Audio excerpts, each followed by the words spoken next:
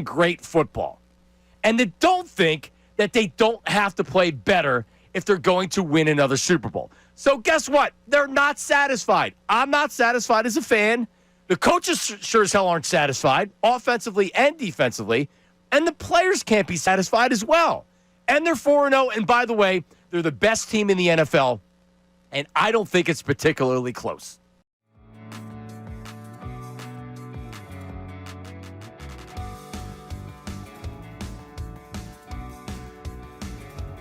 So you legit get pleasure out of watching the Mets fall apart at the end of the season again? I mean, doesn't everybody? I think it's funny. It's something to laugh about. But, I mean, when you play in the NL East for 10 years and you got to listen to Mets fans, for that whole time, and now in horse racing up at Saratoga, they still like to run their mouths. So it still brings me joy to laugh at them. Yeah, Jason, those times looking back where it's not often the Mets and the Phillies are good at the same time, right? And you experienced a little bit of that in the early portion. And those fans come down and they invade Citizens Bank Park and they are so loud and obnoxious. And that was the beginning. We hadn't seen championship baseball in Philly since the 80s. And you guys ushered that back in. Just what a time to be alive, man. When you think about those days, because you came to Philly, you hadn't become the Jason Worth that we know right now. What's it like when you think about those days? Yeah, well, look, I had a good start in LA my first year, and then I got hit in the wrist my first game of spring training in 05, and didn't play, had surgery, didn't play all of 06, and then I come to Philly in 07, and I'm literally barely make the team. And it took Shane Victorino and Aaron Rowan. No, God, I'm drawing a blank. Took two guys to get hurt on the trade deadline for me to even get a chance to play. And then, Charlie Still was a little apprehensive to get me in there, but I played so good in August of 07 when we really started our first run, and that was kind of my when I had a chance to play and coming out, and that's when we started to run down the Mets. So there was that big series at home, the 4-game series where we swept them. And what up, everybody? Welcome to Middays with Marks on a Thursday. Is it Thursday? I think so. October 2nd, or is it Wednesday? Can confirm. Thursday. This is 4 shows. I've made it 4 shows. This is unbelievable. This weekend's gone so fast. Good morning, everybody. Welcome to Middays with Marks on 97.5 The Fanatic. John Marks, Ray Dunn is here, and we have so much to talk about. Really another great show. Great show yesterday. If you missed our conversation with Jason Worth, and he said a lot, we're gonna re-air that. We're gonna play it coming up later on in the show at 12:55. That's a long time between now and then. But just to say, if you didn't get it yesterday, man, Jason was awesome. So that's coming up later on the show. So A.J. Brown spoke yesterday, and we were waiting to see what he was going to say. Here's what we're going to do. We're going to start with the Phillies. James Palmer, former NFL Network, longtime NFL Network reporter. Now he's an insider with The Athletic and Bleacher Report. He's going to join us at 10:55. So we'll start off with the Phillies, and then about a half hour from now, we'll get into A.J. Brown and what he said yesterday, because he did do the media availability. He did speak on the tweet that was heard around Philadelphia. We will discuss that coming up. But this morning, we now know who the Phillies will be facing in the National League Divisional Series. And nobody should be surprised. The Los Angeles Dodgers sweep the Reds out of the playoffs, the wild card round, and they are set to play the Phillies on Saturday right here in Philadelphia. In fact, Shohei Ohtani will start game 1 for the Dodgers against Christopher Sanchez for the Phillies. Last night, down at Citizens Bank Park, we talking about practice. Not the game. We talking about practice. An inter-squad scrimmage between the Phillies against the Phillies. And the place was packed. And I was so happy to see, not only here in Philadelphia, but a lot of people around baseball and sports media people that are on social media taking pictures of the stands or taking a picture, looking at a picture from the stands and saying, there's more people at the Phillies inter-squad scrimmage than at a Guardians game for a there was an actual playoff game, the Cleveland Guardians. And I took great pride in it because we take a lot of crap in Philadelphia. Sometimes we live up to our reputation, but more times than not, we're just having to live with our reputation because we are damn good fans, and we showed why last night. That was an inter-squad scrimmage that would have been a sellout if it could have been a sellout. As it stood, they only released 31,000 tickets or whatever, and the place was jumping. Fun was had by all, and the Phillies, Bryce Harper hit a home run. The Phillies are now ready as we are here on a Thursday. In 2 days, yes, the Los Angeles Dodgers and Shohei Ohtani on the mound. So here's what we start off with, and we'll have the first half hour because I would really love some reaction, both on the text line, and Ray has promised me he's going to be very diligent in sharing text today, and on the phone lines. It's the same number, so you don't have to. Oh well, the text lines, 253585752. Nope, 610-632-0975. 610-632-0975. You can text. You can call. So here's the question. Where are you at with the Phillies Dodgers? Let's go. Where are you? What's your confidence level? Are you feeling, hey, hell with the Dodgers. We got this. We're at home. Home field advantage. This is the year for the Phillies. Are you, yeah, I feel all right? Are you, I don't think we're going to have a lot of people saying because there's no reason for anybody to feel And you can worry about what happened in 2023 with the offense going cold or whatever. There's no way we're going to know if this offense is going cold until it actually happens. And it could happen. It could happen. This is baseball. It happens all the time. It's what makes the MLB playoffs so crazy is that you don't know what's going to happen in these series. I don't think there's any reason to believe that's going to be the case at all. In fact, based on what we've seen from the offense here in September down the stretch, I think there's pretty good reason to have confidence in the Phillies offense getting it done and having enough there. All right? But I at the same time, so I'm definitely not an guy. I am all right, let's go. I don't like seeing Shohei Ohtani go in game one and having to go up against Shohei Ohtani and Mookie Betts and a great top of their lineup's great, especially at the top of the order. But all right, let's go. Come on, let's go. I'm not afraid of you, Dodgers. Let's go. But I feel like most people, that's the way that they're going to feel. It's kind of this nervous energy because they're talented and they're winning coming off a World Series and everything else. But you're not going to hear overly confident Johnny Marks talking about this series. I very much need the puke bucket now because just talking about it, Ray Dunn, I don't feel it makes me feel worse when I talk about it because I know what's coming. Playoff baseball is agonizing. And I love it, but I don't. Your thoughts? Oh, there was a team in red uniforms last night going up against the Dodgers, and I was nervous for them. I was watching the Reds last night, hanging on every single pitch, like, you guys got this. Come on. Give me a game 3. I want that 4th game 3. And they did not deliver that. In fact, those first 2 runs feel fluky afterwards because of the Teoscar Hernandez error, and then watching everything play out. And I tweeted this out, and immediately I got, well, it's Reds pitching. This is barely a playoff team. There's just an inevitability feeling when you watch this Dodgers lineup. And, of course, Kincade Hernandez has figured it out in the postseason. I mentioned Tommy Edman drives me nuts with the fact that the first game he hits a home run. Yep. There's just length in that lineup, and they finally have gotten that healthy pitching that they've been waiting for. They spend all this money on pitching, and the idea for them is, well, we'll start some guy in July that probably should be in AA right now, but we'll win enough games to get to the postseason. And if all these guys are healthy in the postseason, we're going to be the rotation that no one wants to face. They kind of have that going right now, where they kind of have that rotation that nobody would want to face outside of what the Phillies have. So I think just because I've had to sit and watch the Dodgers dominate a team that probably should already be in Cancun, that probably is the reason why today I come here a little less confident than I did probably when the week started. But this has the feeling of when they do the big 2025 Major League Baseball production of what the season was. Their old cliche they're going to fall into is, well, the real World Series started in Philadelphia in early October, because it has the feeling of that series, of the Phillies-Dodgers being the matchup of the 2 best teams in baseball, The Phillies have been the most consistent team across baseball, which is amazing to say, given the way we talk about them day in and day out. And the Dodgers are probably the most talented team in baseball. And now you're going to see those two things collide Saturday at Citizens Bank Park. And like you said, maybe I'll have to ask you where you get the puke bucket, because it's going to be a terrifying 5 games because of just how talented the other side is. So it's a more credit to the Dodgers than what I feel about the Phillies. It's actually my next question. Not that you can change it, but would you feel better with a 7-game series as opposed to a 5-game series?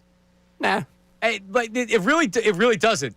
Would you be shocked or surprised that the Dodgers won? No. Would you be shocked or surprised that the Phillies won? No. Right. And that's terrifying, because I don't know what the hell, other than, hey, Phillies are a good team. Phillies could win a World Series. No doubt in my mind. Phillies could win a World Series. Dodgers are a good team. They could win a World Series. There's not a doubt in my mind. So, like you said, you're starting off in the divisional round going up against a team, which, by the way, just played 2 games. So they haven't been sitting on their keister and playing an inter-squad scrimmage to try to get themselves going. They've actually played in 2 playoff games, although they've been not a lot of drama or high stress in those games. If anything, their bullpen was the only thing that showed that it was still leaking oil. Congrats. You guys were able to show once again that if the Phillies could just put together good at-bats for 5 innings, just really work a starter. I don't need you to blow out a starter. I just need you to force their bullpen to throw 3 to 4 innings in a game, because I think you can get to that bullpen. And you will get to them.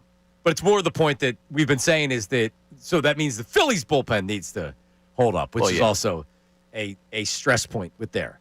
610-632-0975. That's the text line. That's the phone line. Phillies and Dodgers. Scale 1 to 10, I am a because you're not allowed to have, it's back when in the NFL, right, when there was a 16-game season, and when you're like, well, what do you think the Eagles' record's going to be this year? And the biggest hedge is 10-6. And you'd be like, 10-6, 11-5, or 10-6, 9-7. Right, 10-6 is the biggest hedge ever if you're a wild card or a division contender winner. And right now it feels like that's where I am with the Phillies. I'm 10-6, maybe 11. Phillies in 5. Everyone wins the home games. Phillies in 5, right? Yeah, it would be Phillies in 5. Yeah. What's your confidence level in the Phillies? 10-6. Yeah, maybe 11-5. Yeah, I think they got as good of a chance as anybody. This is going to be a really, really good series. So get your pew bucket ready. 610-632-0975. Jason Stark. We'll start with the phones and the text line coming up next. Jason Stark joined Unfiltered yesterday and spoke about the Phillies' success against the Dodgers and the problems that they pose. We have that for you coming up right after this. It is Middays with Marks, 97.5 The Fanatic. Unfiltered with Ricky Bo, Bill Collar.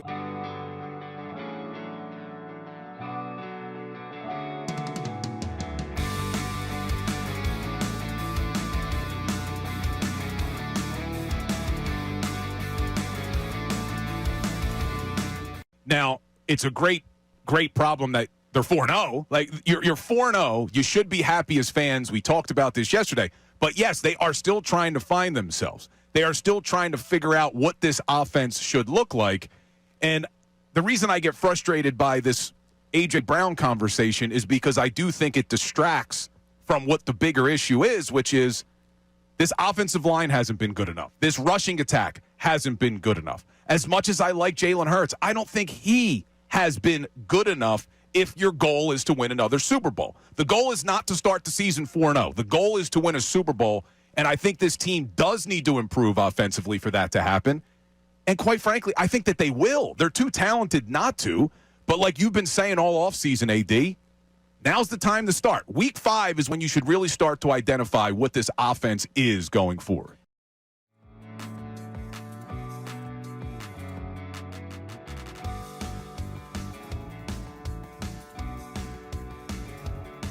I keep hearing from a lot of people, oh, this is the 2023 offense all over again. Kevin Patullo, he's the next Brian Johnson. Things are going to be ugly.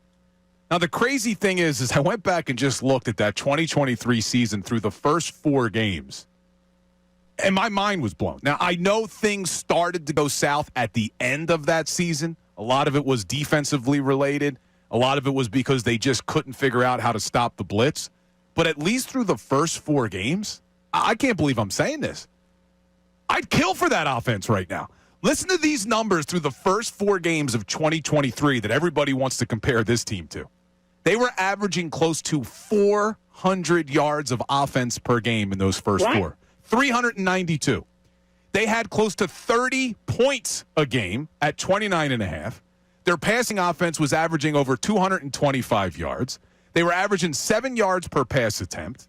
Their rushing attack, 165 yards a game and a 4.7 yard per carry. They only had 11 sacks against, 4 turnovers. You compare that to what this team's doing, they're only averaging 252 yards. That's less than 150 yards from what you were doing in 2023. I mean, it really is crazy because everyone makes the comparison, but at least through the first 4 weeks, the 2023 offense was blowing this offense out of the water. Well, first of all, the 23 and 2025 Eagles are nothing alike.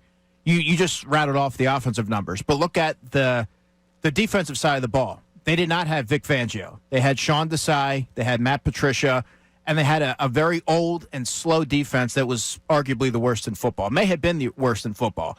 The season sort of run together for me.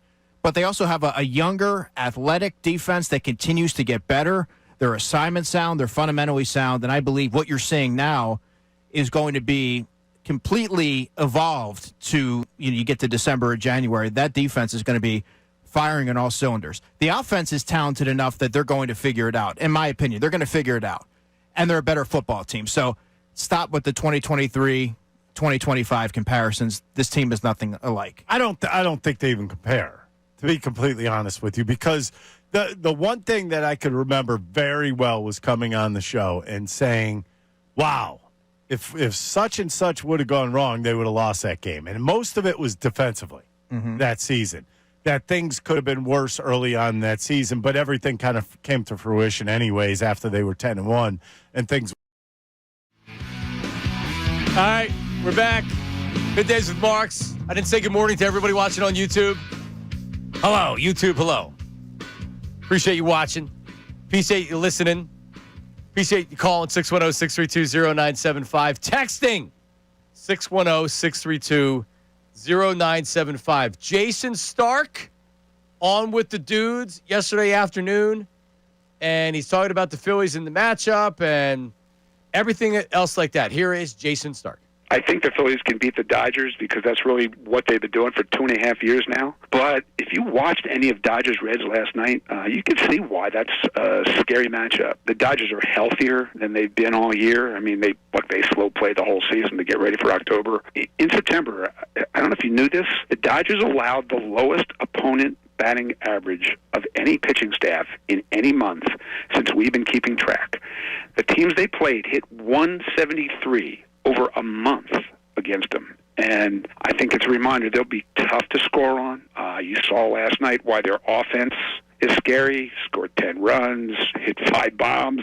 Ohtani crushed it. They're just a different lineup than the one they ran out there in the middle of the season when they were so bad. I mean, Mookie looks a lot better. He was lost for so much of this year. Teoscar Hernandez was brutal for most of the season. He hit 2 bombs last night. Tommy Edman is back. He homered last night. So this is not going to be an easy road if that's how it goes. All right, but thanks, Jason. Thanks for not making me feel better. Started out good, though. Had you in the first half. 9-7. The Phillies are now 9-7 on the season. No, it's good. This is going to be a really good series. It's going to be brutal. Their lineup is formidable, to say the least. You know what?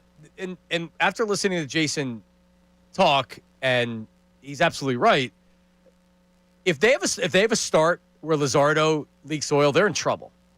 They can't have a start where it's 6-0 or 6-1 in the third inning and Luzardo's gone and you're bringing in Walker Buehler because you're trying to get some innings before you got to go to the bullpen. In a 5-game series, that's trouble. These starters at least need to give you a little bit of length. If Ohtani's hitting 2 home runs in a game, you're not going to win the series. Just not. I don't think you're going to outside. Do you see a 10-8 game or an 11-9 game? I mean, that's just asking for the bats to turn into that 2022 run where it's like, put whoever you want in front of us, we're going to start hitting tanks. And they have that capability as a lineup. Do I want to get into a slugfest with the Dodgers? No. No, I prefer not to get. That's like the one team again in baseball. It's funny. The one team you wouldn't want to see is the one team you get right here to start this thing out. But it's really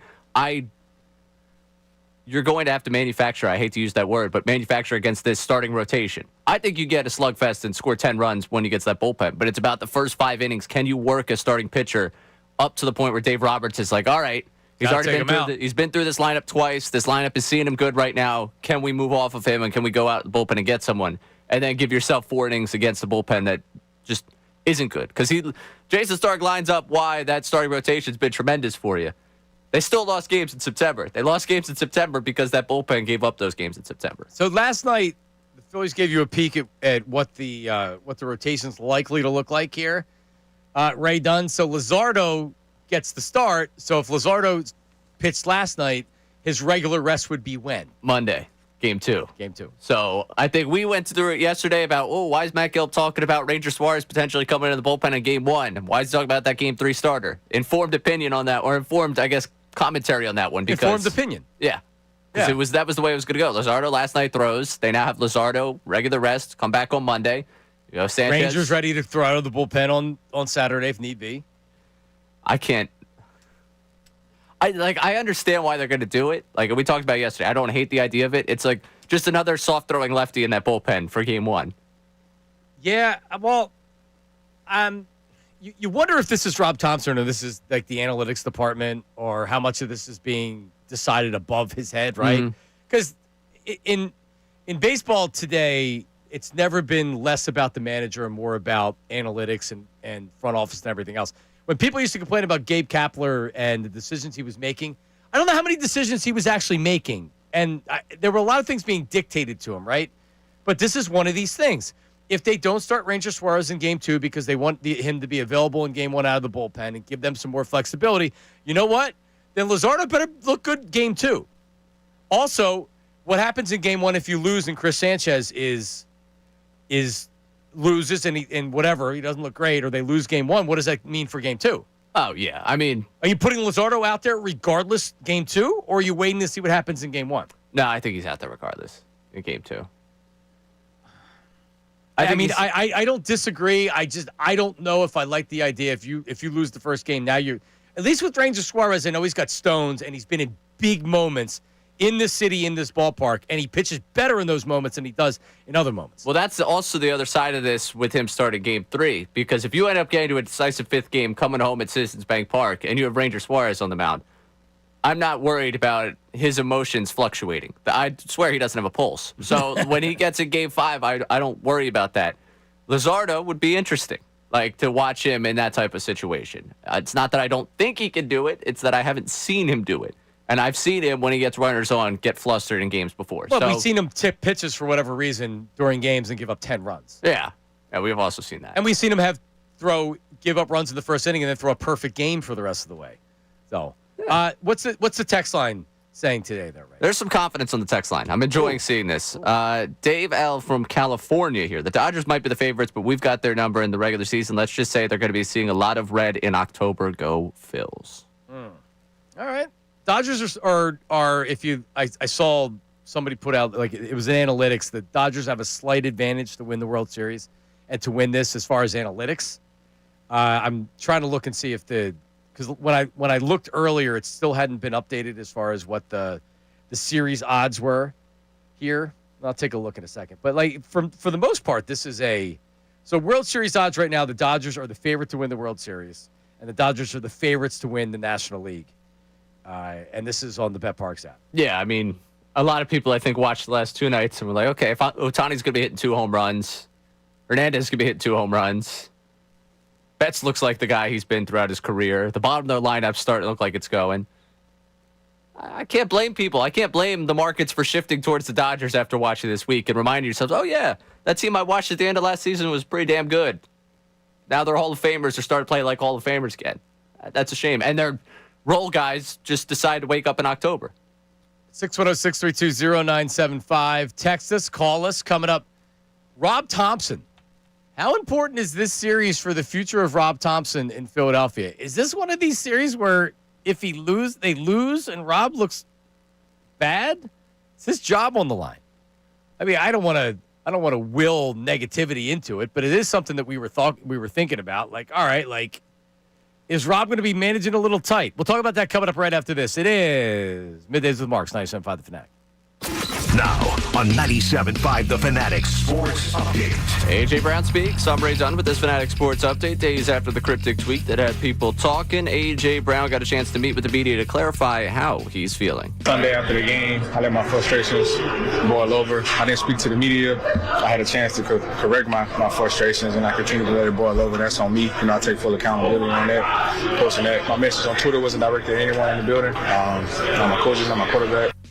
Wide receiver went on to say expressed himself this way because he wants the ball in the biggest moments. As for another pass catcher on this team, Dallas Goedert didn't practice yesterday with a knee injury. We're going to break down everything going on with the Birds. NFL insider James Palmer coming up at 10:55. ESPN Broncos reporter Jeff Legwell will join us coming up at 12:25 to talk about the matchup this weekend. In the baseball world, the Dodgers beat the Reds 8-4 last night to move on to the NLDS against the Phillies. The series will start on Saturday, somewhere in the 6 o'clock hour, depending on the results of the Red Sox-Yankees series. Of course, that game at Citizens Bank Park on Saturday night. Christopher Sanchez against Shohei Ohtani on the mound to start the postseason. This update is brought to you by Straight Talk Wireless. Your favorite song shouldn't have to wait for Wi-Fi. Switch to Straight Talk and get a real unlimited data on Verizon's 5G network. Straight Talk, available at straighttalk.com or Walmart. I'm Ray Dunn on your home for the best Birds coverage, 97.5 The Fanatic.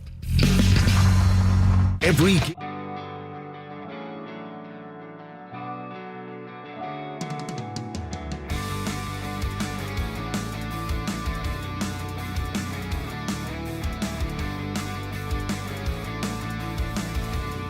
It's been less than, I don't want to say impressive, but like it leaves you wanting more.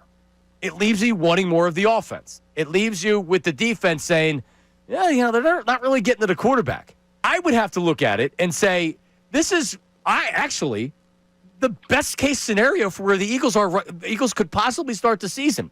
They haven't lost the game, and the players, the coaches, the fans, I don't think there's anybody that's associated with the Eagles right now that feels like they're playing great football. And they don't think that they don't have to play better if they're going to win another Super Bowl. So guess what? They're not satisfied. I'm not satisfied as a fan. The coaches sure as hell aren't satisfied, offensively and defensively. And the players can't be satisfied as well. And they're 4-0. And by the way, they're the best team in the NFL. And I don't think it's particularly close.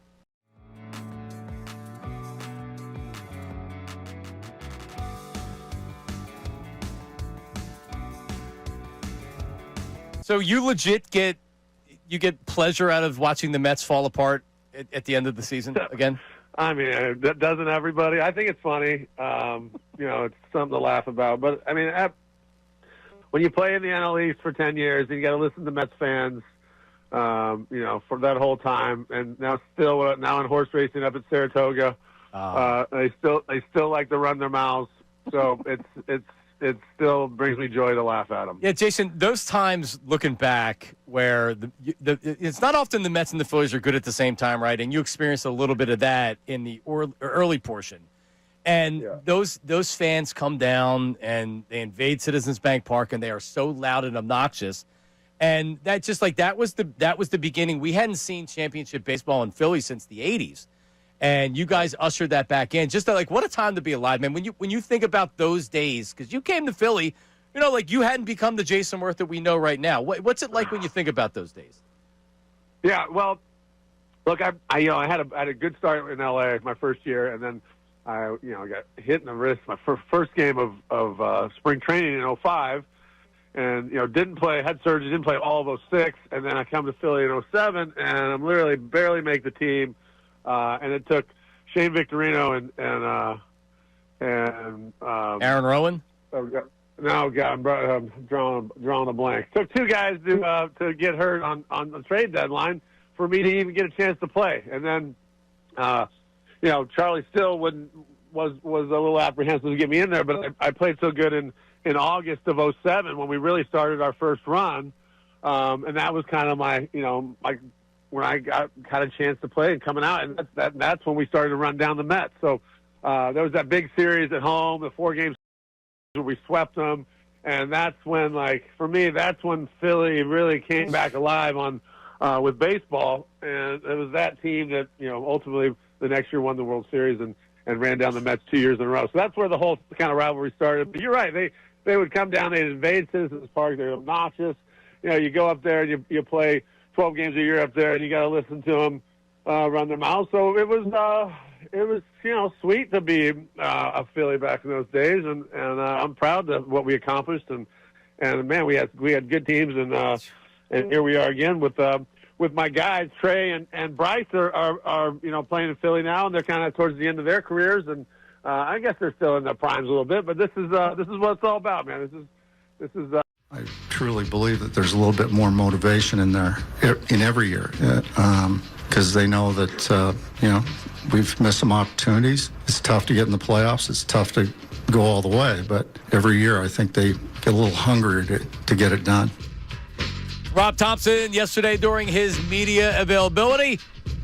We're back. It's Middays with Marks 97.5. The Fanatic, they will face the Dodgers starting on Saturday, 6-something, depending on what happens with the Red Sox and the Yankees. But yeah, I think it begs the question, and this is something that that was written by Ken Rosenthal.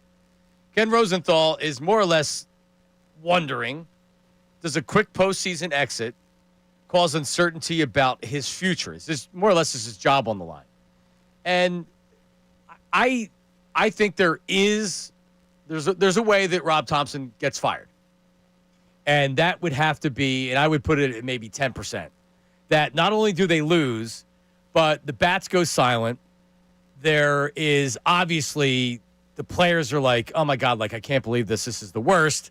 There's moves that weren't made that should have been made, right? Like essentially, worst case scenario, they lose, and Rob Thompson does an absolute horrible job. A true failure. I think he can get whacked if the reaction from fans and the public and the media is a real toxic reaction. It may make sense to get a new voice in here. I don't know. I don't expect that to happen. But is there a way that Rob Thompson, if the Phillies do lose, if he's not back? Yeah, of course there is. What do you think? Yeah, that 10% is probably the key part of what you said right there. I don't see it as a very likely scenario, especially given the Dodgers. Like, if the Reds had won, and then the Reds came in here and beat the Phillies, we're probably talking, all right, yeah, it's time to move past things. I think if they look at the Dodgers series from the organizational side of things, and the Dodgers and Phillies match up, you don't beat the Dodgers. And it's like nothing you can point to and say, Rob Thompson's decision here cost you this game, which cost you this series. I think it's going to be hard for them to make that move. And also what you said about how much power he actually has. If Rob Thompson acted within the philosophy of the organization and that mistake was made within the flawed logic of the organization, then what are you going to do? Well, you're the head that's going to roll. I don't think they operate like that. I don't see this Phillies organization operating like that. But it's funny for him to be on this side looking at Dave Roberts on the other side, because it felt like last year when the Padres pushed the Dodgers to the brink in the DS that Dave Roberts was probably looking around like, it probably gets a game 5 and you're like, this office is nice. Yeah, really. If we don't win this game tonight, I might want to take a few things out of here so I don't have to walk back in here with as big a box to collect all my things. Yeah, take a picture. Your swipe card may not work. Exactly. Yeah. Next time you try to get in. Yeah, like you said, I don't expect it. If it was and it's a 5-game series, and it's the Dodgers, and you're not going to be favored in the series, at least the Dodgers are favored to win the World Series. Now it's very even. You do have home field. But if it was a situation like the Diamondbacks, which was epic collapse, that was an epic collapse. That was a historic collapse in the modern sports history of this city. It just was. To not be able to even win one game at home, and there were questionable decisions made by Rob Thompson with the bullpen last year with Alec Boehm, and he for a while he was pushing all the right buttons, and I had to say listen, this guy, I don't agree with what he's doing, and it works out. A baseball manager is always put in a terrible position of, if it works, it worked. You don't get credit for it. If it doesn't work, it's your fault. What are you doing? And that's never been more true than with Rob Thompson in the playoffs. Outside of an epic collapse, if the Dodgers just come out, because the Dodgers are playing really good baseball, if they come out and they win in 4 games or they win in 5 games, I believe Rob Thompson's back. So I do not believe Rob Thompson is managing for his job. No, I think the only way this series goes poorly for him in that case is he managed himself out of a job. Good way to put it. Like he's not managing for his job. The only way that I see this going in the other way is if he manages himself out of it. Like he just makes some sort of decision that, again, maybe goes against the way this really goes to me in 2025 is you operate outside of the organization's philosophy in a big moment and you kind of rebuke what they want you to do or what you've done all season long. And they look at you like, for 162 games, you tied for the best record in baseball operating in this way. You operated like this in this moment. Why? And you just sit there like, well, I thought it was the right thing to do. That would be the one scenario where I see them sitting down at the table at the end of the season and saying, let's move on. It's hard, though. He won 96 regular season games. Like, even when we posed the question, I could hear it in your voice. We're posing the question going to break. Like, guy won 96 games. They've won more games every year. They're tied for the best record in baseball. You just watch the Mets collapse down the stretch, and Carlos Mendoza is going to have a key card that works. Like, it's not necessarily the fair question for him, but when he talks about motivation leading into a season, and he talks about motivation leading into the postseason and the opportunities that they've squandered, you have to think in the back of his mind, he and all those 30-year-old players are like, how many more of these opportunities do we get? Yeah, Jason Worth, we'll play it later on the show. Jason Worth talked about how, like, it's legacy defining if Bryce Harper wins the World Series here or not. And he even said they're probably going to give him a statue regardless, but that title means something. It gives a different definition of the type of player you are, both nationally with the media and the fans, and also because he's going to be a Hall of Famer. He's going to hit for 5 home runs. He's going to be considered a great player. But the title, like with Tony Gwynn, great hitter, never came close to sniffing a championship. Dan Marino, prolific passer, first real unbelievable modern passer. Imagine what he would do today. Never won a Super Bowl. Mike Trout, they won a playoff series. I don't think does he have a hit in the playoffs? I don't think he does. And everybody loves him here. But yeah, Mike Trout. It is the postseason matters. It matters. All right, let's go to the phones. Herb in Northeast Philly joins us this morning. Herb, how are you, buddy? What's up, Johnny Marks? How you feel today? How are you feeling? 48 hours. 48 hours to go. Baseball postseason. Let's go. Now, Herb, if you were talking to the players today, all right, what would you be saying to them? Because you told us the other day that your philosophy, you can't be chasing, can't be swinging and missing and things like that. What would you tell them? Right. Same thing I said a couple of days. I've been talking about that for 2 years now. Yep. You have to zone up the pitch as soon as it leaves his hand. It's either a breaking ball or you see that spin. It's a breaking ball or something. It's got to be right there. Right in your zone. You're 2 inches above your knees, 2 inches below your numbers, and if it's right there, you're swinging. If it ain't, don't be chasing pitches. Don't make the pitcher look good. Don't make them. We got to hit the ball this time. This gotta time hit it. We're close. We're close. This team is right on the brink. They could have won probably 100 games, 101 games, give or take. But this team is. I feel good about this team. So you're confident. You have a lot of confidence. I'm confident because the way I seen it play out from the time they left Clearwater, and they went through. They kept playing and playing and playing, and they finally got to 500, and then they put their they surged in and they started doing things in June and July and they kept it up. They knew what they had to do after the All-Star break, and they knew they could catch the Mets, and they made a great run. The last they were good, unlike last year. 14 games, 12 to 14 games. They came in there and they played and they won, and they were what, 3 or 4 when they got beat in New York. It was down to what, 3 or 4. And what they do, they won like about 12 games, and that lead went right back from 4 to back to 12. And it started the Mets. The Mets started their implosion. That's really what it started. You're right. And then they swept them the next time out. See what Ray doesn't know. Ray Dunn doesn't know, Herb, that you were quite a catcher back in the day, right? Weren't you like a little like Benito Santiago, how you would snap throw at the second? Yeah, I did some of that. Yeah. All right, man. Now, weren't you invited to spring training or something?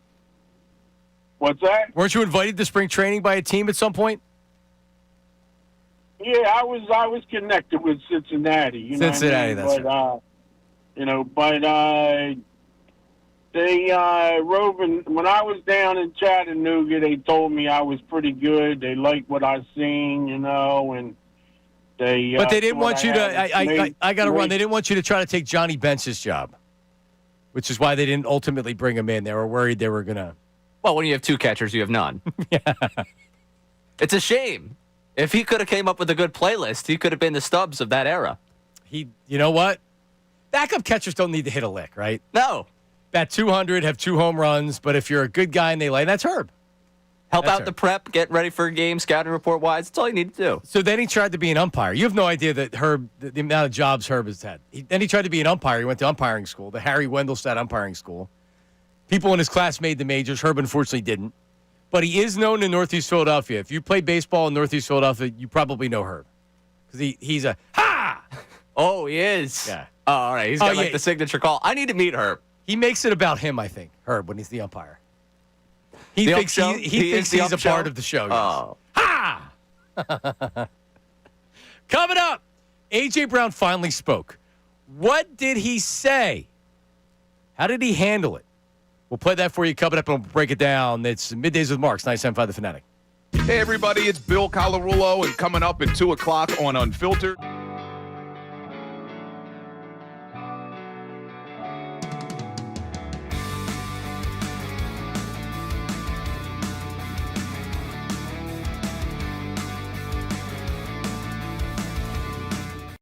Well, I'm going to ask you is that I know the amount of people you talk to around the NFL, and I know from the conversations that have been had about this on NFL Live and others, any speculation as to who he's talking about? Not listening to him. No, I can honestly tell I have not spoken to a single person about that. I honestly have not. We're dealing in injuries on Monday. Yesterday was a day to kind of catch my breath and Tyreek Hill. I know it's a big deal in Philly, but on my list of priorities, it was not very high up. Okay. So, do you believe? I know it's not mandatory, but do you think the Eagles will maybe make it mandatory for A.J. Brown to address this? Because today's the day where midweek players can speak to the media. Do you believe it will be A.J. Brown Day, and do you believe the Eagles will make it be A.J. Brown Day? Here's what I would say to that: A.J. Brown's a big boy. He can tweet what he wants and he can say what he wants. I don't think you make him do anything. If he wants to talk, he can talk. If he doesn't want to talk, he doesn't want to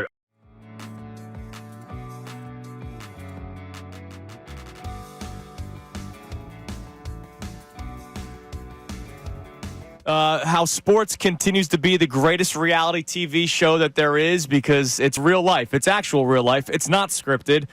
And then guys go on social media after hard-fought wins.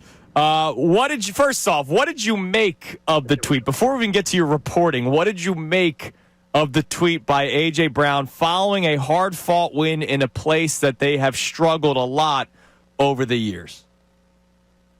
Well, only A.J. Brown could fully explain what he meant by that. You tweet something like that after a game and after you win and after you get a 4-0, I think you invite a lot of scrutiny and questions as to what you meant by it. It certainly seems like he's not happy with his production or role in the offense right now. But if you look at it, you look at the tape, they targeted him 9 times. It wasn't like they didn't throw him the football. They did. He's just not producing at the level to which he's accustomed. Something similar happened last year. Wasn't happy with his role, complained, and the team went on a run in the second half, and he was dynamic, and everything worked out great. So I think that it wouldn't be what I would like, but I understand why he does it, and we'll see the intended result of it this week start. I'll bet you they feed him right away this week, right away. It's driving me nuts, though, Adam, when I hear Kevin Patullo talk about the fact that, well, we haven't figured out our identity on offense yet. They're the Super Bowl champs with arguably the best offensive toolbox that any team has in the NFL when you look at skill, talent, quarterback, offensive line. How do they not know what their identity is when they're the defending champs and almost everybody's back? They should know. I mean, we know what they are, right? I think they're a team that runs the football as well or better than anybody. I think they've got a quarterback that could beat you with his arm or his legs, and they've got the ability to beat you throwing the ball as well. Like, they're a multifaceted offense that has a lot of ways to win. It's not your typical offense. I mean, what's hard to figure out there? I don't get it. I don't understand it either. I still can't figure it out. Shefty, when it comes to the A.J. Brown tweet, now I want to start getting your reporting cap on. Have you heard any fallout from the tweet so far at NovaCare? And if you have not, obviously this is not the first time a wide receiver or a player on any football insider for the Athletic Bleacher Report, also like a local legacy guy, Scott Palmer's son, who's done very well for himself. He's coming up 10:55 to discuss the Eagles and A.J. Brown. A.J. Brown, reaction coming up in a second. Couple texts from Ray Dun. All right, we got Andy in Wallingford. Welcome back, Johnny Marks. I'm pumped for Phillies Dodgers, feeling very confident about the Phils. A lot of stars in this series, just need our stars to shine brighter. Is that 12-4 confidence? That sounds like 12-4. Like, we got the stars that are going to take it over. Yeah, that's a 12-4. That's not I'm down to 9-7 for the confidence level. What else? All right, we got Jason. Welcome back, Johnny. You're supposed to make me feel better about Phil's Dodgers. You're making me more anxious. Yeah, me too. Yeah. I'm not going to – when I'm confident in something, you're going to know it. And I have – man, it's the Phillies too. It really is. It's baseball. I was so confident with the Eagles last year. I really, really was. And I come into this series – not that I don't have confidence. I'm a wreck. I'm an absolute nervous wreck. Well, here, this will make you feel better. Yeah. Sean from Cinnaminson. The Phillies start the series, come out and ambush Ohtani. That terrible bullpen will have to go 7 innings after that. They never recover. Phil's in 4. That's 13-3 confidence. I like that confidence. Yeah. If Ohtani gets shelled to open up the game, you're going to see me go from like the scared guy in the corner to the chestiest guy in the world. They win game 1. Wow, real bold of me to say. They win game 1, they don't lose the series. Ooh. Oh, I like that. But so Ohtani, this is on the road. Right? How is he going to react? I don't think he's ever been in an atmosphere like Citizens Bank Park in the playoffs. And I had somebody IG'd me, Instagram DM'd me, which is John Marks Media, JONMARKS Media, and said that we got to get the "You're a gambler" chant going on. Gambler, gambler, gambler. But seriously, how is he going to react if he comes out there and the ballpark's literally shaking because it's so loud and so many people going nuts? I feel like that's really underrating the Japanese baseball scene. Like, he hasn't seen that probably here in America, but I think back home, those crowds are nuts. They got the chants going all game long. I can imagine that you are the hero of that country in terms of, like, the superstar, but going up against some other team at the level he was playing, I would imagine he's seen a hostile environment. How do you know? Japanese baseball, it's insane what they've got going on. But has he pitched in the Japanese World Series? I'm sure he's pitched in big games over there in Japan. You don't know that. How old is he? I haven't followed with the whole... All right, Nate. 31. Nate's in the back. Nate, I need you to look at his playoff logs and go back and see if it was in a hostile environment. Yeah. Go get me the attendance for the NBB yes. postseason a couple of years ago. All right, well, listen. Ray Dunn has confidence that Ohtani will be perfectly fine in Citizens Bank Park. So there you go.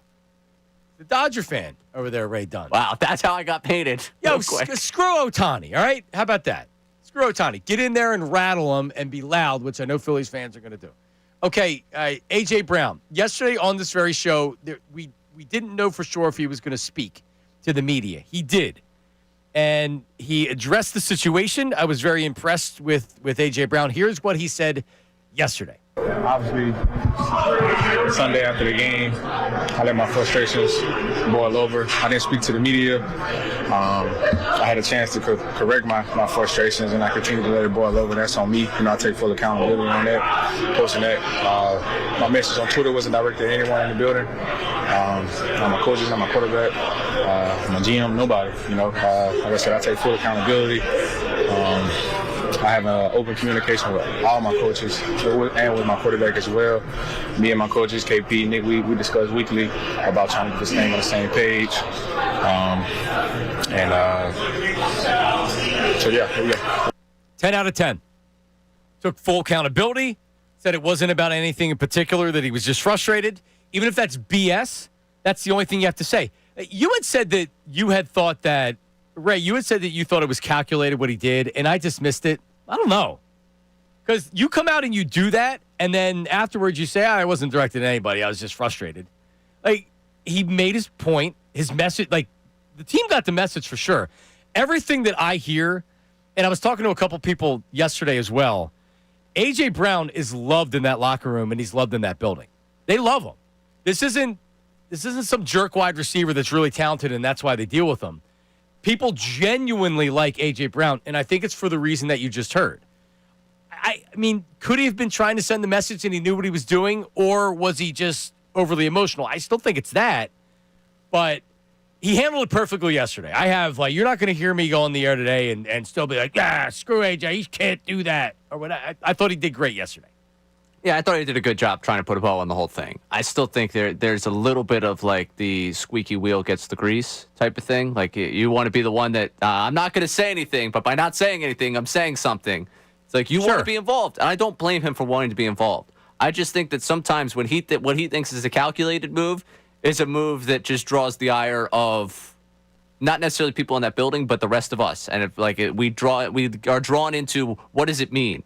I'm not saying anything, but you're saying something by not saying anything. But see, I disagree with you. I think the only thing that matters is what people in the building think. It doesn't matter. I don't think it matters at all what we think. They can shut us out. They can, and they will try. Some people can't, but like Jalen Hurts shuts us out. Yeah. He's motivated by it. It doesn't have a negative net impact on him. It has a positive impact. With AJ, when he gets frustrated, you'll hear from him. And we've heard that in the past. But if it's not affecting negatively the teammates, what I'm hearing is still everybody loves AJ, they understand the type of individual he is. He's kind of a complicated, emotional dude, but a thoughtful guy as well, right? Yeah. So that's what I got yesterday was he was frustrated, and he put that out on Twitter. And was it directed at somebody? Well, I mean, probably. Yeah. But he didn't say that, which is fine. That's Right. what he should say. Deny, deny, deny. Yeah, you don't bring gasoline to the fire. You bring the fire extinguisher.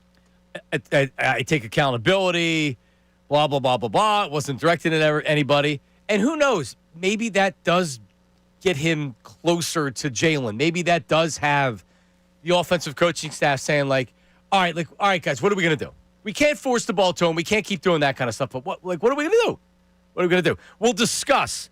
NFL insider and local guy James Palmer joins us coming up next on Everything with the Eagles and his thoughts on the A.J. Brown, Jalen Hurts dynamic. Middays with Marks, 97.5 The Fanatic. Now on 97.5 The Fanatic Sports Update. A.J. Brown speaks. I'm Ray Dunn with this Fanatic Sports Update. Days after the cryptic tweet that had everybody talking, A.J. Brown got a chance to meet with the media and clarify how he's feeling. Sunday after the game, I let my frustrations boil over. I didn't speak to the media. I had a chance to correct my frustrations, and I continued to let it boil over. That's on me. I take full accountability on that. Posting that. My message on Twitter wasn't directed at anyone in the building. Not my coaches, not my quarterback. The wide receiver went on to say that he expressed himself in this way and obviously had this conversation because he obviously wants the ball in the biggest moments. As for pass catchers on this team, Dallas Goedert didn't practice yesterday with a knee injury. We'll keep you updated if we hear anything about that. We'll talk to NFL insider James Palmer at 10:55. That's coming up in the next segment. We also have ESPN Broncos reporter Jeff Legg will join us coming up at 12:25. In the baseball world, Dodgers beat the Reds 8-4 last night to move to the NLDS against the Phillies. Series will start Saturday in the 6 o'clock hour, depending on the conclusion of the Yankees-Red Sox series. Of course, that series at Citizens Bank Park. It'll be Christopher Sanchez versus Shohei Ohtani on the mound to start the postseason. This update's brought to you by IHOP. With the new IHOP value menu, all your breakfast faves are just $6 every day. Go to your happy plates with the $6 IHOP value menu, available every day at IHOP. $7 in some locations. I'm Ray Dunn, your home for the best birds coverage, 97.5 The Fanatic.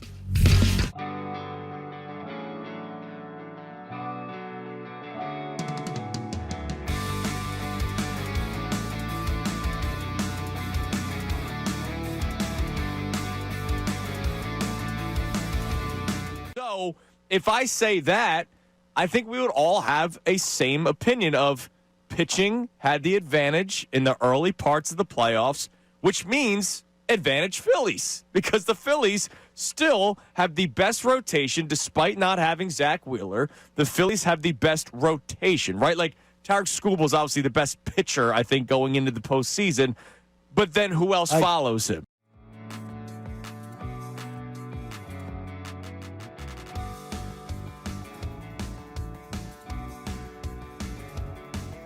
Will Bryce Harper remind the world who he is? And I asked that by question. the way, great question. That is a Told you it was a good one. That's a capital Told you it was a G good one. question. Wait a minute then. Dylan McKinnon is here. That better not be stolen for unfiltered, which you hear every afternoon. Yeah, dude, seriously. 6. He's wearing the shirt and everything. He is. That better all, not be stolen. if I don't swear hear to you. dude, I'll be swear pissed, to you. Dylan. There, seriously. By the way, Bill watches post. By the way, and then Ricky was saying they wanted the boo sound effect from me yesterday. He wanted a boo sound effect for you and a louder boo sound effect for me. What did I get booed I don't know. for? I think we're getting crushed for What did stuff. I But get booed no, for? I would say Probably because we talked about AJ I would Brown say for I too hope much. I would say that I hope that Bryce Harper's going to remind us. But after this regular season, I'm not confident that he will. I think he snaps into it. I think he's Okay. Bryce Harper. And the reason why I asked the question is It's a great question. Thank you. They're most likely playing the Dodgers. Yeah, they're most likely. So what's going to be the spotlight? Ohtani. Yes. And deservedly so. He's the best Yeah. player in the world, right? And then Who's supposed to be your best player? So who's on the graphic? So here's what's funny. So you watched baseball yesterday. Yes. Did you see the Pharrell commercial where he's? Oh yeah, yes. Did you see that they highlighted one player of the Phillies? Schwarber. And then and you know what else they highlighted for the Phillies? Schwarber's on the graphic too, by the way. Yeah. You know what else they highlighted for the Phillies? Mm-hmm. The fans. So it was Schwarber and Phillies fans. Every other team had like 2, 3, 4 guys being highlighted. It was Schwarber and the fans. It was not Harper. Honestly, Harper hasn't played like Harper this year. No, he has not. And he isn't among the top stars of the game this year. But I think he snaps into it. Okay. That's my answer. How about I'm hopeful, but wow, I'm not confident. That's So- a great question. Let's talk about that. How about that? That's Unfiltered. You better freaking wait till tomorrow. Swear to you. October 2nd better be that topic for you. Tailgating for baseball. Mm-hmm. It seems very forced to me. First of all, do you do it? Yeah. Because it seems it's a very segmented, small size of people that actually do. Yeah, do it's not football. It's very because it seems very forced to me. You laugh at me. It's very forced because it's a very small portion of the fan base that goes to a game. Yeah, but those who do it, it's a freaking damn good time No, because I bet it's during the summer and early I get it. fall. I bet they have a good time doing it. But what I'm saying to I think you it's is forced. the amount of people because the amount of people that do it for baseball is a minuscule. WPN and WPN AC Burlington, Philadelphia at Beasley Media Group Station, broadcasting live from the Comcast Business Studios, powering possibilities. All right, let's go to our ace, NFL insider. A lot going on with the Eagles right now. And James Palmer joins us now with the Athletic and Bleacher Report. And, you know, I kind of feel it's weird because I didn't realize that James was Scott Palmer's son for so long until your dad actually told me. How are you? How you doing? I'm good. The crazy thing is I wasn't only, I still am Scott Palmer's son. That's which true. Is pretty rad. Yeah, and we got the Phils getting going, man, with the best environment in baseball. I mean, the group texts with all my boys back home are exploding right now. I'm excited but terrified equally for what's to come here at Citizens Bank Park. What is it with playoff baseball? I never feel like this with the Eagles, unless you go to a specific moment late in a game. But baseball is so gut-wrenching almost the entire game. It's such a different dynamic. Playoff baseball is so different than anything else in sports. It really is. It really is. I mean, the pacing of it, I think, plays a big part in it. I remember going to the series a couple years ago where me and my buddies go and they couldn't stop, hitting home runs, and the next game they get shut out and nothing happens. And it's just like, you never know what's going to happen when you go to the ballpark. And at a swing of a bat from Schwarbaum, it changes everything in an instant, and the place explodes. I mean, there is no better place, and I cover the entire league in the NFL, and been to every stadium in the NFL, and been to half the baseball stadiums. There's nothing like Citizens Bank Park in October. I really don't think there is. Shohei Ohtani on the mound for Game 1 in Philly. I'm getting chills thinking about it, man. Yeah, it's going to be nuts. It's going to be nuts. So you went to Upper Merion. What's your Phillies team? When you identify with all right, that was my team. What was your Phillies team? Yeah, it's the '93 team, man. I can quote every line from Video Dan, who's the GOAT over there with the Phillies, from Video Dan's movie High Hopes. I can quote every line from that little DVD that I still own from the '93 team. And I still remember the Daily News, back page of Slam Dunkin' and whatever, the back page was of the Phillies somehow pulling it out in some sort of fashion. That team is my team. There's so many hilarious lines of them hanging out in spring training, and John Kruk calling David West a survivor of a gene pool is just the DVD's outstanding, and that is my team. I wanted to be Darren Dalton as a kid. How did you have a DVD? Did you buy that later? Because I had the VHS, which God knows where it is right now. And then they came back out with it like I think in 2003, a 10-year anniversary of it. And they came back out. I'll get you one. I'll get you a DVD version so you can skip through. It's on YouTube too, which I watch regularly. Right? Yeah. we can watch Contraband on YouTube. It doesn't matter. Yeah. All right. So with that being said, then you're paying extra attention, and I know you're a league insider, but I know that it's natural for you to pay extra attention to what's going on here in Philadelphia. What is your reaction to A.J. Brown and what happened after the game and how he kind of cleaned it up yesterday? I was asked about this a couple other spots, and I'm going to kind of keep the answer pretty similar. One, this has kind of been par for the course. I'm not going to lie. It's not entirely new. I remember being there last year and standing in AJ's locker and him showing me certain, parts of the book that blew up last year, right? And in the locker, we talked about a couple of things that he really liked, and actually he let me snap a photo of something that I really liked in the book. I mean, this is kind of what happens, and I think it's one of the strengths of Nick Sirianni, honestly. I think it was in question a season ago, and some people were wondering, and I think it was a part of the reason why they won the Super Bowl in terms of him managing personalities in that building. And I think AJ also at the same time, he has a point. Ask anybody around football. This is a top 5 receiver in football. This is a dominant alpha type of player that even if he's covered, he's not covered because of the physical manner in which he plays. He should get the football. And I think what happened this past week shouldn't shock anybody when you remember his comments after week 3. You know what I mean? We have some killers and we need to get these guys the ball. I understand it. This is not a rare personality, honestly, for the position and for the talent that goes with it. And when you look at all the talent that they have on this offense, they're probably as a whole underperforming a little bit. I think they are a little bit conservative and know the way that they can win games. But at the same time, I don't blame AJ for being upset. I do appreciate him taking the accountability and not passing it off by any stretch and just saying, I probably shouldn't have done it. But I do think Philly has the locker room because of the leadership they have in the offensive line room and some other spots that they can weather a lot of things like this. And I don't think it's a big deal, and I do think they're actually rather comfortable in situations like this. Yeah, I had said this yesterday where the Eagles, unlike any other team I've ever seen, you have a head coach that's yelling at players on the other players on the field. He's yelling at his own fans. He's yelling at other fans. Nick Sirianni is not the typical NFL coach, but it works for him and it works for this team. And you can't argue. You can't argue with the motivation. I know a lot of people, and I don't know how you criticize Sirianni at this point with the success they've had, but they'd say, well, what is he doing? He's not calling plays or anything like that.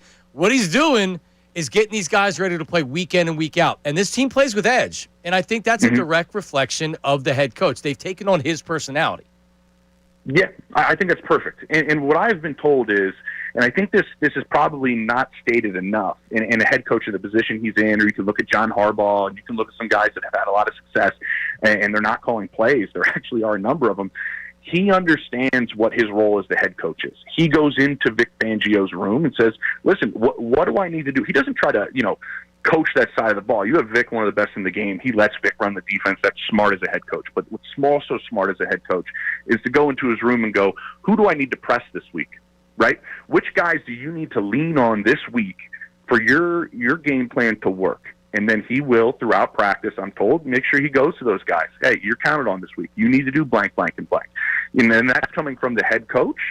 That means a little more to that player. So him understanding what needs to be done in the roles and the hats that he wears, I think isn't really stated enough. And I think that's a perfect example of what Nick's really, really good at in letting his coaches coach, but at the same time making sure he can extend the message that they're trying to get across. And when it's coming from the head coach, sometimes it carries a little bit more weight throughout the week, and I think he's really good at that. James Palmer, NFL Insider, Bleacher Report, co-hosts the podcast Scoop City on The Athletic. Also has I believe, another podcast with Steve Smith, right? What's that called, 89?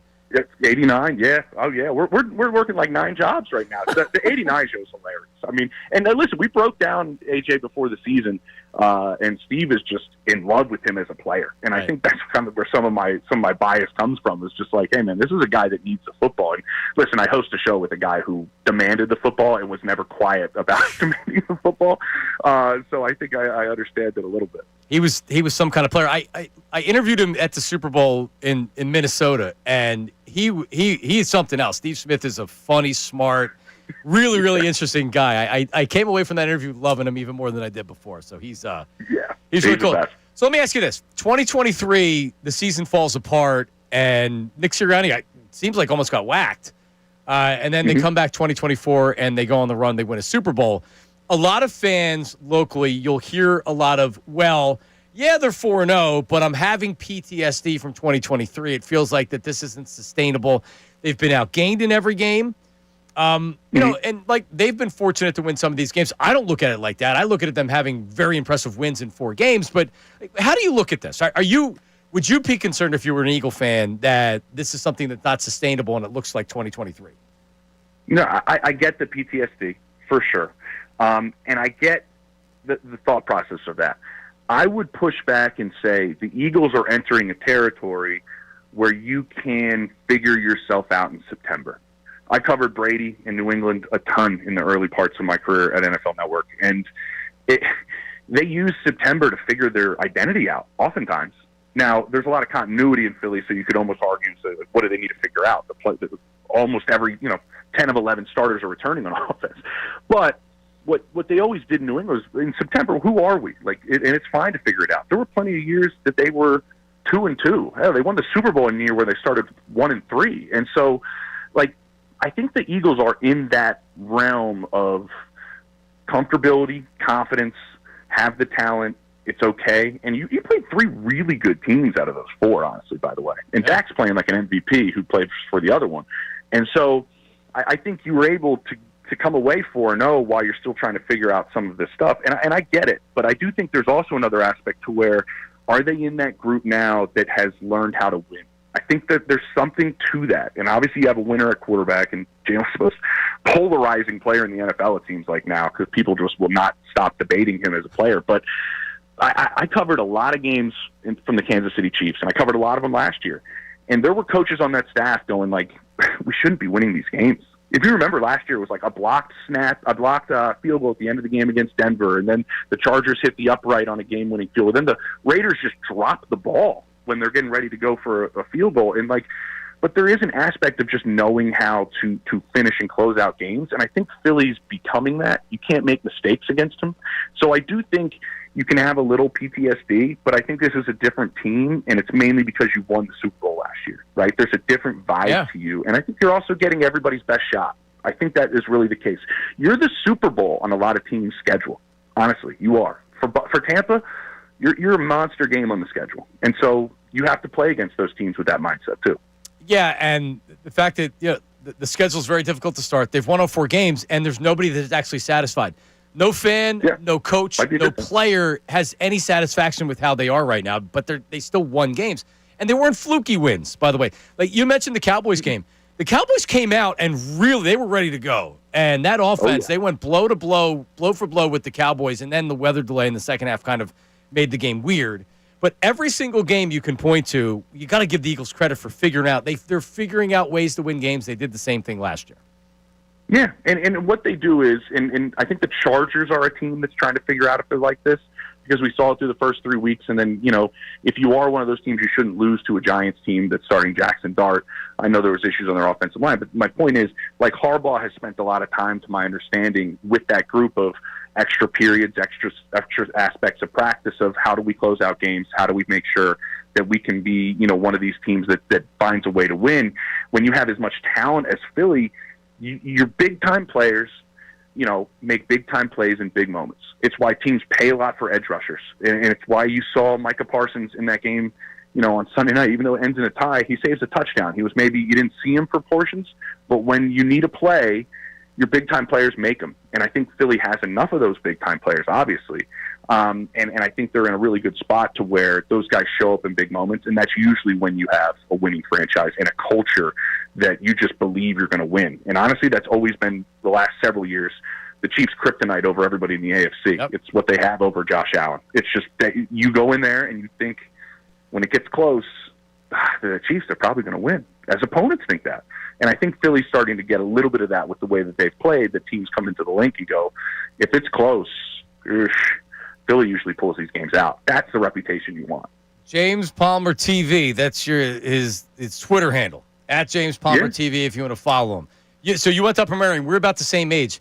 I remember watching – I went to Upper Moreland. I remember watching Upper Moreland against Upper Marion, and Brad Scioli was a football player for Upper Marion. Yeah. And we didn't have a big football team. Scioli played in the NFL, and he had a long career in the NFL. And it looked like an adult playing against a bunch of kids. He was so damn big, Brad Scioli. Mm-hmm.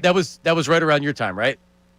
He's a little bit older than me. He's my sister's age. And I still remember being at the Palestra for them winning.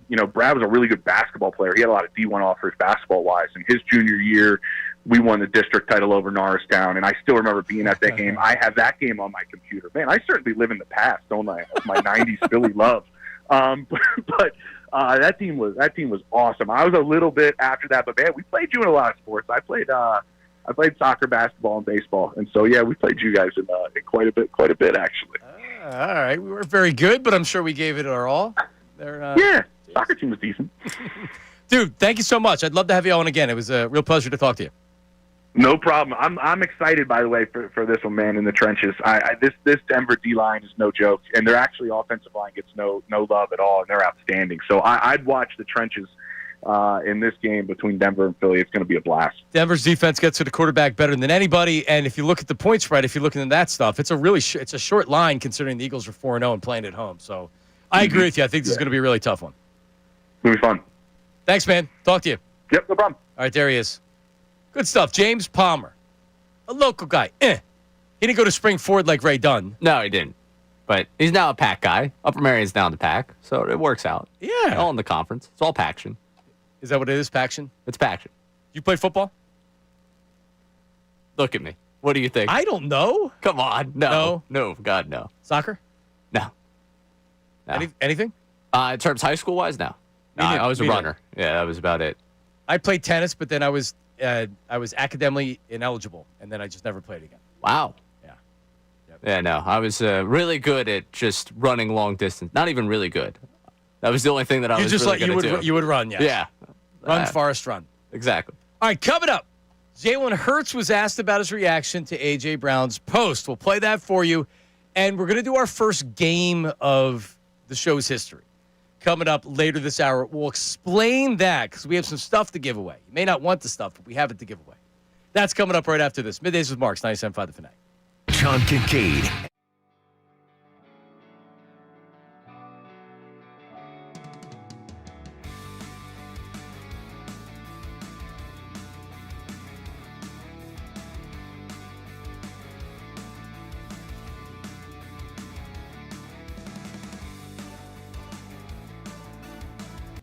Yesterday against the Bucs, and this is what I think people aren't talking about enough from yesterday because everybody just wants to point the finger and say the offense sucks, Kevin Patullo sucks, all right?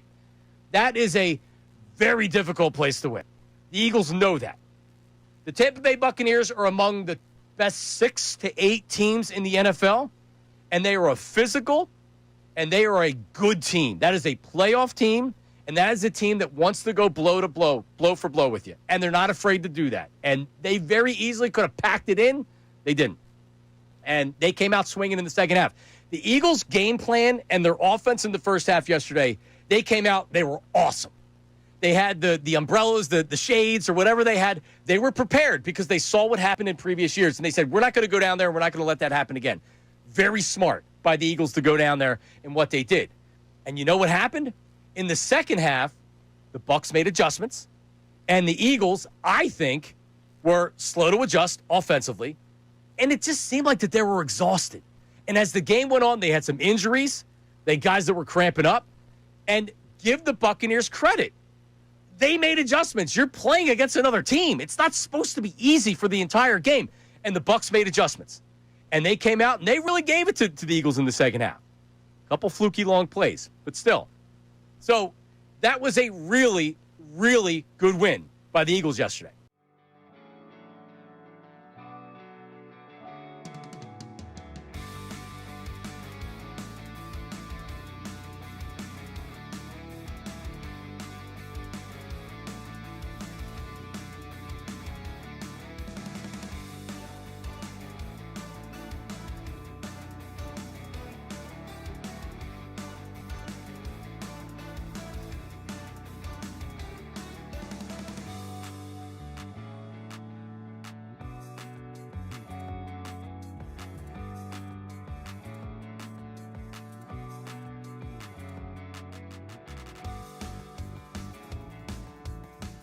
Philly fans, you are the best sports fans in the world. You're not stupid, so why should you have to hear outlandish takes that make you shake your head? You shouldn't. That's why Unfiltered is the show for you. Each afternoon from 2 to 6, we only bring you honest opinions and analysis. We may not agree all the time, but what you hear is what we genuinely believe. It's not some rage bait to try to spark conversation. So make the switch to Unfiltered with me, Bill Colarulo, my man Ricky Bo, and Silvana Kelleher.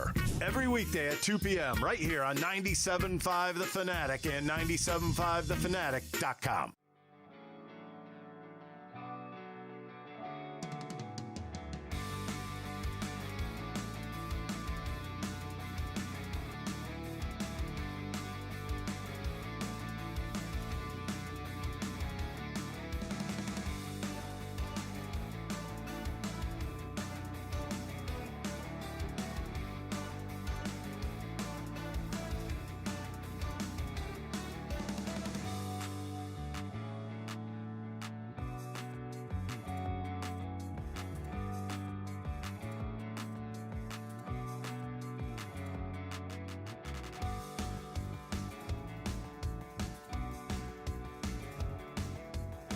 We're back.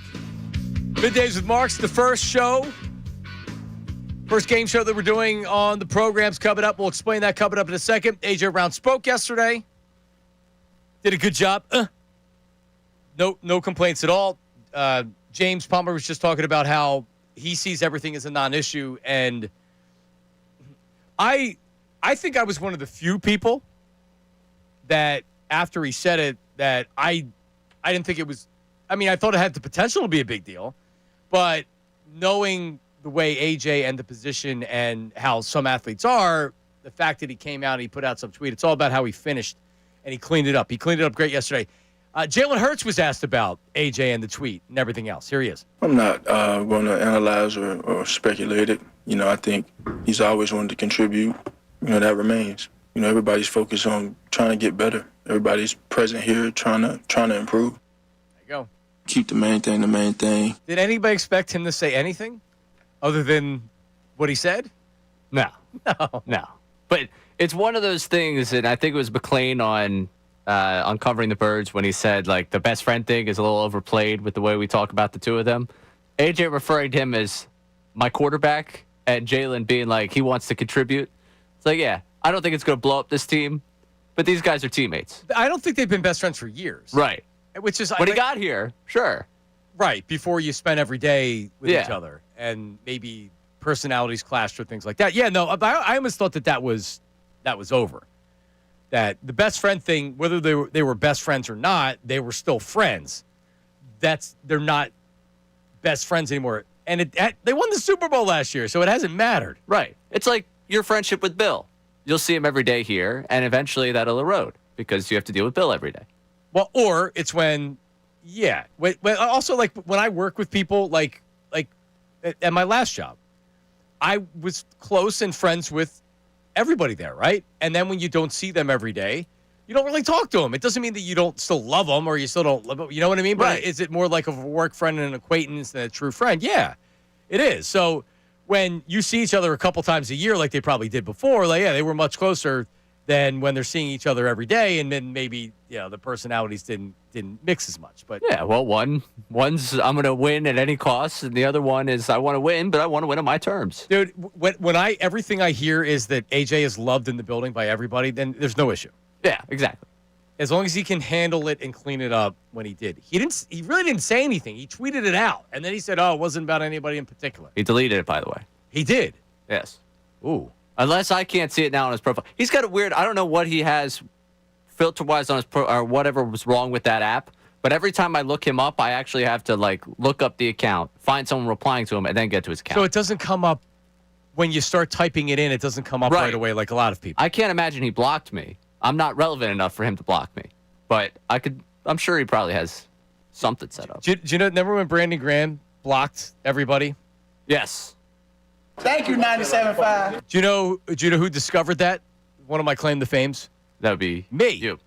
I was out with Anthony and Jamie Lynch, and we were working together at the time, and I went to his Twitter account, and I couldn't say, you're blocked. And I'm like, what?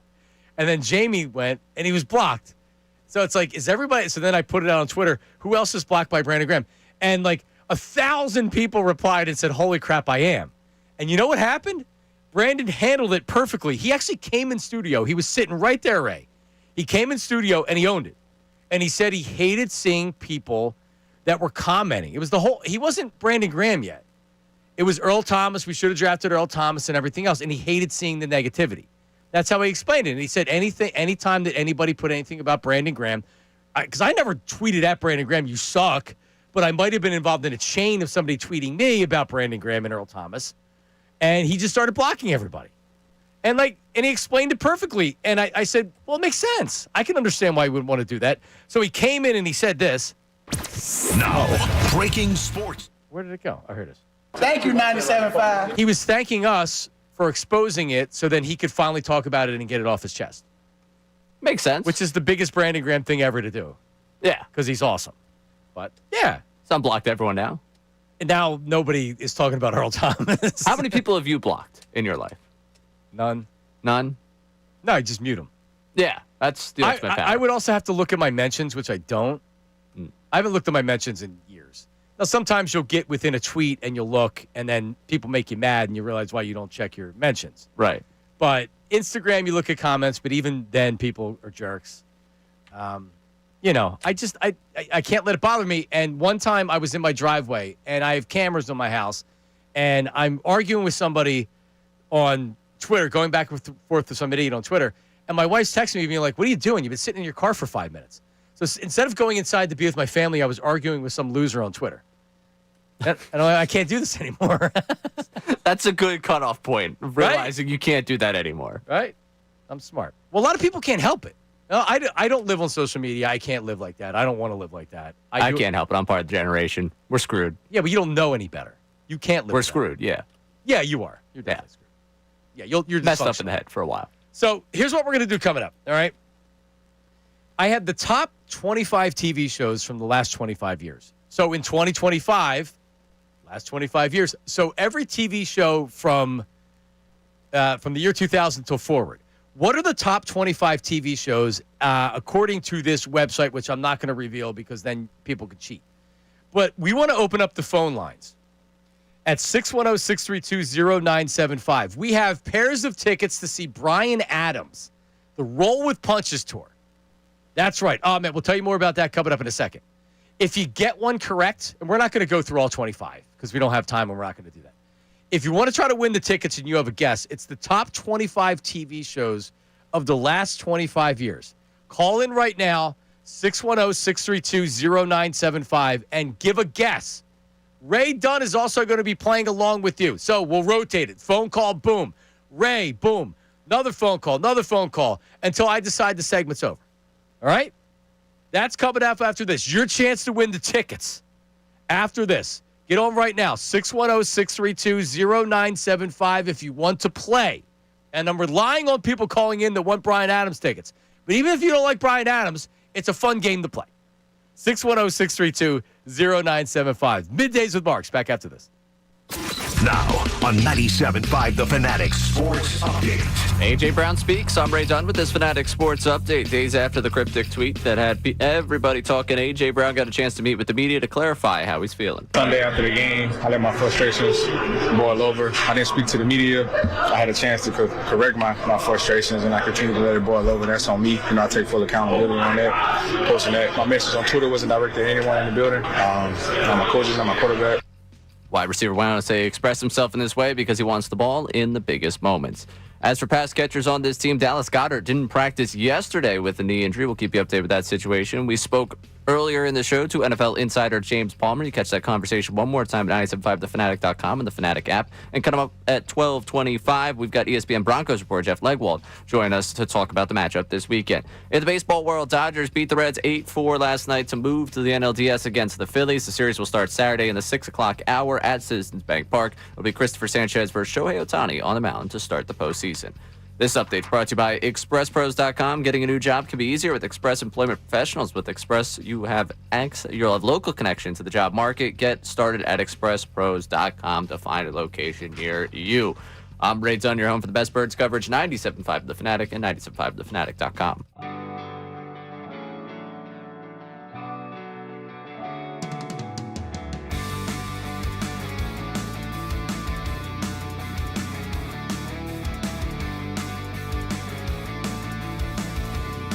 It's been less than, I don't want to say impressive, but like it leaves you wanting more.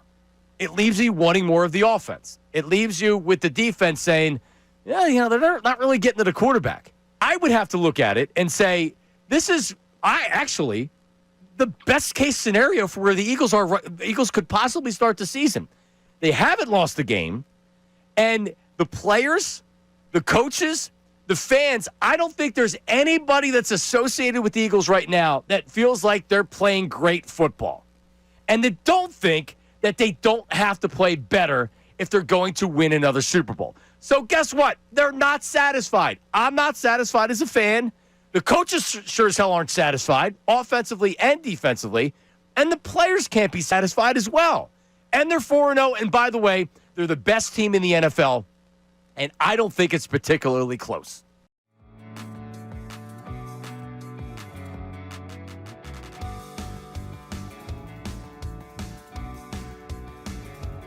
So you legit get pleasure out of watching the Mets fall apart at the end of the season again? I mean, doesn't everybody? I think it's funny. It's something to laugh about. But, I mean, when you play in the NL East for 10 years, and you got to listen to Mets fans, for that whole time, and now in horse racing up at Saratoga, they still like to run their mouths.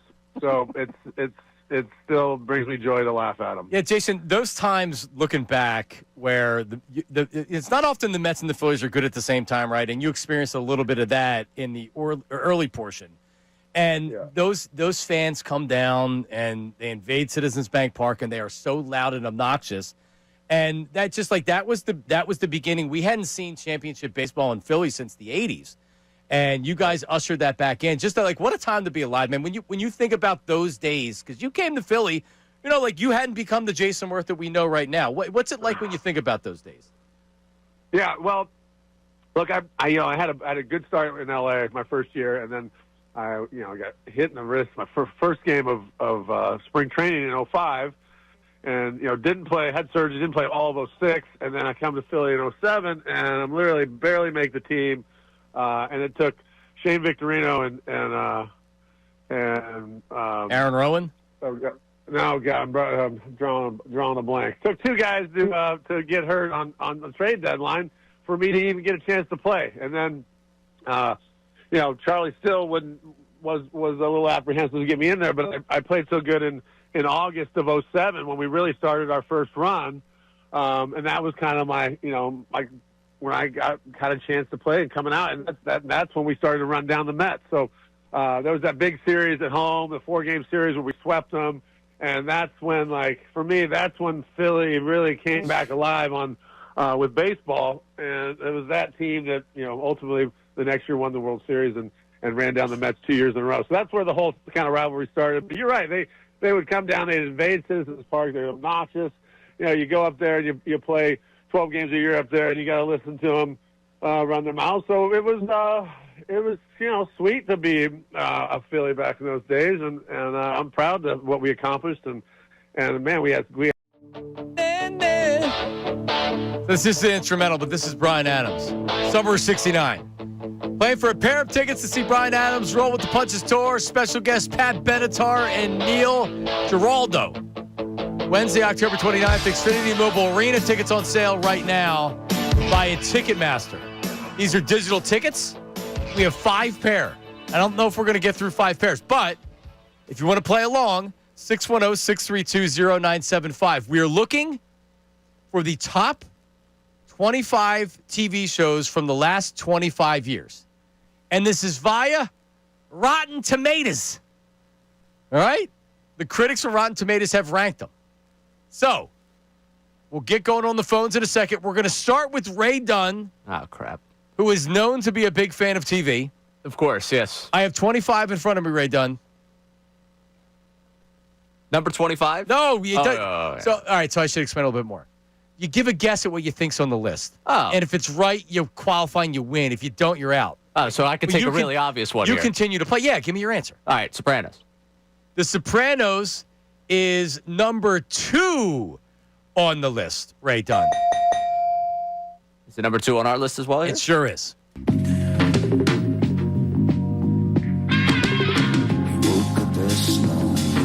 This is back when I used to watch live TV. There's always certain shows, I think, where you would actually try to watch it.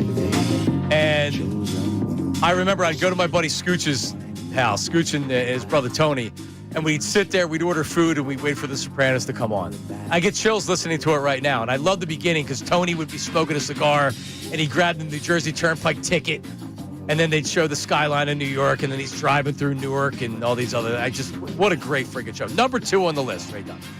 Number 2. Number 2. I'm surprised. That means number 1's out there. Number 1, I do not agree with. Josh, what's your answer? Let's go with Game of Thrones. Game of Thrones is correct. Number 7 on the list. Josh, congratulations. Hang on a second. Put you on hold there.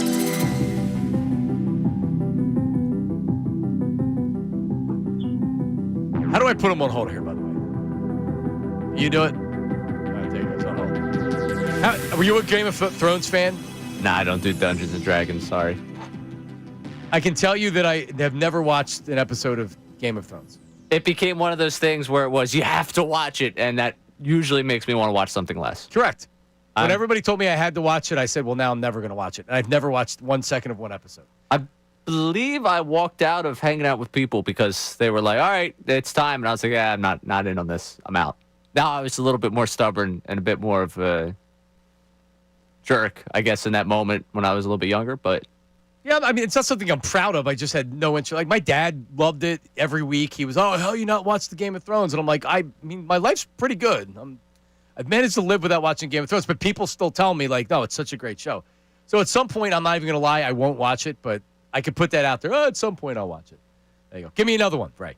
Top 25 in the last 25 of the last. So we've gone Game of Thrones and Sopranos. Let's go Breaking Bad. Breaking Bad is number 1 on the list somehow. Number 1.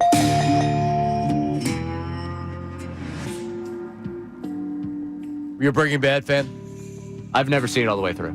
Really? Well, I've never seen every episode either, but there was a period of time where I was watching it and I thought it was good. It got kind of campy or stupid towards the end, but you're doing a show about a meth dealer. Yeah. It's gonna happen. Well, Is it really campy to be talking about a meth dealer? No, but it didn't. It wasn't campy. It was stupid. It got stupid. Yeah. I mean, I didn't get all the way into it. You'll find that with a lot of these shows where I lived with people in college that were big TV people, and I caught 3 episodes in a row when I decided my brain needed a break. And it's like, oh, that was a really good stretch in season 2 that I caught.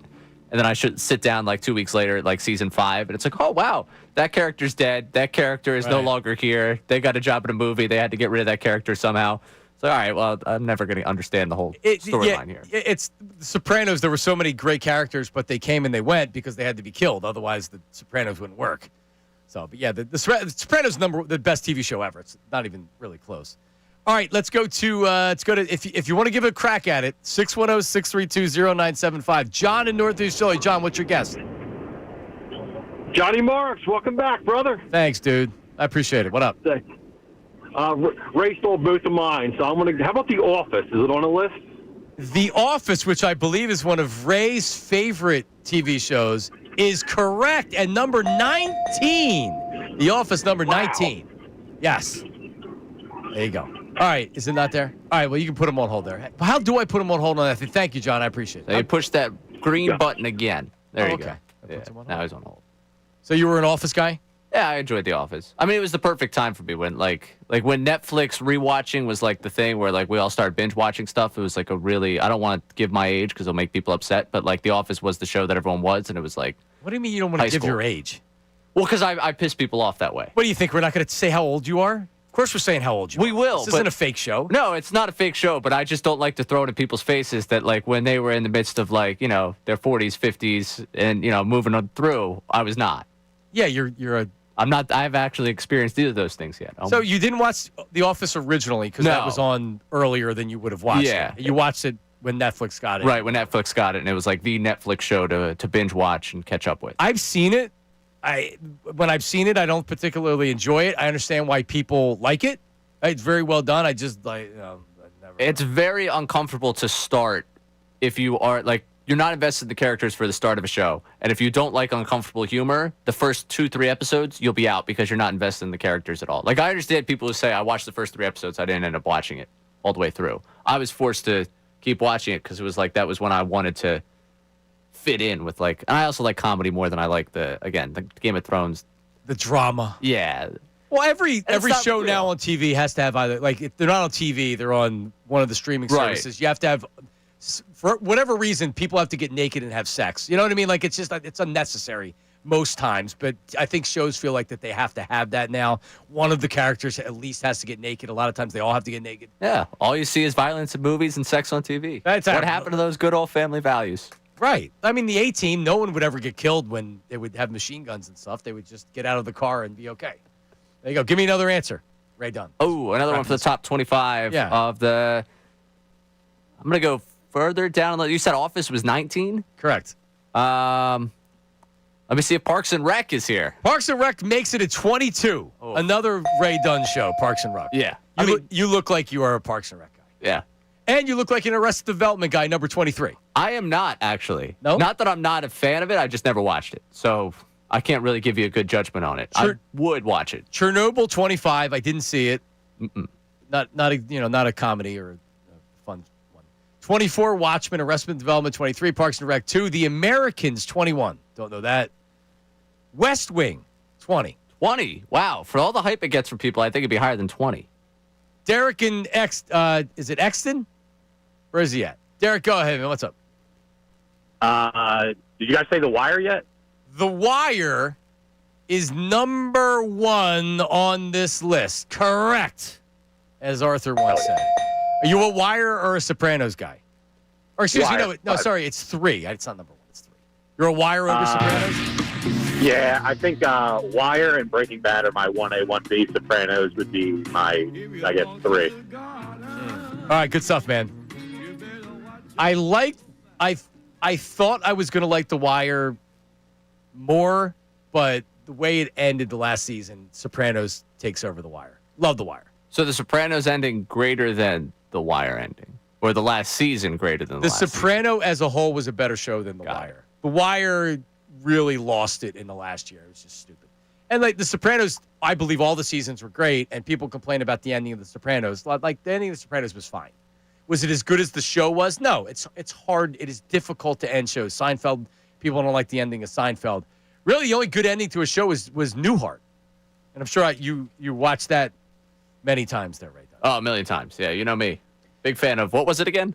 Newhart. Yeah, Newhart. Bob Newhart woke up from a dream. He had two shows. He had the Bob Newhart show and he had Newhart. And he woke up at the end, the last episode of Newhart, he woke up in bed next to his wife from his first show, the Bob Newhart show. There you go. There you go. Mad Men 4, Succession 5, Leftover 6, Game of Thrones 7, Twin Peaks, the return of Twin Peaks. 8. Really? What? I don't know. Did you watch this? No. No. When you said the return of like Twin Peaks for a certain part of this country means a whole different thing. Correct. That's Midwestern Hooters right there. It is.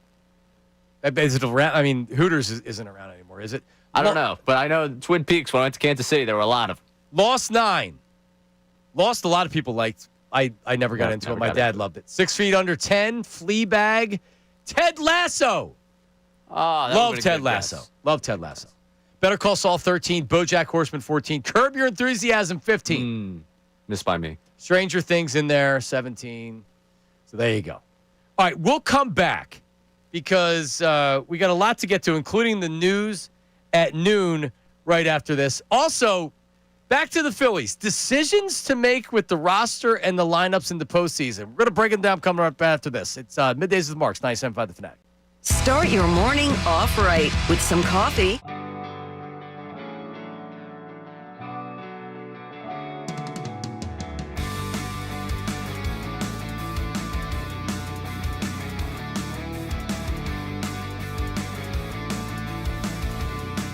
Now, it's a great problem that they're 4-0. Like, you're 4-0. You should be happy as fans. We talked about this yesterday. But, yes, they are still trying to find themselves. They are still trying to figure out what this offense should look like.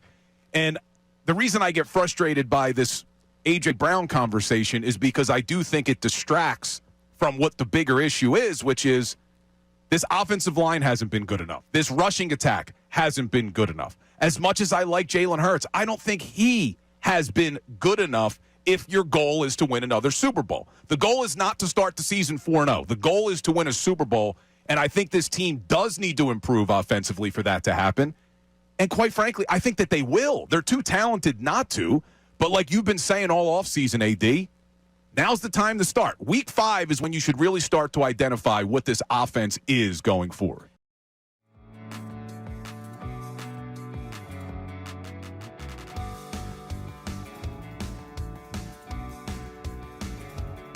I keep hearing from a lot of people, oh, this is the 2023 offense all over again. Kevin Patullo, he's the next Brian Johnson. Things are going to be ugly. Now, the crazy thing is I went back and just looked at that 2023 season through the first 4 games, and my mind was blown. Now, I know things started to go south at the end of that season. A lot of it was defensively related. A lot of it was because they just couldn't figure out how to stop the blitz. But at least through the first 4 games, I can't believe I'm saying this. I'd kill for that offense right now. Listen to these numbers through the first 4 games of 2023 that everybody wants to compare this team to. They were averaging close to 400 yards of offense per game in those first 4. 392. They had close to 30 points a game at 29.5. Their passing offense was averaging over 225 yards. They were averaging 7 yards per pass attempt. Their rushing attack, 165 yards a game and a 4.7 yard per carry. They only had 11 sacks against, 4 turnovers. You compare that to what this team's doing, they're only averaging 252 yards. That's less than 150 yards from what you were doing in 2023. I mean, it really is crazy because everyone makes the comparison, but at least through the first 4 weeks, the 2023 offense was blowing this offense out of the water. Well, first of all, the 23 and 2025 Eagles are nothing alike. You just rattled off the offensive numbers, but look at the defensive side of the ball. They did not have Vic Fangio. They had Sean Desai, they had Matt Patricia, and they had a very old and slow defense that was arguably the worst in football. It may have been the worst in football. The season sort of run together for me. But they also have a younger, athletic defense that continues to get better. Their assignment's sound. They're fundamentally sound. And I believe what you're seeing now is going to be completely evolved to, you get to December or January. That defense is going to be firing on all cylinders. The offense is talented enough that they're going to figure it out. In my opinion, they're going to figure it out. And they're a better football team. So stop with the 2023, 2025 comparisons. This team is nothing alike. I don't think they even compare, to be completely honest with you, because the one thing that I could remember very well was coming on the show and saying, wow. All right, we're back. News at noon with people you trust. I was told people trust me at the beginning of the show. Do you trust Ray Dunn with your news at noon? I don't. But that's coming up regardless. And it's not even at noon, it's before noon, which is another thing I have a problem with. If we started at 10:56 or 11:56, and I'm saying like, all right, well, I got a couple minutes of news to noon. I have to go to the bathroom, and then all of a sudden we come on. You don't want to miss any of Ray's news at noon. So news right around news. Well, we've done a pretty good job starting right at noon. But it doesn't give us enough time on the back end of it. I feel like I'm rushing out of it, or we're late for the break, which maybe I just have to not care about being late for the break. But typically, Nah, you're a radio guy. You care about that. I should if it matters. But all right. Well, anyway, we'll battle through that. So some of the big questions with the Phillies right now is earlier we talked about what do they do with the starting rotation, and the fact that Jesus Luzardo pitched last night and started in the inter-squad game last night leads you to believe he would be on his regular rest for Game 2 on Monday. And it's something that Matt Gelb talked about or wrote about yesterday, which was, and we called it out at the time, right? I mean, listen, nothing gets by us. To me, it felt like an informed opinion. Like he was getting some information, and instead of saying the Phillies told me this, he just writes, this is something that I feel like could happen. So it makes him look smart, even though he was kind of told it. But Gelb does a good job anyway. But it was Ranger Suarez could start Game 3 because they would like to be able to have the option of using Ranger Suarez in Game 1 out of the bullpen. So he pitches Game 1 out of the bullpen, and then he's available to make his regular start in Game 3. And it really does make a lot of sense, especially if Chris Sanchez, I know like he's your best starter right now, but it's so difficult in the playoffs to go 7 innings. And if you go 5 innings, and we've talked about this as well, like what if he goes less than 5 innings?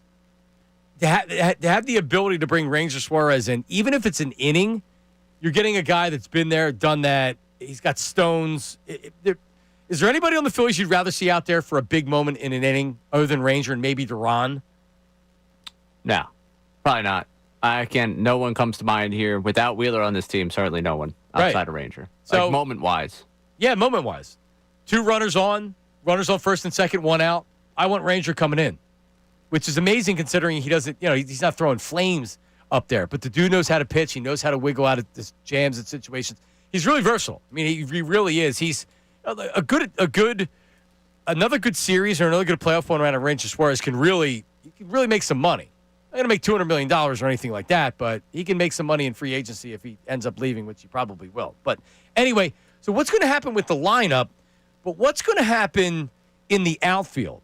So this is Timmy Kelly of On Pattison. He's talking about a potential platoon. Listen. I think it's going to be what you saw most of the season. You get a platoon at second base, and it's less about getting Stott out of the lineup and more about getting Sosa in. In right field, you have the Kepler-Castellanos platoon, and then in left field against a left-handed pitcher, which the Phillies could very well see with like Blake Snell or someone like that if the Reds were to get through Andrew Abbott. You have the option of Brandon Marsh obviously plays against righties, but then against the lefty, I'm interested, do they go Weston, Wilson, or Auto Kemp? But I do think it will be one of them. And Brandon Marsh will still end up in those games at some point, but I think the first 2 or 3 at-bats, you go with the right-handed bat. It's what they've done down the stretch, and it's worked for the most part.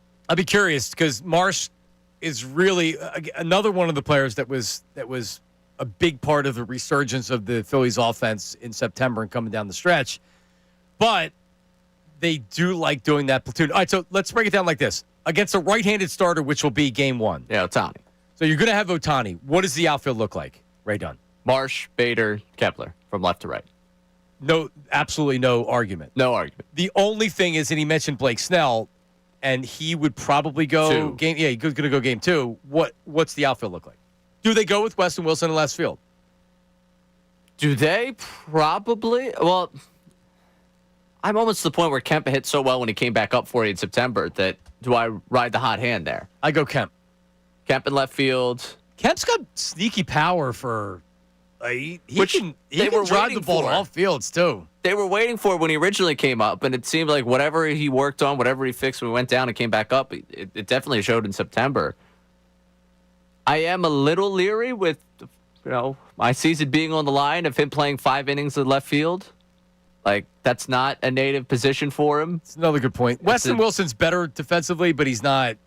Neither one of them give me a lot of confidence out there. Like, the greatest argument to having Marsh out there to start the game is the fact that you will get that defensively. I mean, if they're in a close game, I imagine Marsh makes his way into the game in the 6th, 7th. As soon as the left-handed starter's out, Marsh is in the game. Yeah, for defensive purposes and for the fact that, they'll probably go to righties in that pen and you'll end up being in a good spot with him. But I don't know. That's the biggest thing that I keep coming back to. Does Kemp or Wilson, whoever they end up going with here, out-hit the liability they could be defensively? Because I feel really good. That lineup that you're going to have out there game 1 defensively in the outfield is a beautiful thing. Yeah. Marsh as a left fielder is wonderful. Bader as a center fielder has been more than I could have ever expected. Kepler is a fine, right fielder when it comes to defense. And that outfield's been hitting against right-handed pitching. When I go to the other side of things, that game 2 lineup scares the hell out of me defensively in the outfield. Yeah, but 5 innings you're talking about. I know. And you know what? It could cost you. I know. But how many chances in left field do you really get over the course of 5 innings? Right? The odds are it's not going to cost you. Right, and which is why they're going to do it. And that's how they're going to operate. I agree. And if it costs them, you're going to be screaming and yelling, and I'm going to have to listen to you in here saying, I told you. And your best argument back to me, which is why it's tough for me to sit here and just absolutely hammer home the point that I'd want Marsh out there, because Marsh against the left-hander, Marsh against Snell specifically, isn't exactly something I'm clamoring for in the postseason. It will leave me, like if it does happen, there will be the sense of, not I told you so, but what should we value more? Like, moving forward, what should you value more here? Should you value that defensively? Is Otto Kemp going to out-hit the difference between him and Marsh in left field?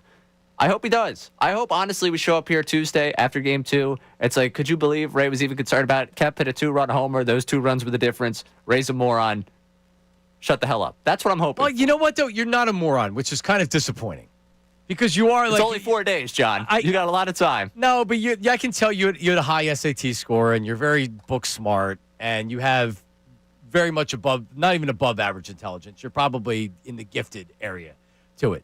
That's not. It's good, but sometimes you're like a stone idiot to be working with. So we got to work with you on that. All right? I'll try and get dumber for you. Or I gotta get somebody. Well, I mean, I don't mind that you're more intelligent than me because I need that. That's good for me. But we need some type of, because normally like your role as the right now the second mic, but the third mic and the producer sometimes is to be the crash test dummy. Yes. So maybe Nate's gonna have to be our crash test dummy. That works for me.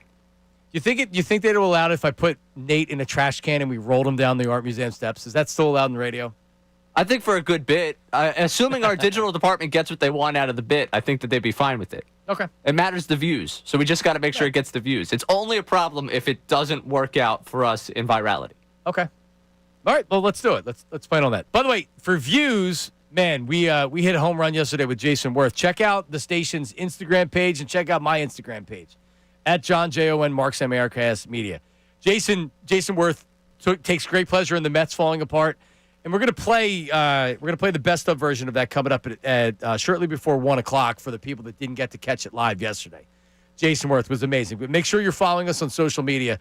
Ray's MySpace account is Ray Dunn 975. Aren't you still on MySpace? I'm on MySpace. Yes, it's also my Tinder at Ray Dunn 975. Have you done online dating? Oh yeah, I live in the 21st century, man. Come on, what do you think? I don't. How do you meet people now? I don't know. I haven't had to do that. I'm married. All right, that's something we'll be talking about in the future. Coming up, news at noon. And get on the text with everything we're talking about. 610-632-0975. Would you go with Weston Wilson or Otto Kemp, or would you not do a platoon and start Brandon Marsh? We'll talk about all that coming up. News at noon next. Don't go anywhere. Now on 97.5 The Fanatic Sports Update.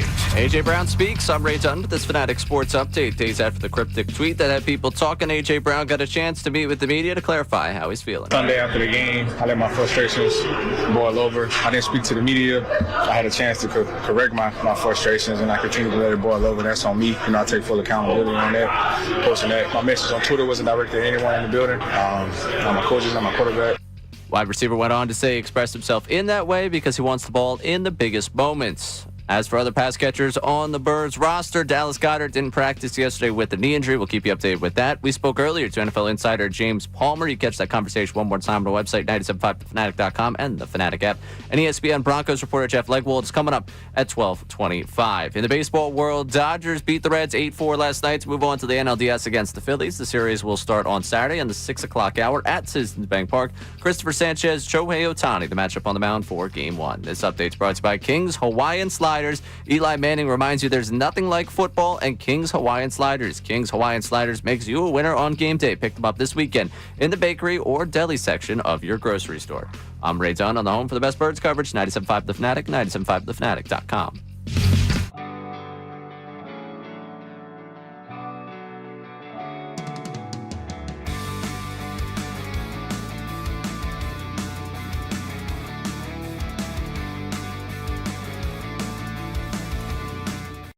Well, I'm going to ask you is that I know the amount of people you talk to around the NFL, and I know from the conversations that have been had about this on NFL Live and others, any speculation as to who he's talking about?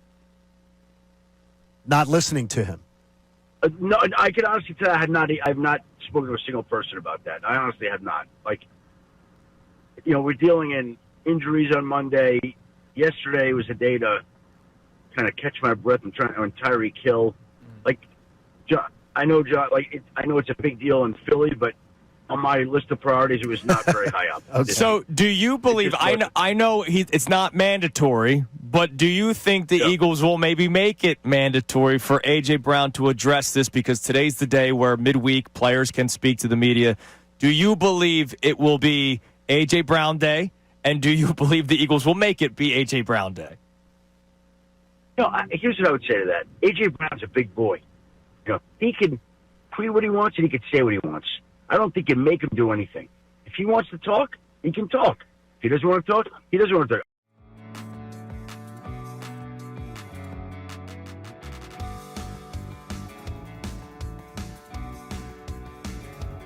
talk. How sports continues to be the greatest reality TV show that there is because it's real life. It's actual real life. It's not scripted. And then guys go on social media after hard-fought wins.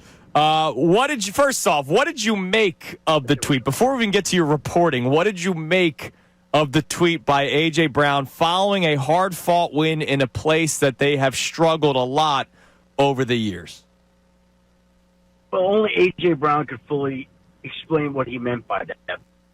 You tweet something like that after a game and after you win and after you go to 4-0, I think you invite a lot of scrutiny and questions as to what you meant by it. It certainly seems like he's not happy with his production or role in the offense right now. But if you look at it, you look at the tape, they targeted him 9 times. It wasn't like they didn't throw him the football. They did. He's just not producing at the level to which he's accustomed. Something similar happened last year. Wasn't happy with his role, complained, and the team went on a run in the second half, and he was dynamic, and everything worked out great. So I think that it wouldn't be what I would like, but I understand why he does it, and we'll see the intended result of it this week start. I'll bet you they feed him right away this week, right away. It's driving me nuts, though, Adam, when I hear Kevin Patullo talk about the fact that, we haven't figured out our identity on offense yet. They're the Super Bowl champs with arguably the best offensive toolbox that any team has in the NFL when you look at skill, talent, quarterback, offensive line. How do they not know what their identity is when they're the defending champs and almost everybody's back? They should know. I mean, we know what they are, right? I think they're a team that runs the football as well or better than anybody. I think they've got a quarterback that could beat you with his arm or his legs, and they've got the ability to beat you throwing the ball as well. Like, they're a multi-faceted. All right, we're back. Middays with Marks. I'm wearing my Rofo shirt today. Did you see it? I did. I was going to ask if that is the Rofo I'm thinking of. Worcestershire. Yeah. I do not live in Worcestershire, but for whatever reason, I don't even know how it came about, but a bunch of the dads, because some of the dads live in Worcestershire. Right. So my wife has an apparel business, and somebody asked for a Rofo shirt. And I said, that would be really cool on like a North Carolina blue Yeah, hoodie. it looks good. And it's a light hoodie. So, yeah, so she made a bunch of Rofo sweatshirts, and me and the dads go to the what's the new place out there by us? McGurk's? Yeah, McGurk's. We'll go to McGurk's for happy hour, and we'll roll in deep with the Rofo sweatshirts. I need to get out to that McGurk's. I now need to get the link to that sweatshirt because I'm all for a Rofo sweatshirt here. Are you a Rofo? I mean, I went to high school out in Rofo. I feel like know I you got to rep Rofo a little bit. Oh, you don't need the link. I got you. Oh, I mean, I could help out here, support a little business, you know. I got you. All right. It's a it costs a little something for you. It won't no Christmas present. You'll get a Rofo sweatshirt. That's fine with me. I could rep Rofo. I'm all about it. I haven't been back. I mean, I was back, I guess, seeing my grandmother recently, but I haven't been in the Royersford area probably in over half a year. In a long time. Well, you're look at you. You're a big star now. Well, living in the city. Living in the city. You don't want to drive 90 minutes to have to get Well, back yeah. home. The drive is like, I love my family, and I'm going to go out there this weekend for the game, celebrate my dad's birthday. But, it is, 422 is brutal. 76 is brutal. No, 76 is brutal. I have friends, my college roommate just moved into a place in Doylestown. And, There's no easy way to get to Doylestown. It's the train. I literally just sat on that train, and I took it out. Now, I love Doylestown for the reason of, and we're just giving a lot of shout-outs to towns here, but the train station has the bar right next to the train station. Is there? I don't remember that. It's like I think it's called the stop or train stop or something. Someone will know the name of the place. But you literally get off the train. There's a bar right there. So I'm waiting for my buddy to get off of work, and I could just sit there, and pick me up and take me to his place. And then we're going to go out for dinner. I could just sit there and have a beer and hang out. It's great. Doylestown's great. Every train station should have a bar. Is basically what I'm saying. It's tough. Planes, trains, and automobiles. Trains aren't what they once were. No, but listen, good for you. I enjoy it. I take a nice train ride out anywhere. Taking it up there. All right. Well, you're listening to 97.5 The Fanatic. Hold on a second. Did I lose my papers? See, Ray, I already warned you about this. Hey, it's all good. Here, I have the league. I've read this one a million times. I can get it for you. All right, good. No, so it's WPEN and WPEN HD1, Burlington, Philadelphia, at Beasley Media Group Station, broadcasting live from the Comcast Business Studios, powering possibilities. The first, listen, all things being considered with the 4 days, I haven't given the wrong phone number once. Nope. I slipped on the name of the show twice. Yep. And I just gave the wrong call letters for the first time. Marks and Ray. That's what you were going for there. It was Marks and Ray. That's what you were going for. And by the way, your parents are going to the same Bryan Adams concert. Is that correct? Yes, they are. They're very excited for that. I think that's going to be the joint birthday celebration, even though they're doing a couple different things for the birthday. That's very romantic. Bryan Adams, brings the people together. Wow. All right, it's time for the news at noon. What do you got? This city needs its news. Now, it's time for I'd like to be remembered as a good newsman. the news at noon That's the coolest story I've ever heard in my entire life. That's insane. with Ray Dunn. That's right, news at noontime here, and I want to start with something I was watching live in the moment as it happened. And it's really not that groundbreaking, but it brings up a bigger conversation that I love having when it comes to these promos they slip into broadcasts. Right. So Kevin Brown had the play-by-play duties for Padres Cubs yesterday. Great game, a really great day of baseball across the board over the last 2 days. Ben McDonald, one of the analysts in the booth with him. And they had to do the standard, hey, hockey season's coming. We've got it for you here on ESPN. Ben McDonald had no interest in being a part of this promo. And the Blackhawks return to the ice next Tuesday, NHL opening night against the defending champion Florida Panthers at 5 Eastern, 4 Central on ESPN. Triple header that night, Penguins, Rangers, Avalanche, Kings. Ben, I know you got an opinion on this. Panthers three-peat this year. What do you think? If you say so. I mean, good luck to them.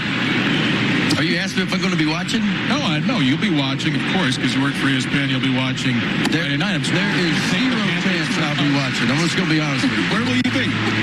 I will be somewhere, but there's zero chance I'll be watching. There you go. Not unnecessary.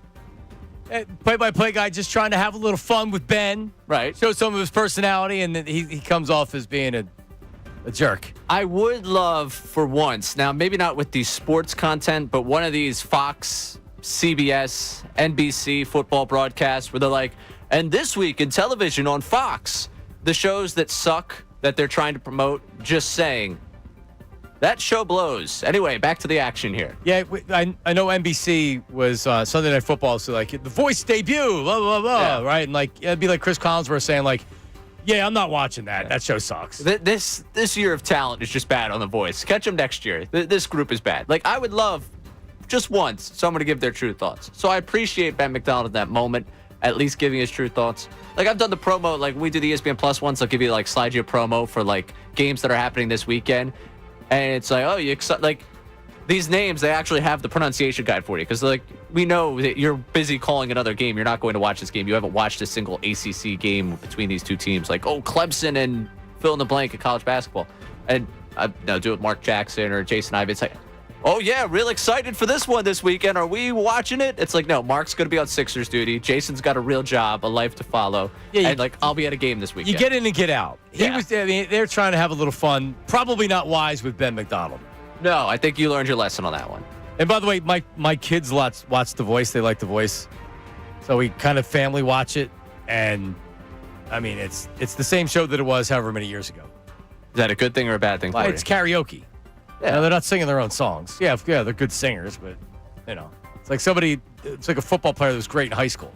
Nobody cares you were a great football player in high school but you and maybe your parents. Trust me, I don't. If you think you have a better football opinion than me because you played in high school, I got news for you. Nobody cares, dude. All right? Moving on to a great football player in the NFL. Locally, big news for the Eagles offensive line. Jordan Mailata has shaved the beard. This is top page, top headline news. Here's the explanation from him. No, I'm not in trouble. My wife loves it. 2, I didn't do it for fun. If you're not following Philly Special Christmas on Instagram, you guys will know soon enough. And that is it. Oh. So, it has something to do with the album. It's related to, okay. We'll know soon enough. The real question, the real reason I play this, I suffer with this right now. He says his wife loves the clean-shaven look. What is the prevailing opinion amongst women on the beard versus no beard look?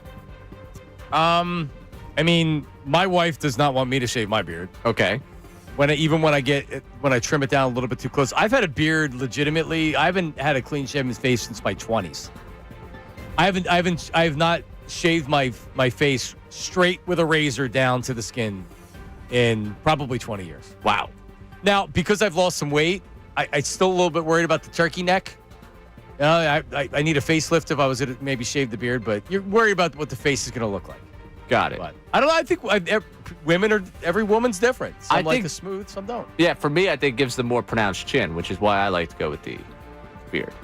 Also, it takes away from how pale I look. I think that's another big thing for me. Is that why you go with the beard? Well, I think the pronounced chin, I look older, which is a bigger thing for me. That's true. I look like a child with it. I turned 25 in April, and I shaved like that week I turned 25, and it looked like I could have been celebrating my 21st all over again. Well, the first disagreement that we have that we do a bet, it's going to be a beard shaving bet. Oh, all right. I'm in on that.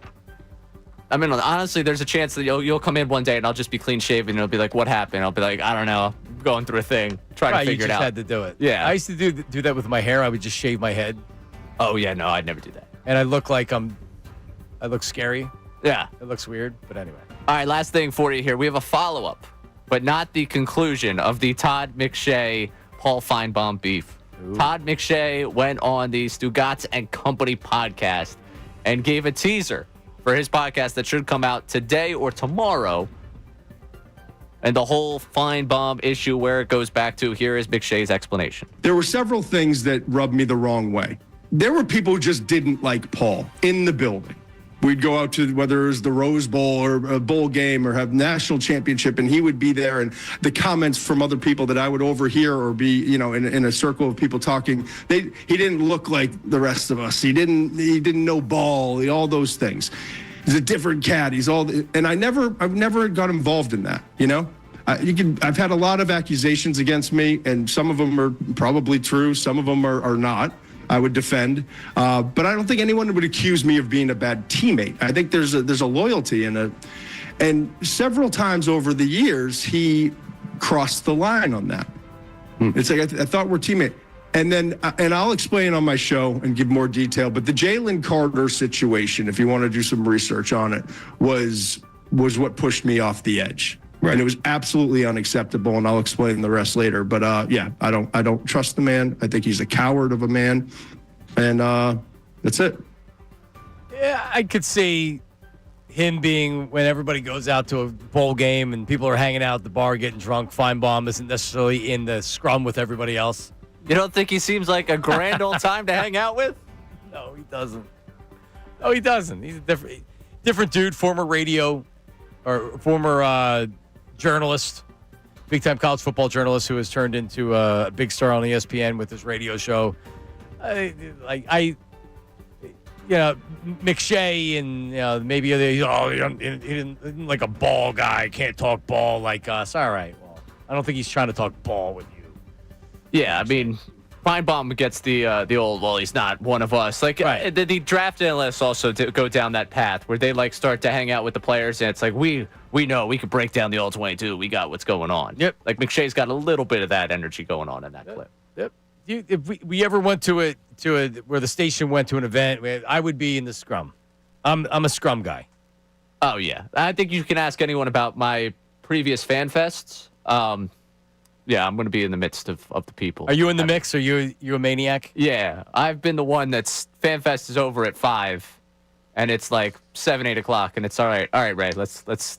Well, you're saying like, what do you mean people are going home? Yeah, well, I'm like, what? No, come on, where are we going? You got kids, you got a wife, you got a life. What's this? Well, Saturday night's just starting. Yeah, you're 25 years old, of course. Yeah, obviously. You should be like that. Well, not everybody's like that. Who would be the most fun? Who was the most fun at FanFest other than you? Ooh, Ricky? Yeah, Ricky knows how to have a good time. He does? Yeah. I've And Ricky, experienced honestly, outside of FanFest, too, like the different events, like when he does like the Corona, like Ricky Bo's Row type nights, if you go out and meet with him for one, like the event ends and it's like, okay, we're still here about an hour or something later. Yeah. Ricky's pretty good with that. Connor is always a good time with stuff like that. Andrew Salciunas, without like, I'm going back to take care of the kid, you're not going back to take care of Coop, I've got the night. There might not be someone in this station that can go round for round with Salciunas like that. Really? Yeah. So down in Clearwater, Florida, Andrew Salciunas. I would bet. That's what I was worried about. I was worried about the heat. I was actually concerned about the tailgate for him.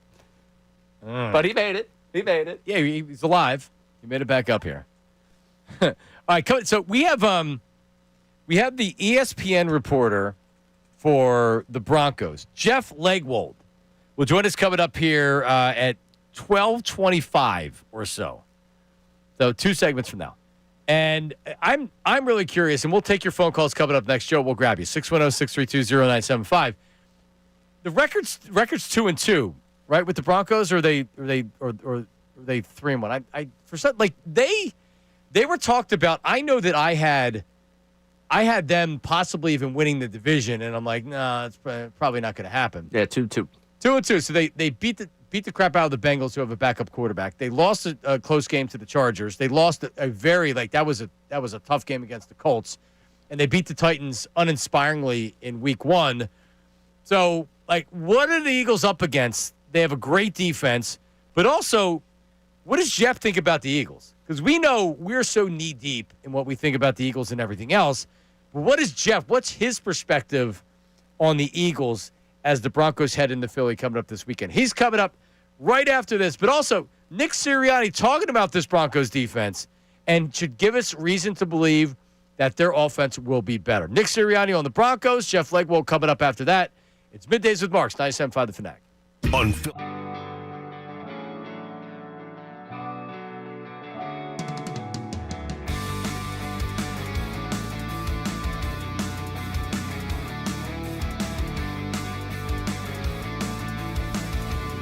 So if I say that, I think we would all have a same opinion of pitching had the advantage in the early parts of the playoffs, which means advantage Phillies, because the Phillies still have the best rotation despite not having Zach Wheeler. The Phillies have the best rotation, right? Like, Tarek Skubal is obviously the best pitcher, I think, going into the postseason.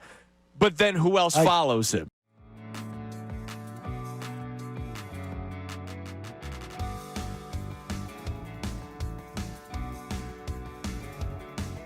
Will Bryce Harper remind the world who he is? And I asked that by question. the way, great question. That is a Told you it was a good one. That's a capital Told you it was a G good one. question. Wait a minute then. Dylan McKinnon is here. That better not be stolen for unfiltered, which you hear every afternoon. Yeah, dude, seriously. 6. He's wearing the shirt and everything. He is. That better all, not be stolen. if I don't swear hear to you. dude, I'll be swear pissed, to you. Dylan. There, seriously. By the way, Bill watches post. By the way, and then Ricky was saying they wanted the boo sound effect from me yesterday. He wanted a boo sound effect for you and a louder boo sound effect for me. What did I get booed I don't know. for? I think we're getting crushed for What did stuff. I But get booed no, for? I would say Probably because we talked about AJ I would Brown say for I too hope much. I would say that I hope that Bryce Harper's going to remind us. But after this regular season, I'm not confident that he will. I think he snaps into it. I think he's Okay. Bryce Harper. And the reason why I asked the question is It's a great question. Thank you. They're most likely playing the Dodgers. Yeah, they're most likely. So what's going to be the spotlight? Ohtani. Yes. And deservedly so. He's the best Yeah. player in the world, right? And then Who's supposed to be your best player? So who's on the graphic? So here's what's funny. So you watched baseball yesterday. Yes. Did you see the Pharrell commercial where he's? Oh yeah, yes. Did you see that they highlighted one player of the Phillies? Schwarber. And then and you know what else they highlighted for the Phillies? Schwarber's on the graphic too, by the way. Yeah. You know what else they highlighted for the Phillies? Mm-hmm. The fans. So it was Schwarber and Phillies fans. Every other team had like 2, 3, 4 guys being highlighted. It was Schwarber and the fans. It was not Harper. Honestly, Harper hasn't played like Harper this year. No, he has not. And he isn't among the top stars of the game this year. But I think he snaps into it. Okay. That's my answer. How about I'm hopeful, but wow, I'm not confident. That's So- a great question. Let's talk about that. How about that? That's Unfiltered. You better freaking wait till tomorrow. Swear to you. October 2nd better be that topic for you. Tailgating for baseball. Mm-hmm. It seems very forced to me. First of all, do you do it? Yeah. Because it seems it's a very segmented, small size of people that actually do. Yeah, do it's it. not football. It's very because it seems very forced to me. You laugh at me. It's very forced because it's a very small portion of the fan base that goes to a game. Yeah, but those who do it, it's a freaking damn good time No, because I bet it's during the summer and early I get it. fall. I bet they have a good time doing it. But what I'm saying to I think you it's is forced. the amount of people that do it for baseball is a minuscule, simple portion compared to what do it for football. So it seems like a forced activity to me. It's a Like, nice different activity, thing. though. No, what?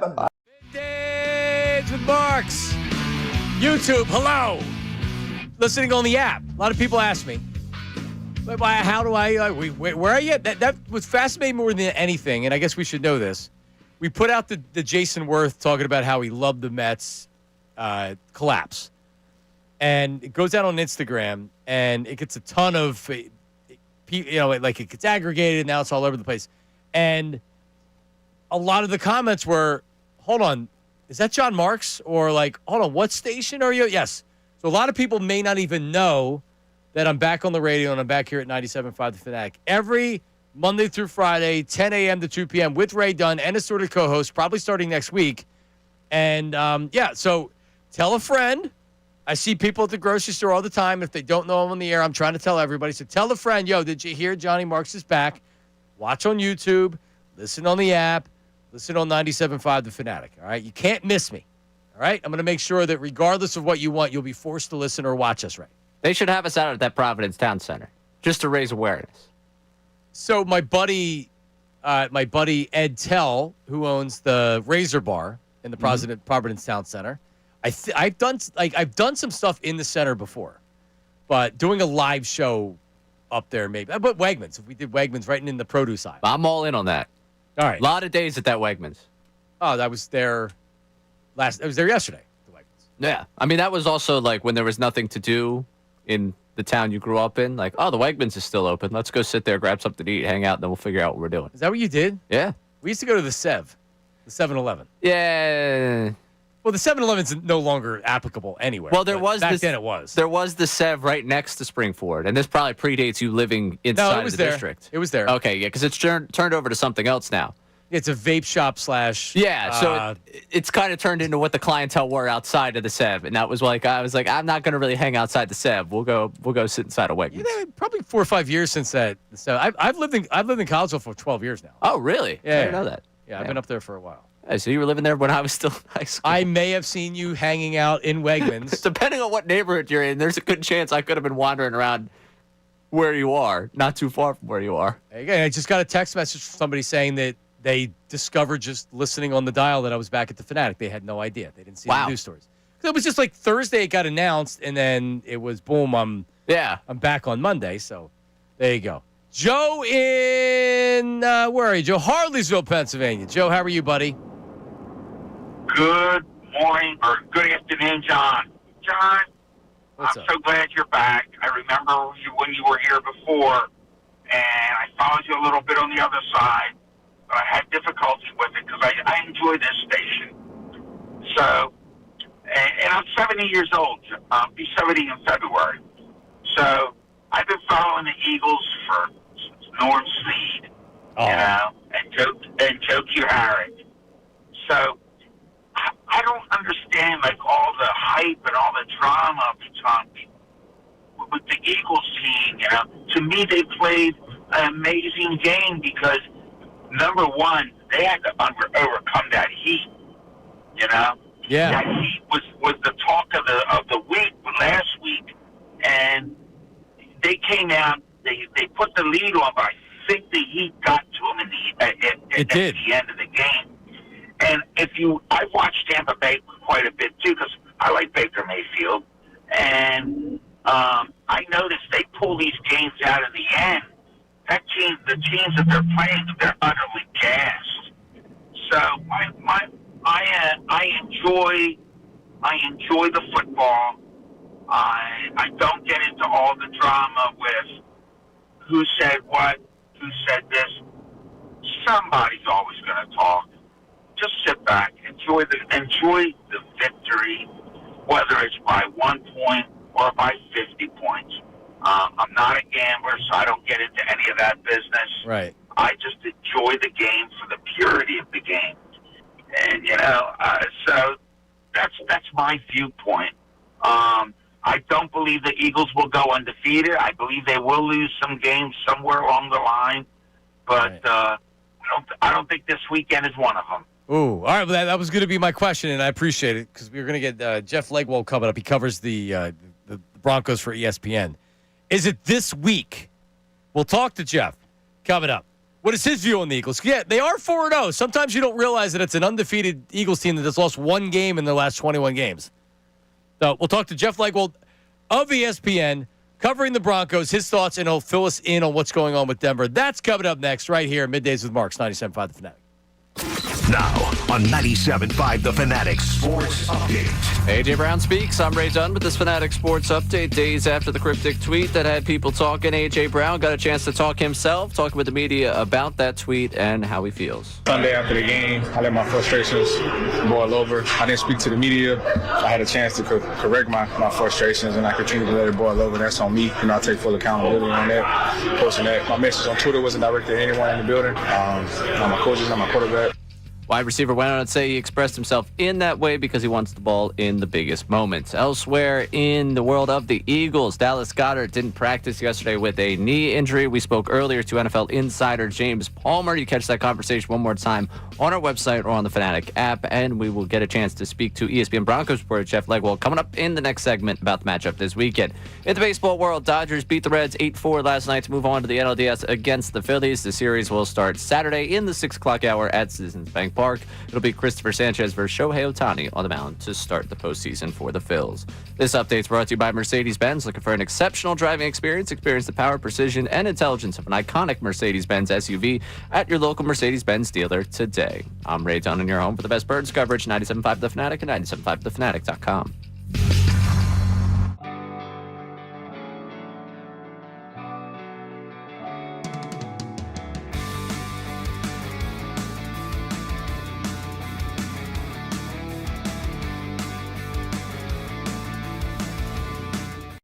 Well, I'm going to ask you is that I know the amount of people you talk to around the NFL, and I know from the conversations that have been had about this on NFL Live and others, any speculation as to who he's talking about?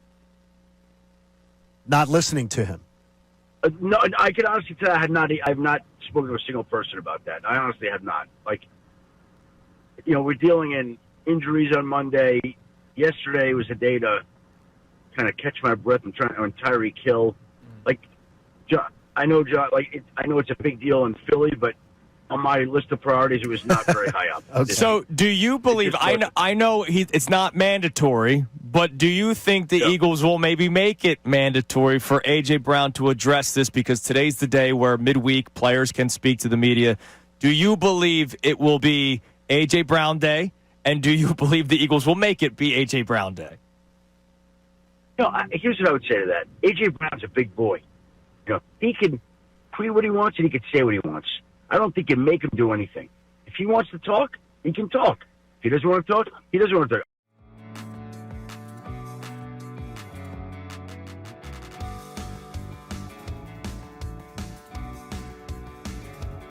talk. How sports continues to be the greatest reality TV show that there is because it's real life. It's actual real life. It's not scripted. And then guys go on social media after hard-fought wins. First off, what did you make of the tweet? Before we even get to your reporting, what did you make of the tweet by A.J. Brown following a hard-fought win in a place that they have struggled a lot over the years? Well, only A.J. Brown could fully explain what he meant by that.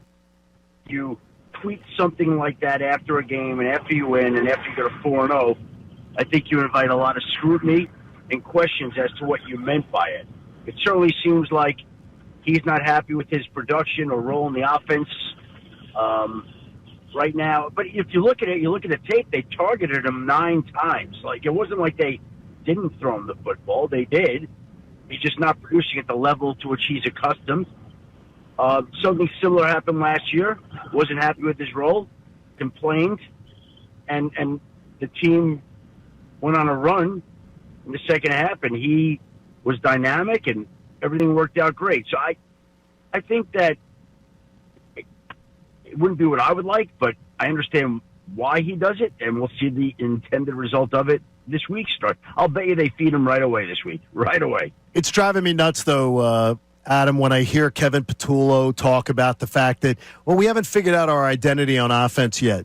They're the Super Bowl champs with arguably the best offensive toolbox that any team has in the NFL when you look at skill, talent, quarterback, offensive line. How do they not know what their identity is when they're the defending champs and almost everybody's back? Well, they should know. I mean, we know what they are, right? I think they're a team that runs the football as well or better than anybody. I think they've got a quarterback that could beat you with his arm or his legs, and they've got the ability to beat you throwing the ball as well. Like, they're a multifaceted offense that has a lot of ways to win. It's not your typical offense. I mean, what's hard to...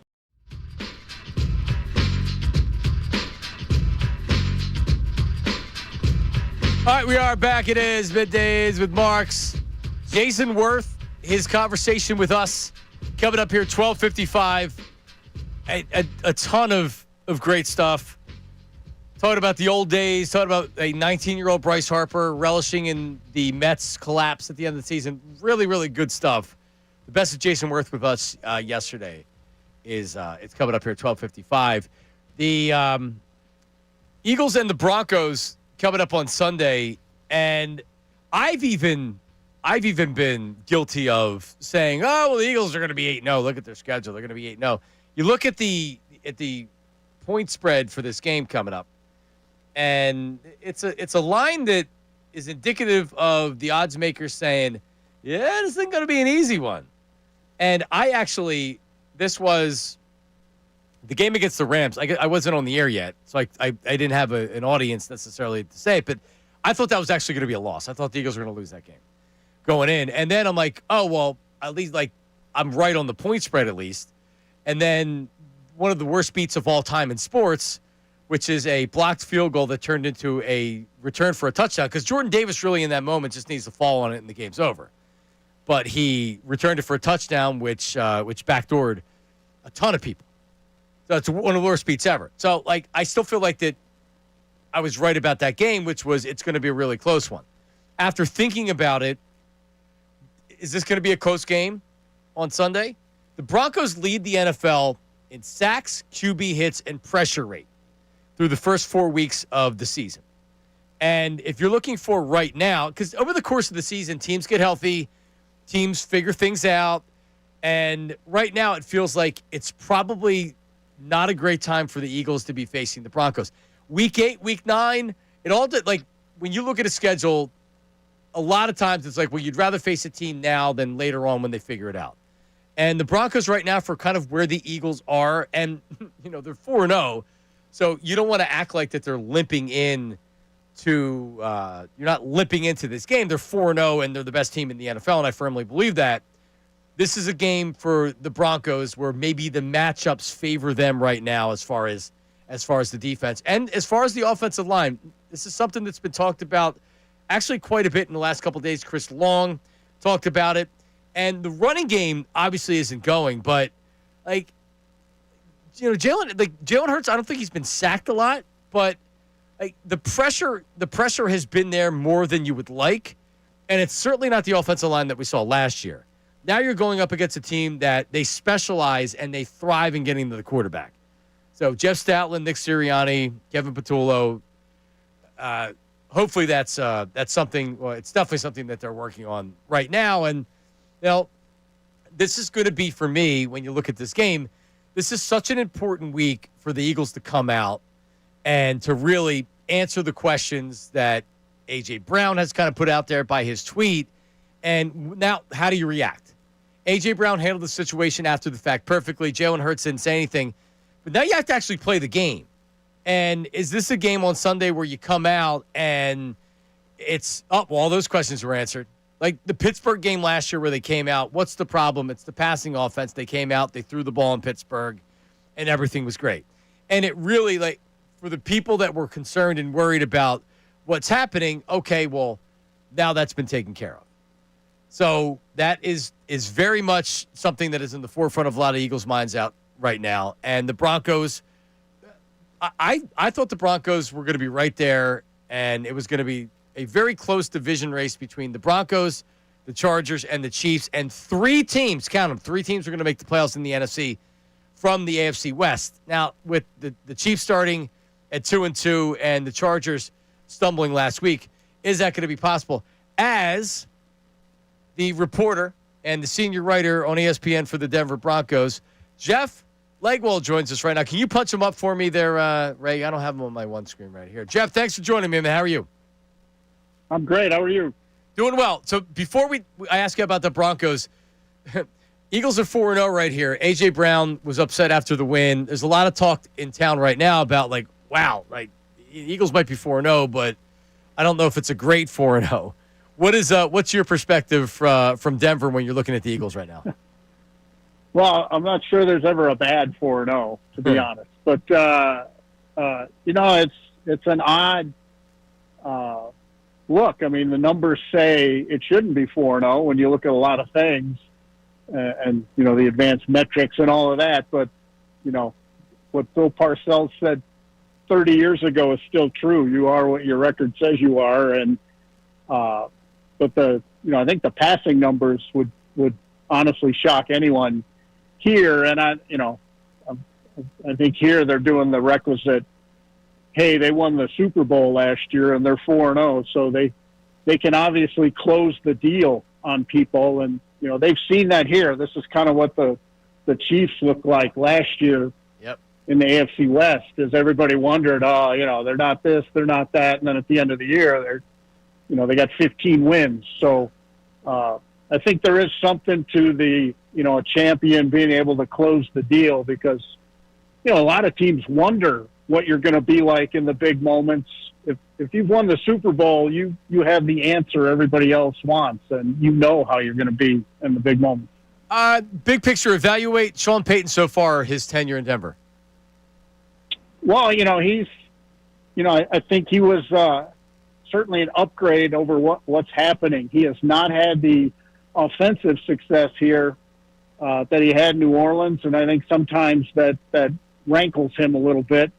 And I think that's been the biggest difference. This team is not, the last 2 years especially, is sort of not the profile he had in New Orleans. This is kind of a defensive team that plays a lot more physically when it's doing its best work. And that's not really the kind of team he coached a lot of the time in New Orleans. So I think it's been different for him. He's been very upfront about how good he thinks this team can be. And I think I don't know that he would ever admit it publicly, but I think he's a little bit surprised they're 2-2 at this point, because they let 2 games get away. But I think a lot of people like that he's here and like his resume, but there is a little bit of the jury out. Like, folks are still waiting for, kind of the playoff breakthrough. I don't want to ask, is he coaching for his job, but is everybody happy with what they've seen so far? Like you said, like Sean Payton he has a resume. He's a bona fide offensive good head coach, but like you said, he's 2-2 and not playing in an easy division to necessarily win every year. So, like, is there a lot of urgency from fans and from media, and you think from the organization with Sean Payton?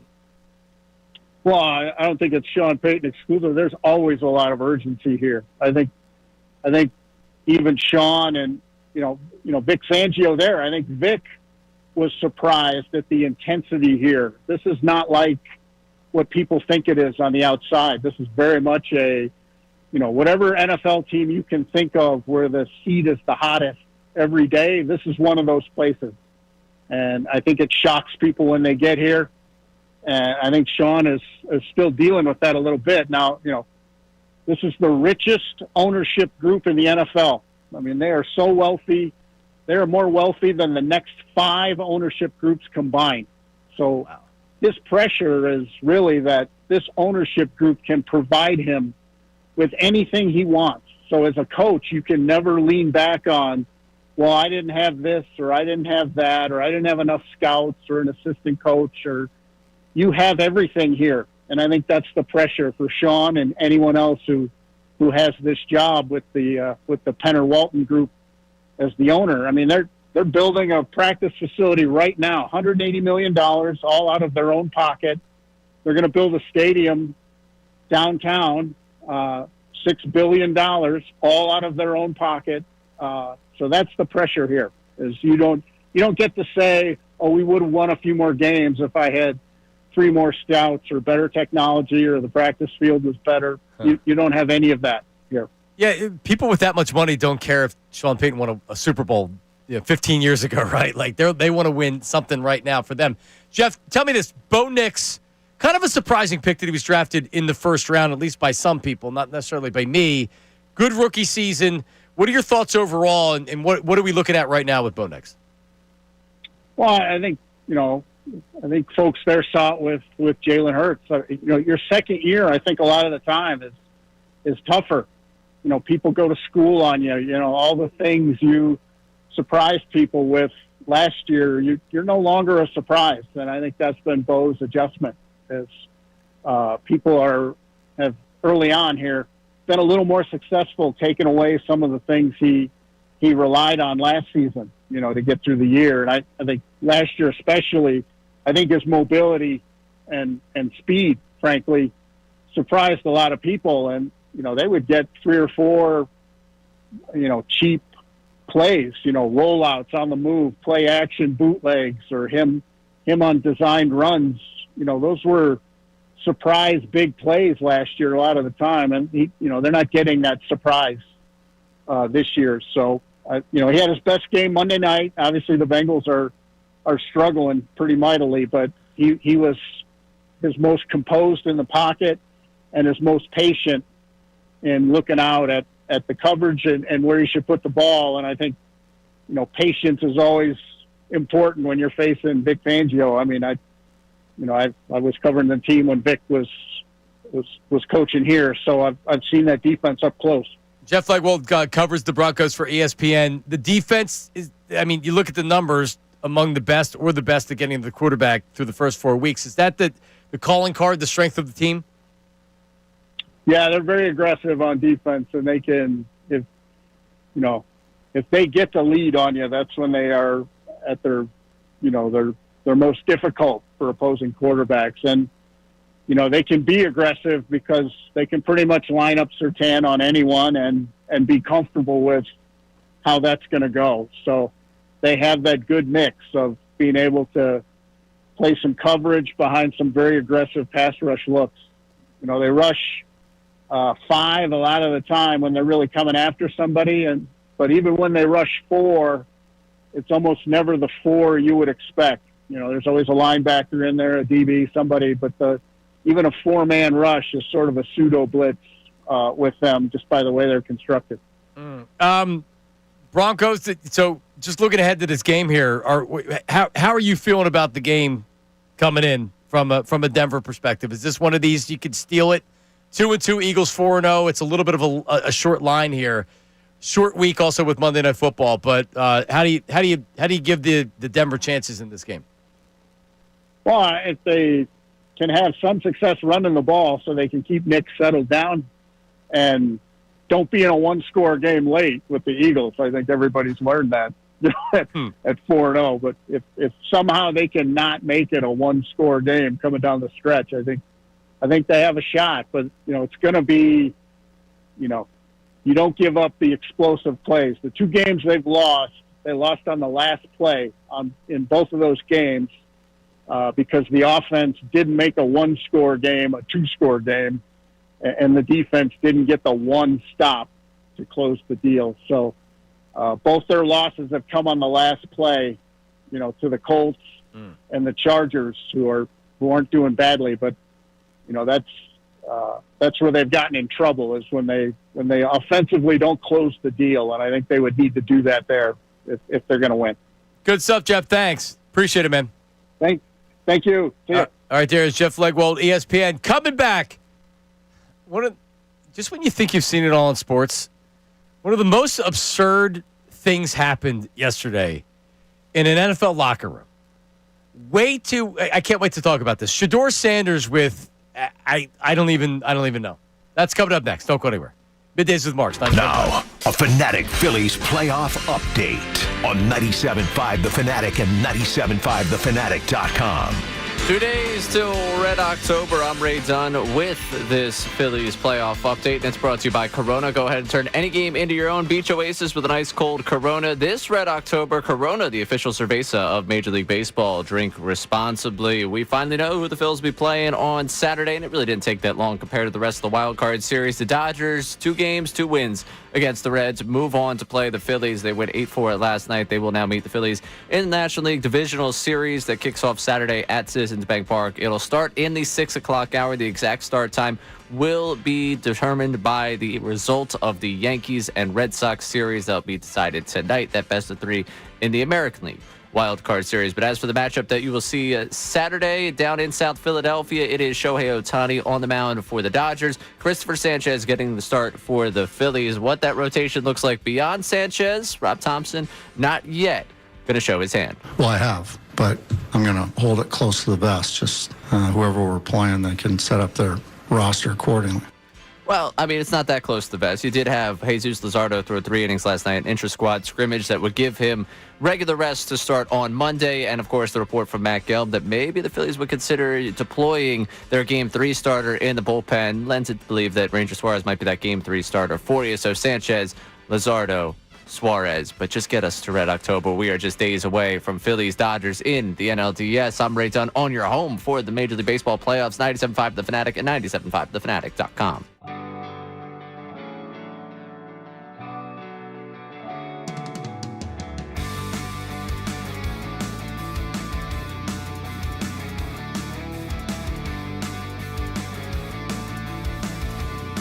It's been less than, I don't want to say impressive, but like it leaves you wanting more.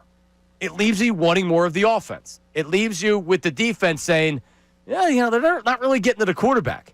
I would have to look at it and say, this is actually the best case scenario for where the Eagles are. The Eagles could possibly start the season.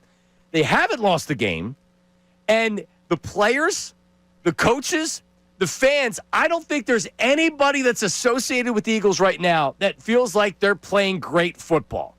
And they don't think that they don't have to play better if they're going to win another Super Bowl. So guess what? They're not satisfied. I'm not satisfied as a fan.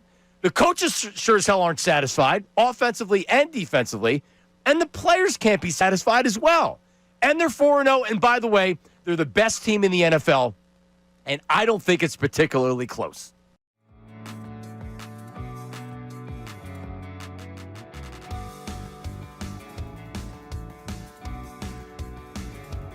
So you legit get pleasure out of watching the Mets fall apart at the end of the season again?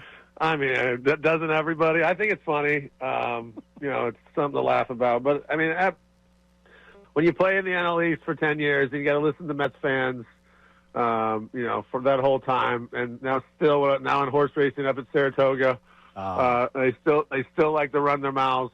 So it still brings me joy to laugh at them. Yeah, Jason, those times looking back where it's not often the Mets and the Phillies are good at the same time, right? And you experienced a little bit of that in the early portion.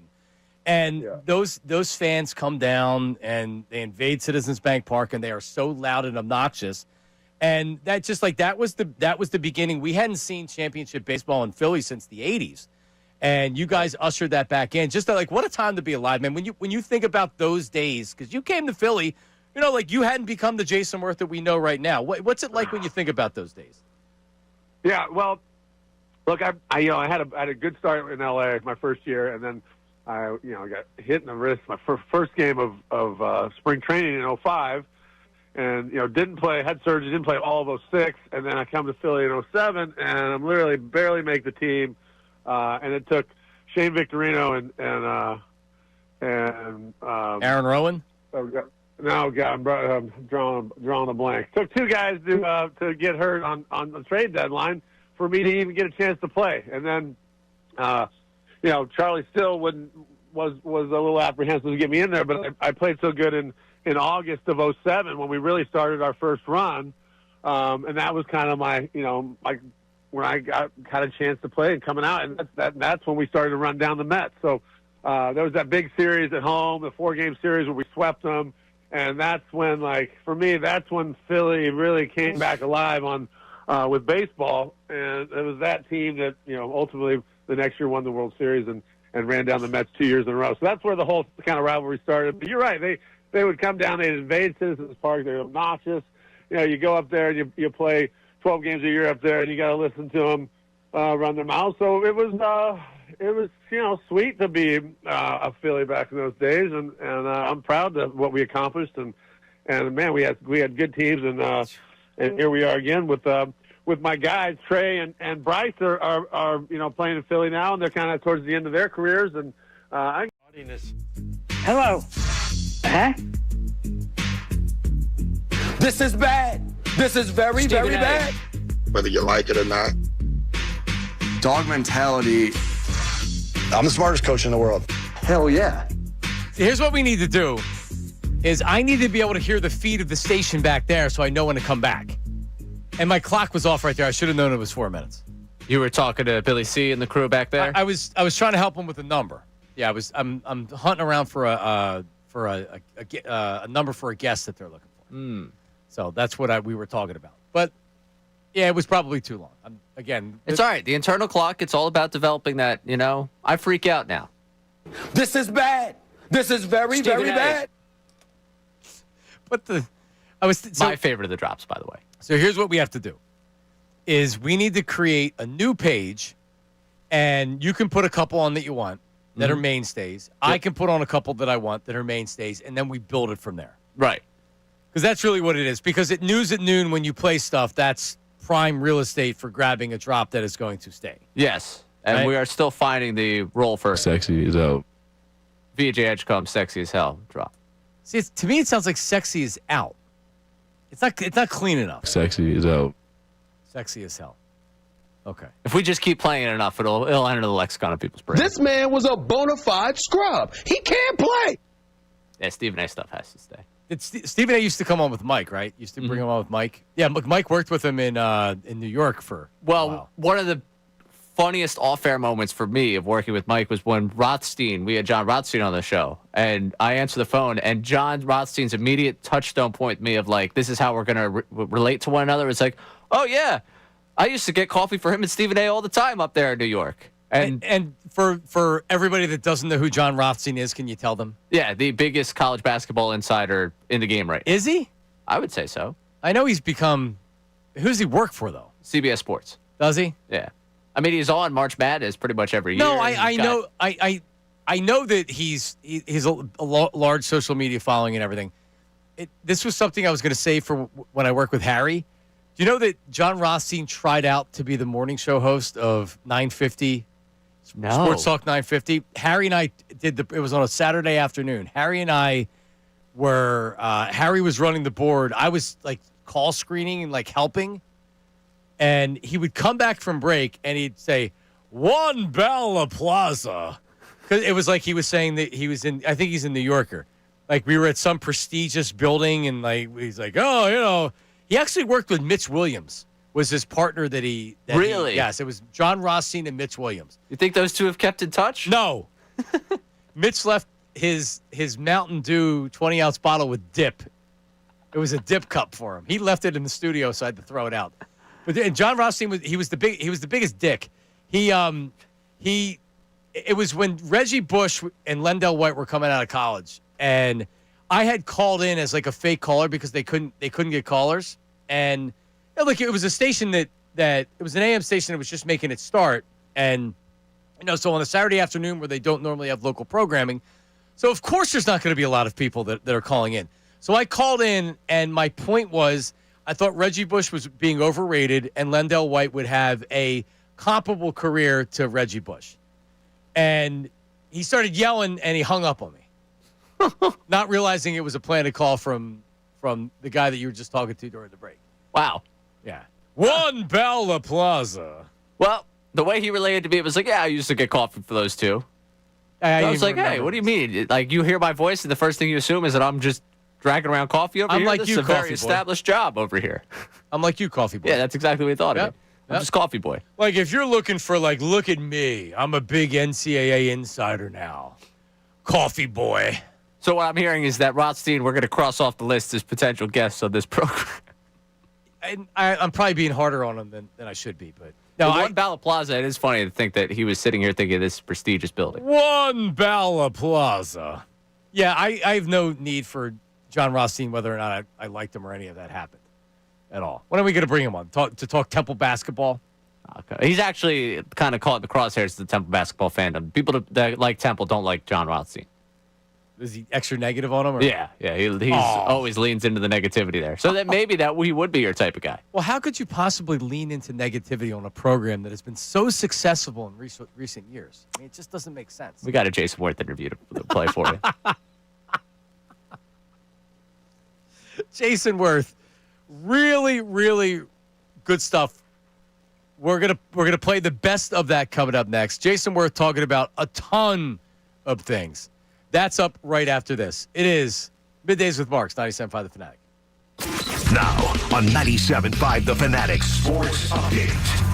A.J. Brown speaks. I'm Ray Dunn with this Fanatic Sports Update. Days after the cryptic tweet that had people talking, A.J. Brown got a chance to meet with the media to clarify how he's feeling. Sunday after the game, I let my frustrations boil over. I didn't speak to the media.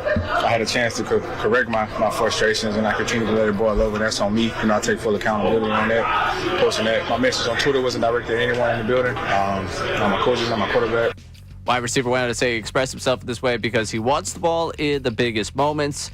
As for other pass catchers on this Eagles team, Dallas Goedert didn't practice yesterday with a knee injury. We got a chance to speak earlier with NFL insider James Palmer in the 10 o'clock hour. You can catch that conversation one more time on our website or on the Fanatic app. Also, just got a chance to talk with ESPN Broncos reporter Jeff Legwold in this 12 o'clock hour. You'll be able to listen to that coming up on our website as well as the Fanatic app. In the baseball world, Dodgers beat the Reds 8-4 last night to move the LDS against the Phillies. Series will start Saturday in the 6 o'clock hour at Citizens Bank Park. Christopher Sanchez, Shohei Ohtani, the matchup on the mound to start the postseason for the Phillies. This update is brought to you by Wendy's. Get 2 of the #1 selling bacon cheeseburgers plus fries and a drink with Wendy's $8 JBC meal deal. Limited time only. Price participation may vary. Request JBC meal deal for a discount claim per market research company.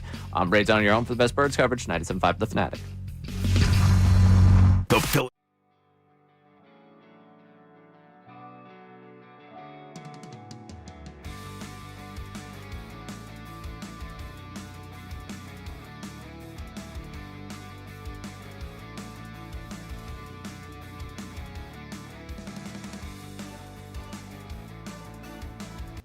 Yesterday against the Bucks, and this is what I think people aren't talking about enough from yesterday because everybody just wants to point the finger and say the offense sucks, Kevin Patullo sucks, all right? That is a very difficult place to win. The Eagles know that. The Tampa Bay Buccaneers are among the best 6 to 8 teams in the NFL, and they are a physical, and they are a good team. That is a playoff team, and that is a team that wants to go blow to blow, blow for blow with you, and they're not afraid to do that. And they very easily could have packed it in. They didn't. And they came out swinging in the second half. The Eagles' game plan and their offense in the first half yesterday, they came out, they were awesome. They had the umbrellas, the shades, or whatever they had. They were prepared because they saw what happened in previous years. And they said, we're not going to go down there, and we're not going to let that happen again. Very smart by the Eagles to go down there and what they did. And you know what happened? In the second half, the Bucs made adjustments. And the Eagles, I think, were slow to adjust offensively. And it just seemed like that they were exhausted. And as the game went on, they had some injuries. They had guys that were cramping up. And give the Buccaneers credit. They made adjustments. You're playing against another team. It's not supposed to be easy for the entire game. And the Bucs made adjustments. And they came out, and they really gave it to the Eagles in the second half. A couple fluky long plays, but still. So that was a really, really good win by the Eagles yesterday.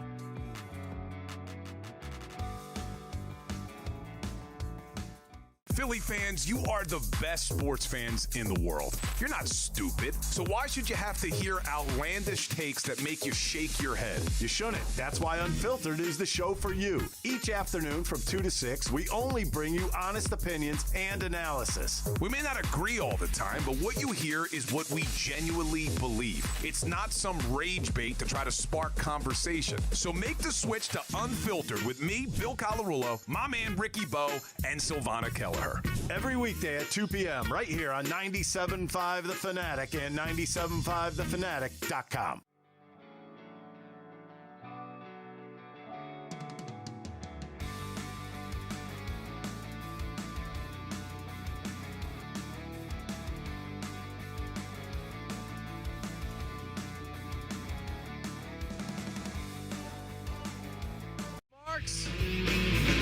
Just rocking my protein shake here for you, Ray Dunn. I didn't bring a sandwich today, but I'm hungry. I was going to say. I'm going to say what? No, I didn't have time. I was worried, yeah. I had a turkey sandwich yesterday. I didn't share it on the air. Actually, I didn't eat it until I left. I didn't have time, but I got the protein shake. I have to say now, I've been conditioned to do the 2 meals a day. Ever since we had that conversation the other day about my eating habits, I left that show feeling hungry, and I'm starting to get hungry during these shows. Yeah, so you went to the gym yesterday after the show. I did. Correct? That's true. So do you fuel yourself, or are you going to the gym on an empty stomach? Gym on the empty stomach. Okay. Yeah. All right. You don't bring a banana to eat the No, I don't bring the banana. No. A lot of people upset yesterday with your banana take. Listen, somebody's got to be the voice of reason in the Delaware Valley. That's all I got to say. There's not a lot of reasonable takes that go on sports radio, and that's why I'm back. You're the voice we trust. It says it at the beginning of the show. It must be true. Who wouldn't trust me? maybe Jason Worth, but he joined us yesterday talking about a little bit of everything. An excellent conversation with Jason Worth. Here it is. His name is Jason Worth, one of the great Phillies of our generation. Jason, how are you, buddy? I'm doing good. I'm good. This time of year is the best time of year. We got Phillies in the postseason. The Mets are going home, and we're heading to Keeneland for the fall meet. It's what it's all about. So you legit get pleasure out of watching the Mets fall apart at the end of the season again? I mean, doesn't everybody? I think it's funny. It's something to laugh about. But, I mean, when you play in the NL East for 10 years, and you got to listen to Mets fans, for that whole time, and now in horse racing up at Saratoga, they still like to run their mouths. So it still brings me joy to laugh at them. Yeah, Jason, those times looking back where it's not often the Mets and the Phillies are good at the same time, right? And you experience a little bit of that in the early portion. And those fans come down and they invade Citizens Bank Park, and they are so loud and obnoxious. And that just that was the beginning. We hadn't seen championship baseball in Philly since the 80s. And you guys ushered that back in. Just what a time to be alive, man. When you think about those days, because you came to Philly, you hadn't become the Jason Worth that we know right now. What's it like when you think about those days?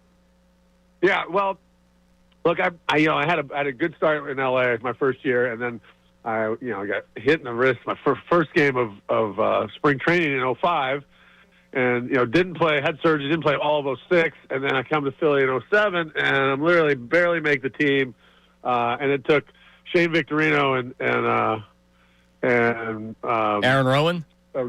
No, God, I'm drawing a blank. Took two guys to get hurt on the trade deadline for me to even get a chance to play. And then, Charlie Still was a little apprehensive to get me in there, but I played so good in August of 2007 when we really started our first run, and that was kind of my when I had a chance to play and coming out, and that's when we started to run down the Mets. So there was that big series at home, the 4-game series where we swept them, and that's when, for me, that's when Philly really came back alive with baseball, and it was that team that ultimately the next year won the World Series and ran down the Mets 2 years in a row. So that's where the whole kind of rivalry started. But you're right, they would come down, they'd invade Citizens Park, they're obnoxious.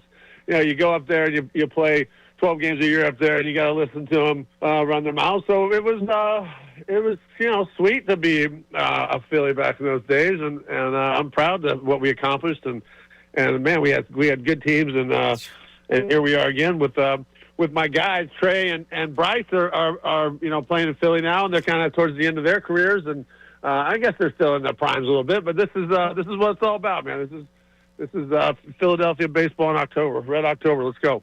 You're listening to 97.5 The Fanatic, WPEN and WPEN HD1 Burlington, Philadelphia. Beasley Media Group station broadcasting live from the Comcast Business Studios, powering possibilities. That's Jason Worth. I was curious about this because we talk about this a lot. 2008 World Series. 2009, go back to the World Series, lose to the Yankees. And then 2010, that was the Giants. You had a really good team that year, too. That was the Giants' loss in 2010. Wait, so, all else being equal, and you won a World Series in 2008. What do you believe the best team was? If 2008 played 2009 or 2010 played 2007, of those teams that you played on, what was the best team that you played on? The 9 and 10 teams, I think, were built to win more so than 7 and 8. You could probably even say the 11 team that I wasn't on was probably the best team. They had, I left, and at some point they went and got Hunter Pence to play right, but that was the team that was really stacked. Doc, you had Doc. The starting pitching was great. You had a bunch of veterans. The 9 team, with Cliff, and then. Pedro came on late. Yeah, Pedro. But that was then in 10, Ruben, just was an idiot and traded away Cliff Lee for no reason. But then we got Doc, but then he got him back in 11 because he realized what a mistake he made. But, the 10 team could have been better if we would have kept Cliff. I mean, he was only making $9 million that year. It was just one of the dumbest trades ever. But I don't know. Probably the 11 team was probably the best team that they had, but I wasn't on that team. For me, 9, we were playing ghosts in Yankee Stadium in 2009. It felt like it didn't matter what we did, we weren't going to win that. But definitely gave away an opportunity in 2010 for me, I think that was the best team that we had when I was there. What's the one individual moment for you from any of your playoff run here in Philly, if you had one? Yeah, I think that was at 9. We went down 1-0 against the Dodgers in a must-win game, and then I hit that 3-run homer to right in the first inning against Padilla, who was almost unhittable the time we faced him before. I don't think he had as good a stuff as he did the time before, but felt like we were up against a team that probably was as good, if not better than us, with a pitcher that could beat us at home in a must-win game. If we lose that, we got to go back to L.A. It just seemed like the world was stacked against us. So that big 3-run homer in the first flipped everything on its head. Cole was pitching that game. He gave up 1 in the first, and it just took the air out of Citizens Bank. And then they hit that big 3-run homer to get us back alive, and I hit another homer that game, to kind of put the icing on the cake. Probably that game, or there was a 2-home-run game in the World Series against the Yankees, but we didn't win that game, so it was almost kind of a gut punch. So I think that game against the Dodgers, the Dodgers now, they were the ones that I played for when I came up and with my wrist injury. They kind of just forgot about me and let me rot, and then they traded me. They released me, and that's how I got with Philadelphia. So that was kind of one of those moments that you like to have as an athlete, as a pro athlete, going back and beating up on your old team. Yeah, you guys had your number against the Dodgers. Looks like the Phillies will be playing the Dodgers, or they could be. They won last night, so they need one more win against the Reds, and it'll be the NLDS. You mentioned Bryce and Trey. I know that you're close with them. You still talk to them on a regular basis, both the guys? I mean, I don't know, like not on a regular basis, but when you play with guys like that, you spend so much time with them. They're always a phone call away, and pulling for those guys. I mean, I got Bryce when he was 19. Feel like I, kind of. What was he like? What was he like when he was 19? Yeah, an idiot. He was a total idiot. It was, the guy that he's turned into now, and the player that he is now, the person that he is now. The teammate, the husband, the father is a really good version of Bryce. I'm really proud of him. When we got him at 19, his hair was on fire. He's letting it eat. Cover Sports Illustrated when he was 16. So right. He showed up with like 10 years in the big leagues when he got there, and it was we had to help him out a little bit. But he's such a great guy and a great teammate now. And Trey's an unbelievable player. I always said he's probably the best player that I ever played with, all things considered. I think he's got the most tools. He's got the mind, the speed. He plays short, which is a demanding situation. Hits for average, hits for power. Steals bases. Just total package. I always said I think he's the best player. He's an MVP guy every year. Now you got to put it together, but the tools are in there, and the mind, and just the the instincts on the field are. Him and Bryce are generational talents, and I was fortunate enough to play with both those guys. Yeah, they're ball players for sure, absolutely. Yeah. And it feels like the Phillies have a bunch of them. Jason, let me ask you this, because you guys playoffs 2007, and then you won the World Series, and then you got back there. But it like you had said before, you had really good teams that couldn't get back there. It's so hard to win. How difficult is it for Bryce to have his moments and then not be able to get over the hump in the World Series, and then kind of take a step back every year as a team, to where these guys are, like you had said, they're in their primes, but you get in your 30s, you're not going to be playing as well as you did in your 20s. How difficult is it to have not won so far and to try to get back there now? Well, I'll disagree with you. That I think you're better in your 30s. You're better in your 30s. Your mind's better. Your body might not be better. You might not recover as good as you were when you're in 20s, but you are. Those guys are the best versions of themselves, I believe. I think as you get older, you get better. It's just can your body put up with the abuse? But look, when I went to Washington, we were pretty much the best team in baseball from the time I was there. We had the best record. We were always in the hunt. We were in the playoffs every year, and we never got out of the first round. And that's tough. Bryce was part of that. He needs this championship. He does to solidify his career. He needs to win, and win in Philly for Bryce. I mean, the implications are huge. I mean, he's looking. He'll probably get a statue either way, but I mean, a statue without a championship would probably be, wouldn't be a success for him. If I know Bryce, I mean, I think that he needs that championship. He wants that championship. He's that type of guy that he's done nothing else in his life but want to be a world champion. So it's very important for him. I know that he's a cool dude. He's calm in big situations. You want him up there. He's the guy that you want at the plate when the game's on the line. But don't think for one second, he doesn't know the implications and what it all means, because he's a really smart dude, and this is what he wants. And going to Philly, I think he's embraced the culture. The stuff that he's done on the marketing side has been genius with the Fanatic stuff. It would be a disappointment for all of us, I think, that if Bryce doesn't get his championship in Philadelphia, I think he deserves it. Bryce is coming in town like no athlete ever has before, especially the guy as big as Bryce Harper. And like you talk about mastered a way to come in free agency like Bryce Harper has. And I think some people used to think, Jason, that it wasn't authentic, the Fanatic stuff or whatever. Sometimes it's a little bit over the top. But he's as authentic a dude as you're going to find for being a huge superstar in baseball. Like you said, he was on the cover of Sports Illustrated when he was 16. So you played in this town for a long time. It's a tough place to play. He is built to play in Philadelphia. He really is. He is a Philadelphia dude, and he has this artistic mind a little bit on him. He's always coming up with these things. Like if you look at his emblem, even for age. The stuff with the Fanatic, the shoes, might be a little bit over the top, but I mean, he's kind of a little bit of a marketing genius when it comes to that stuff, and he's been able to implement that with a high level of play. I was never a big social media guy. Now with the horse racing, we gotta do. It's part of life these days with the marketing and making money off the field, and Bryce was way ahead of the curve on that stuff. I laugh at him a lot, and I still make fun of him. But he is a good dude, and he means well. And I think that he has been the perfect free agent, the perfect guy for Philadelphia for sure. All right, there he is, Jason Worth. I thought it was really interesting talking about Bryce Harper's legacy in Philadelphia and what a title would mean to him.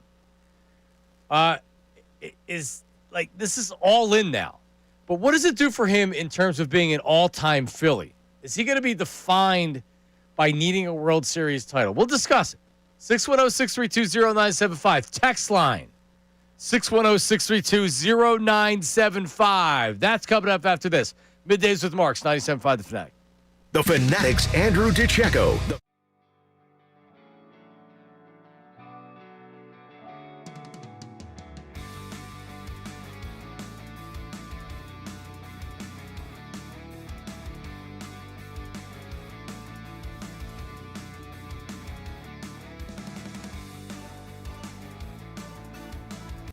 Yesterday against the Bucks, and this is what I think people aren't talking about enough from yesterday, because everybody just wants to point the finger and say the offense sucks, Kevin Patullo sucks. All right, that is a very difficult place to win. The Eagles know that. The Tampa Bay Buccaneers are among the best 6 to 8 teams in the NFL, and they are a physical, and they are a good team. That is a playoff team. And that is a team that wants to go blow to blow, blow for blow with you. And they're not afraid to do that. And they very easily could have packed it in. They didn't. And they came out swinging in the second half. The Eagles' game plan and their offense in the first half yesterday, they came out, they were awesome. They had the umbrellas, the shades, or whatever they had. They were prepared because they saw what happened in previous years. And they said, we're not going to go down there and we're not going to let that happen again. Very smart by the Eagles to go down there and what they did. And you know what happened? In the second half, the Bucs made adjustments, and the Eagles, I think, were slow to adjust offensively, and it just seemed like that they were exhausted. And as the game went on, they had some injuries, they had guys that were cramping up, and give the Buccaneers credit. They made adjustments. You're playing against another team. It's not supposed to be easy for the entire game, and the Bucs made adjustments. And they came out, and they really gave it to the Eagles in the second half. A couple fluky long plays, but still. So that was a really, really good win by the Eagles yesterday.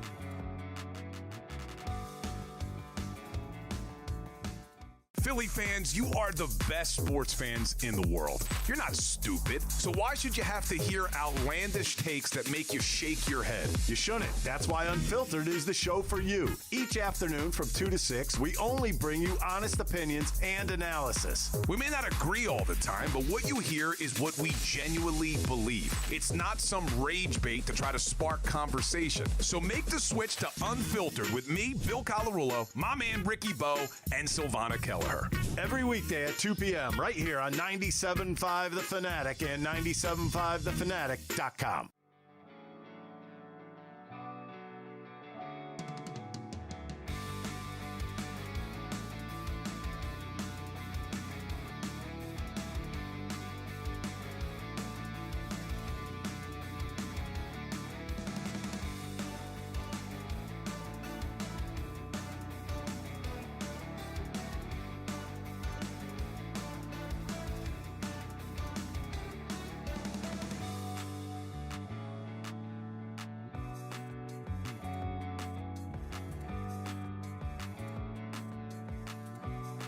Did get to that Shedeur Sanders story, so we'll try to do that before we get out of here because it was still very strange.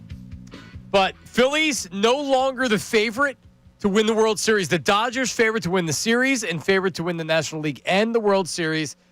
And the series starts on Saturday as Shohei Ohtani on the mound against Christopher Sanchez.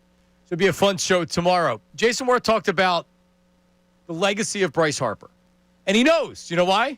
He's got a championship. He'll never be confused with Ryan Howard, Chase Utley, Jimmy Rollins, Mike Schmidt, those guys. If Mike Schmidt doesn't win a title in 1980, 1980, if Dr. J doesn't win a title in 1983, those guys chase titles for so long. The Phillies were really good in the 70s, and they came so close, and they couldn't get over the hump. They finally won in 80. Dr. J, same thing. They lost in the finals a couple of times. They were so close. They blew series leads to Boston in the conference finals. 1983, they finally won. And then the conversation is he never won a title, right? I don't know if it'll be quite like that with Bryce Harper, but right when you look at it, he was signed for the Phillies to win a World Series, and he's been fantastic so far. They've been to one World Series. They had an epic collapse and didn't get to another World Series, but they've been in the playoffs for the most part, not every year, but the last couple of years. Bryce Harper's going to go down as a Philly. If he plays here for the next 8 years, 7 years, whatever it is, he's going to go down as a Philly. I think more people will think of him as a Philly than a Washington National.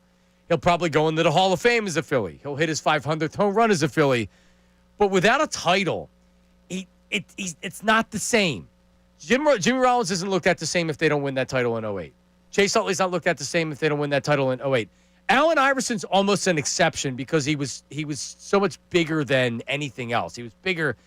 He was more of a rock and roll international star than he was just a basketball player. But still, Jason Worth said it right there. It's so important for the legacy of Bryce Harper to win a title. And the clock's ticking a little bit here with Bryce.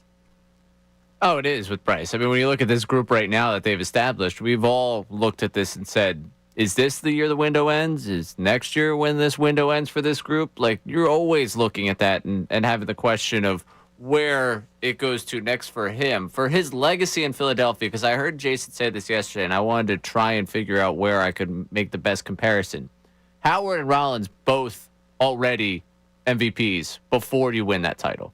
Harper's been MVP here. Harper gets I guess, the benefit of people loving the fact he chose us after he was a star with the Nationals. Like, he has that added draw for people that he wanted to be a Philadelphian, and he does everything in his power to let you know that he's trying to be a Philadelphian in terms of the Fanatic, in terms of telling you, birds, all that stuff. Like, he just wants to be one of us. Changing his football fandom and never mentioning being a Cowboys fan. Right, yes. All those things he does to lean into it to show you he wants to be a Philadelphian. That's helped him, certainly, in the public eye here, and he's been one of the all-time postseason performers, even without the ring. So he says that yesterday, and my initial instinct was, his legacy here feels pretty secure. Is it going to be incomplete without a title? Of course, we're all going to sit here and say, oh, they should have gotten one of those. They should have gotten one of those. But I don't think that people will come around to blaming Bryce for the lack of a title. And I think he would end up being in that upper echelon without one. I want to see him get one. I want to see him on the parade float. But I think when we talk about legacy, yeah, there's an incompleteness of this era, but I don't know if it's necessarily going to reflect on Harper. But I don't think it. And baseball's a different bird, right? Donovan not winning a Super Bowl, right, is looked at much more negatively than if Bryce wouldn't win a World Series, right? Baseball's just, it's different. But so I'll put it like this: if Bryce Harper wins a World Series, he just becomes an all-time athlete in the city. Because he's going to be an all-time Philly. He's going to be a Hall of Famer. Like, all those things are already going to be there. But if he wins it, like you had said, the parade, what is a Bryce Harper on the parade float going down Broad Street after the Phillies win a World Series look like? A lot of apple juice. Holy, I can't even imagine. I get kind of chill. Like, will he have the big mane of hair back for that? Like, how will he be dressed? What marketing will he do with it? It's fun to think what that could look like. I don't think Bryce gets a lot of blame because he handles himself so well with everything. So it won't be like, Bryce Harper, you SOB, you didn't win a title, and the Phillies haven't won a title since 2008. But the elevation that a title brings to a guy like Bryce Harper, it just makes him an all-time Philly athlete. I think the title gets him the statue.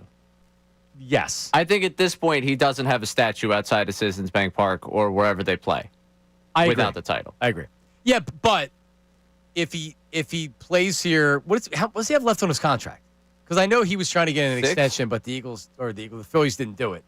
Let's say he plays out the rest of his contract, and he's as productive as he's been. I know the homer powers, and he's had some injuries, but like for the most part, he's still been a productive player. If he continues on the same track, I mean, I agree with you. I think the statues are reserved for Mike Schmidt, Steve Carlton. I mean, does Jimmy Rollins doesn't have a statue? Right, that's what I mean. No one's sitting here banging the drum for Rollins, Howard, or Utley to get the statue. We've had plenty of debates on retiring their numbers. Like, I don't think anyone will wear number 3 again. No. But, no. Like, he gets the number retired. Yeah. But that'll happen when he goes into the Hall of Fame. But also, what do the Phillies do with Jimmy, with Chase, and with Ryan Howard? Because in my opinion, you can't retire one and not the rest of them. Agreed. You can't retire Chase Utley and not Ryan Howard. You can't retire Jimmy Rollins unless one of them makes the Hall of Fame. But to me, they're a package deal. If you're going to retire one, you're going to retire them all. And I'm fine with that, by the way. I think they should have their number retired. I don't care if they're in the Hall of Fame or not. They all should. Yeah, they all should. Absolutely. Of the 3 of them, Utley's the one that has the chance at the Hall of Fame. And it seems like that case continues to be built by the writers every year with him. Jason Stark's going to do the same thing with Jimmy Rollins. Jason Stark is very much a pro Jimmy Rollins, should be in the Hall of Fame if you look at all the numbers that he does. But yeah, so I don't think Chase is a Hall of Famer. Doesn't mean that I don't want him to get in the Hall of Fame, but objectively, if I'm not looking at it from a Phillies fan perspective, and the Hall of Fame, I mean, it's the Hall of very good in some cases, so it changes things. But yet, like, Bryce doesn't get that same label without a title, and I agree with Jason Worth there. I do. He gets that elevation. Because Chase Utley, Jimmy Rollins, Ryan Howard are champions and all-time Phillies players. But like you had said first, like, who's worthy of a statue? That has played in the last 20 years, who's worthy of a statue? In Philadelphia in all the sports. Good question for the text line. 610-632-0975. 610-632-0975. Statue worthy. Nick Foles deserve a statue? He does not. I know Adam Schefter had once upon a time said they should make a statue for Andy Reid. And I got into an argument with him on the air about it that he didn't appreciate. But he's not getting a statue. Nick Sirianni statue? Jalen Hurts is on his way to getting a statue. 610-632-0975. Worth also spoke about Trey Turner being the best player he's ever played with. Will the Phillies get his best version in the postseason? That's coming up. It is Middays with Marks, 97.5 The Fanatic. Now on 97.5 The Fanatic Sports Update. AJ Brown speaks. I'm Ray Dunn. This update is brought to you by Corona. Red October, baby. Join Andrew Connor and the Fanatic crew this Saturday, October 4th at Patty Wax for our Corona Phillies watch party. $5 Coronas and Modelo's giveaways, Red October tees, and your shot at 2026 Phillies tickets. Details at 975thefanatic.com. Drink responsibly. Days after the cryptic tweet that had people talking, AJ Brown got a chance to meet with the media to clarify exactly how he's feeling. Sunday after the game, I let my frustrations boil over. I didn't speak to the media. I had a chance to correct my frustrations, and I continued to let it boil over. That's on me. I take full accountability on that. Posting that. My message on Twitter wasn't directed at anyone in the building. I'm my coaches, I'm my quarterback. Brown went on to say express himself in that way because he wants the ball in the biggest moments. As for the pass catchers, Dallas Goedert didn't practice yesterday with a knee injury. We'll keep you updated on that. We spoke in the show earlier today to James Palmer and ESPN Broncos reporter Jeff Legwold. You list both those conversations back on our website and the Fanatic app. In the baseball world, Dodgers beat the Reds 8-4 last night. Now they're set up with a date with the Phillies in the NLDS that starts Saturday in the 6 o'clock hour at Citizens Bank Park. Christopher Sanchez versus Shohei Ohtani in Game 1 of that series. This update's also brought by Mercedes-Benz. Looking for an exceptional driving experience? Experience the power, precision, and intelligence of an iconic Mercedes-Benz SUV at your local Mercedes-Benz dealer today. I'm Ray Dunn, and your home for Best Birds coverage, 97.5 The Fanatic. High schools.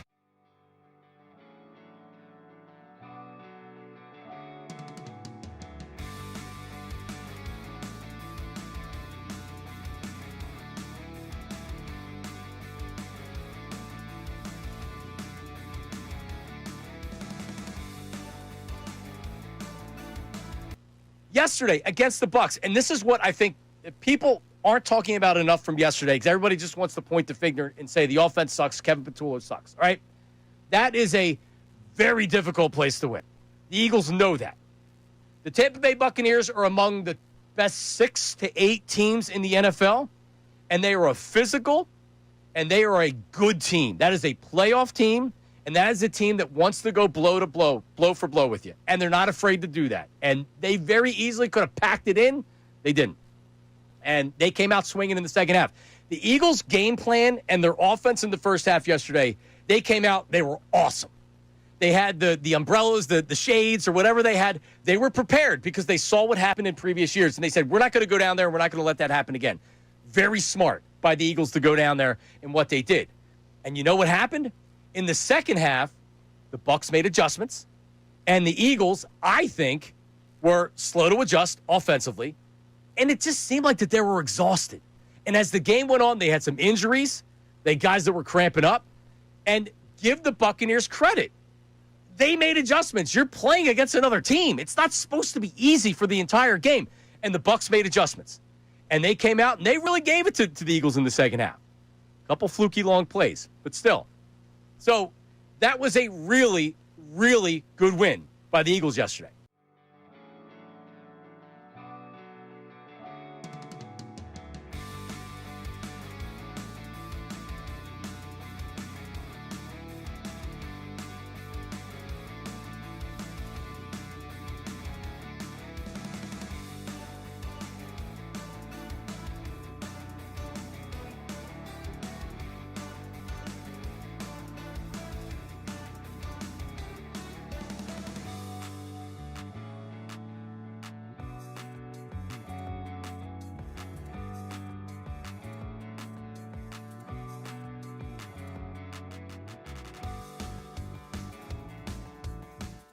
Philly fans, you are the best sports fans in the world. You're not stupid, so why should you have to hear outlandish takes that make you shake your head? You shouldn't. That's why Unfiltered is the show for you. Each afternoon from 2 to 6, we only bring you honest opinions and analysis. We may not agree all the time, but what you hear is what we genuinely believe. It's not some rage bait to try to spark conversation. So make the switch to Unfiltered with me, Bill Colarulo, my man Ricky Bo, and Silvana Kelleher. Every weekday at 2 p.m. right here on 97.5 The Fanatic and 97.5thefanatic.com.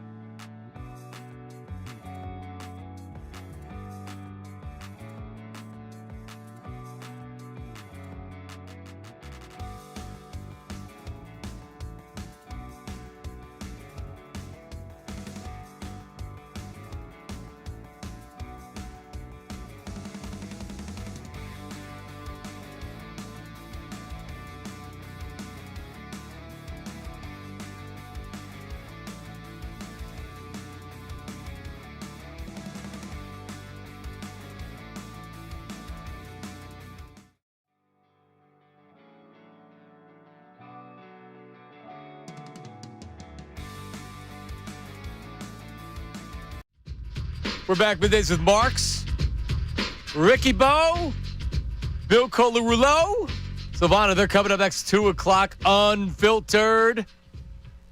Jason Worth spoke about Trey Turner. We'll get back to the phones here. Rick's got something interesting on the statue conversation. But Jason Worth talking about Trey Turner being the best player that he's ever played with. Do we have the sound, or am I just going to say that, right? We have this. We're just saying it. Yeah, so Worth, and he had talked about all the reasons why. Defense, speed, power, average. And you think about it, I don't know about defense anymore, to be honest. This year, John. This year it was good. Okay, so it'll more prove the point. I don't think I appreciate Trey Turner as much as I should as a Phillies fan.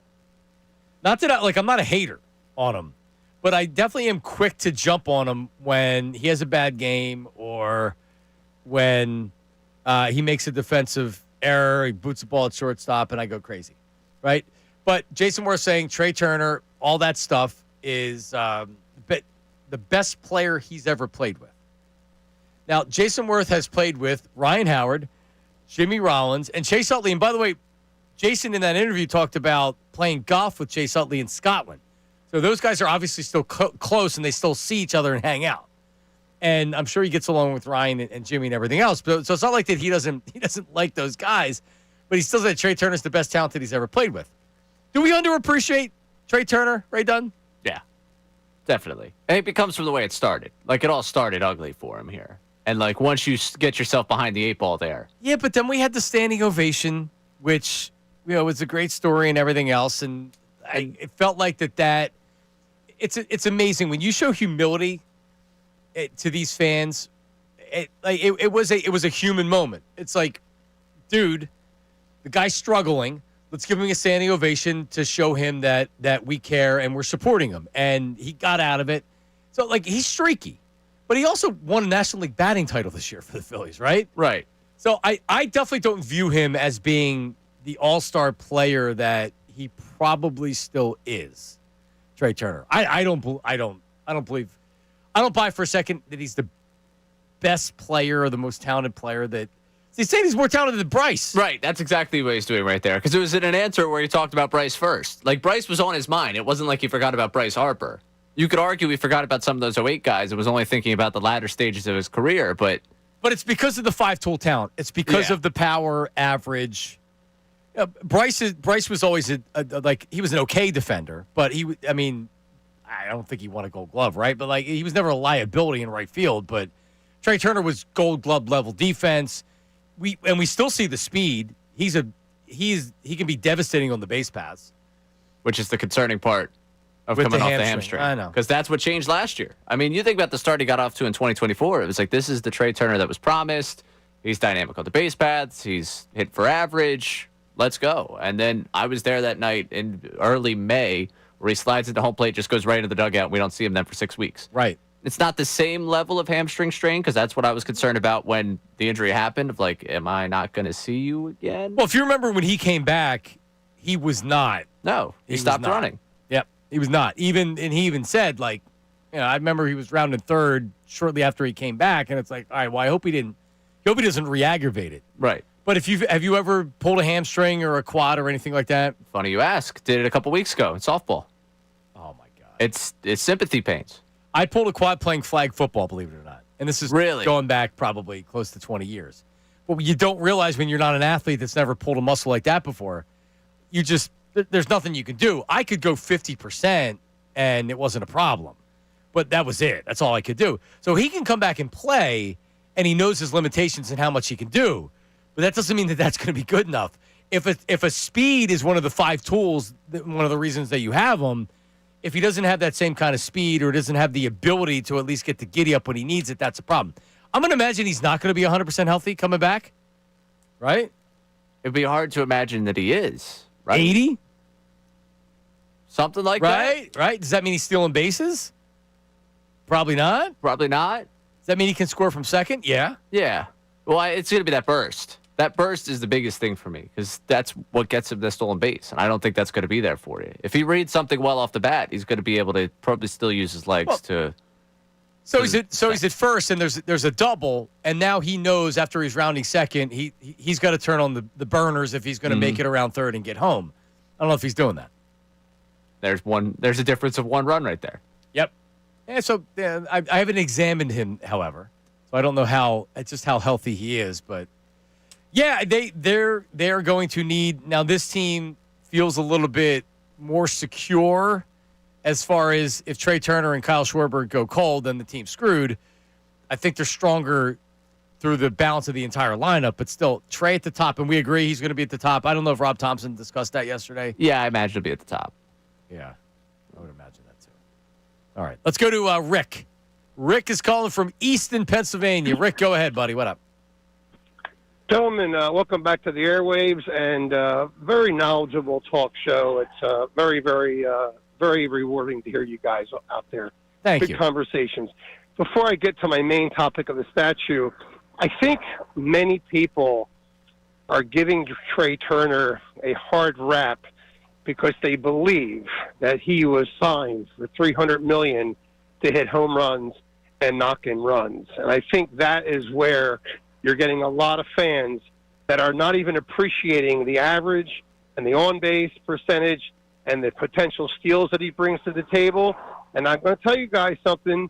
His power is going to be needed if Schwarber and Harper can hit home runs, because we're going to need something to resemble the gauntlet of power that Mookie Betts, Friedman, and Ohtani bring to the table. So that's going to be interesting moving forward. But let me talk about what I wanted to talk about. Yeah. You know, Pete Rose was not really a Philly to have a Hall of Fame. When he gets in there, he'll go as a Cincinnati Red. But Mike Schmidt and Steve Carlton earned it on their own merits.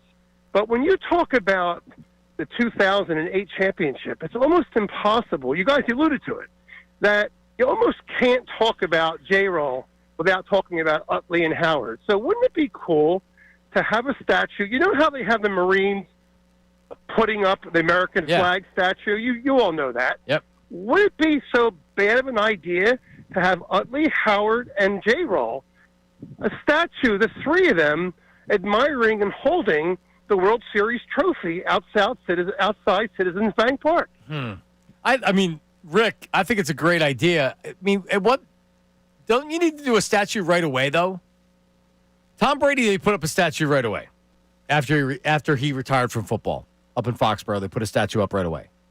It's going on 20 years, 17 years, 18 years since they won a World Series. They didn't do anything initially after they retired. You put up, I don't know, when would they put up a statue of them now? Jersey retirement night? I mean, if they don't, and I know, if they did retire all of their jerseys, it'd be great if they did it in one night. but they like to space those things out to make sure they're getting sellouts and things like that. Wall of Fame, Wall of Fame, Wall of Fame, jersey retirement statue. I mean, you could really turn this into a 5-night extravaganza. They've already got one with Rollins. So now they got 4 more nights in front of them. Yep. Also, I love the 3 of them. I do. We've hit the point with them that Iwo Jima and them are now on the same level here. Yes, exactly. In Philadelphia. At least in Philadelphia. Okay, just want to make sure. I want to make sure I was reading that situation right. Well, does B-Dog have a statue? No. That's why I don't know. And really, we're talking about like retirement jerseys more than statue. And statue is kind of like, who do you build a statue of? I don't know. If Brian Dawkins doesn't get a statue, he didn't win a championship. But still, like if Jalen Hurts wins another Super Bowl, does he get a statue?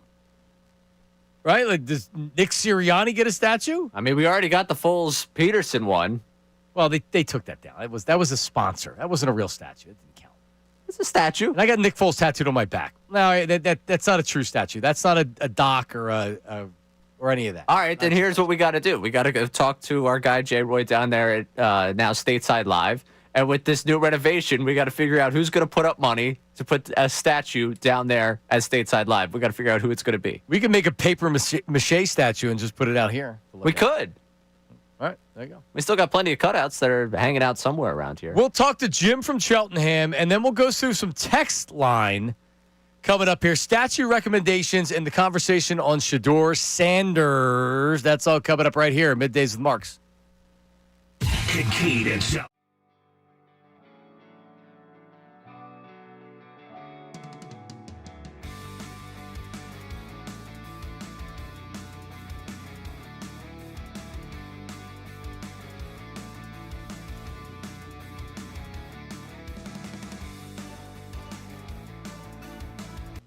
Yesterday against the Bucks, and this is what I think people aren't talking about enough from yesterday because everybody just wants to point the finger and say the offense sucks, Kevin Patullo sucks. All right, that is a very difficult place to win.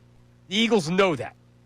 The Tampa Bay Buccaneers are among the best 6 to 8 teams in the NFL, and they are a physical and they are a good team. That is a playoff team. And that is a team that wants to go blow to blow, blow for blow with you. And they're not afraid to do that. And they very easily could have packed it in. They didn't. And they came out swinging in the second half. The Eagles' game plan and their offense in the first half yesterday, they came out, they were awesome. They had the umbrellas, the shades, or whatever they had. They were prepared because they saw what happened in previous years. And they said, we're not going to go down there. We're not going to let that happen again. Very smart by the Eagles to go down there and what they did. And you know what happened? In the second half, the Bucs made adjustments, and the Eagles, I think, were slow to adjust offensively, and it just seemed like that they were exhausted. And as the game went on, they had some injuries, they had guys that were cramping up, and give the Buccaneers credit. They made adjustments. You're playing against another team. It's not supposed to be easy for the entire game, and the Bucs made adjustments. And they came out, and they really gave it to the Eagles in the second half. A couple fluky long plays, but still. So that was a really, really good win by the Eagles yesterday.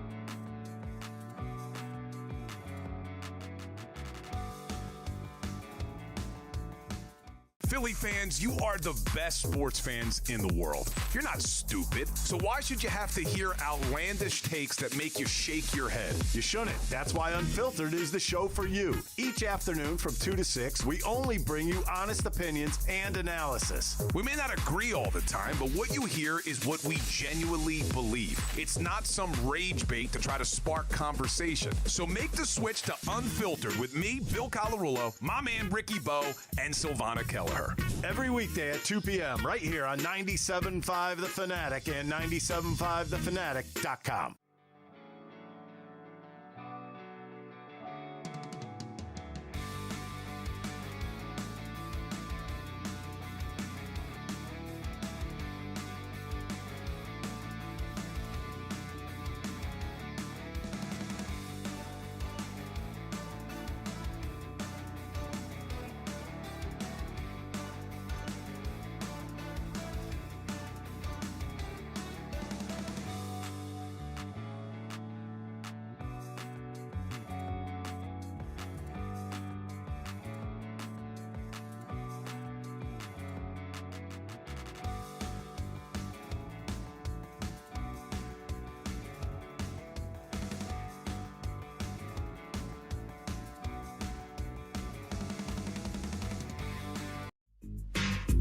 All right, we're back.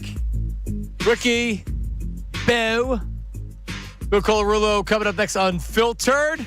We'll go over some text messages coming up here in a second and this weird Shedeur Sanders story. Let's go to Jim in Cheltenham. Is this my buddy Jim? My longtime buddy Jim? John Marks? It's not. What's up, Jim? Before I get started, tomorrow's a special day for the station. It is, Jim. What's up, Jim? Tomorrow's the 20th anniversary of WPN Sports Radio. What's up, buddy? So, hold on. So, it was launched 20 years ago tomorrow. October 3rd.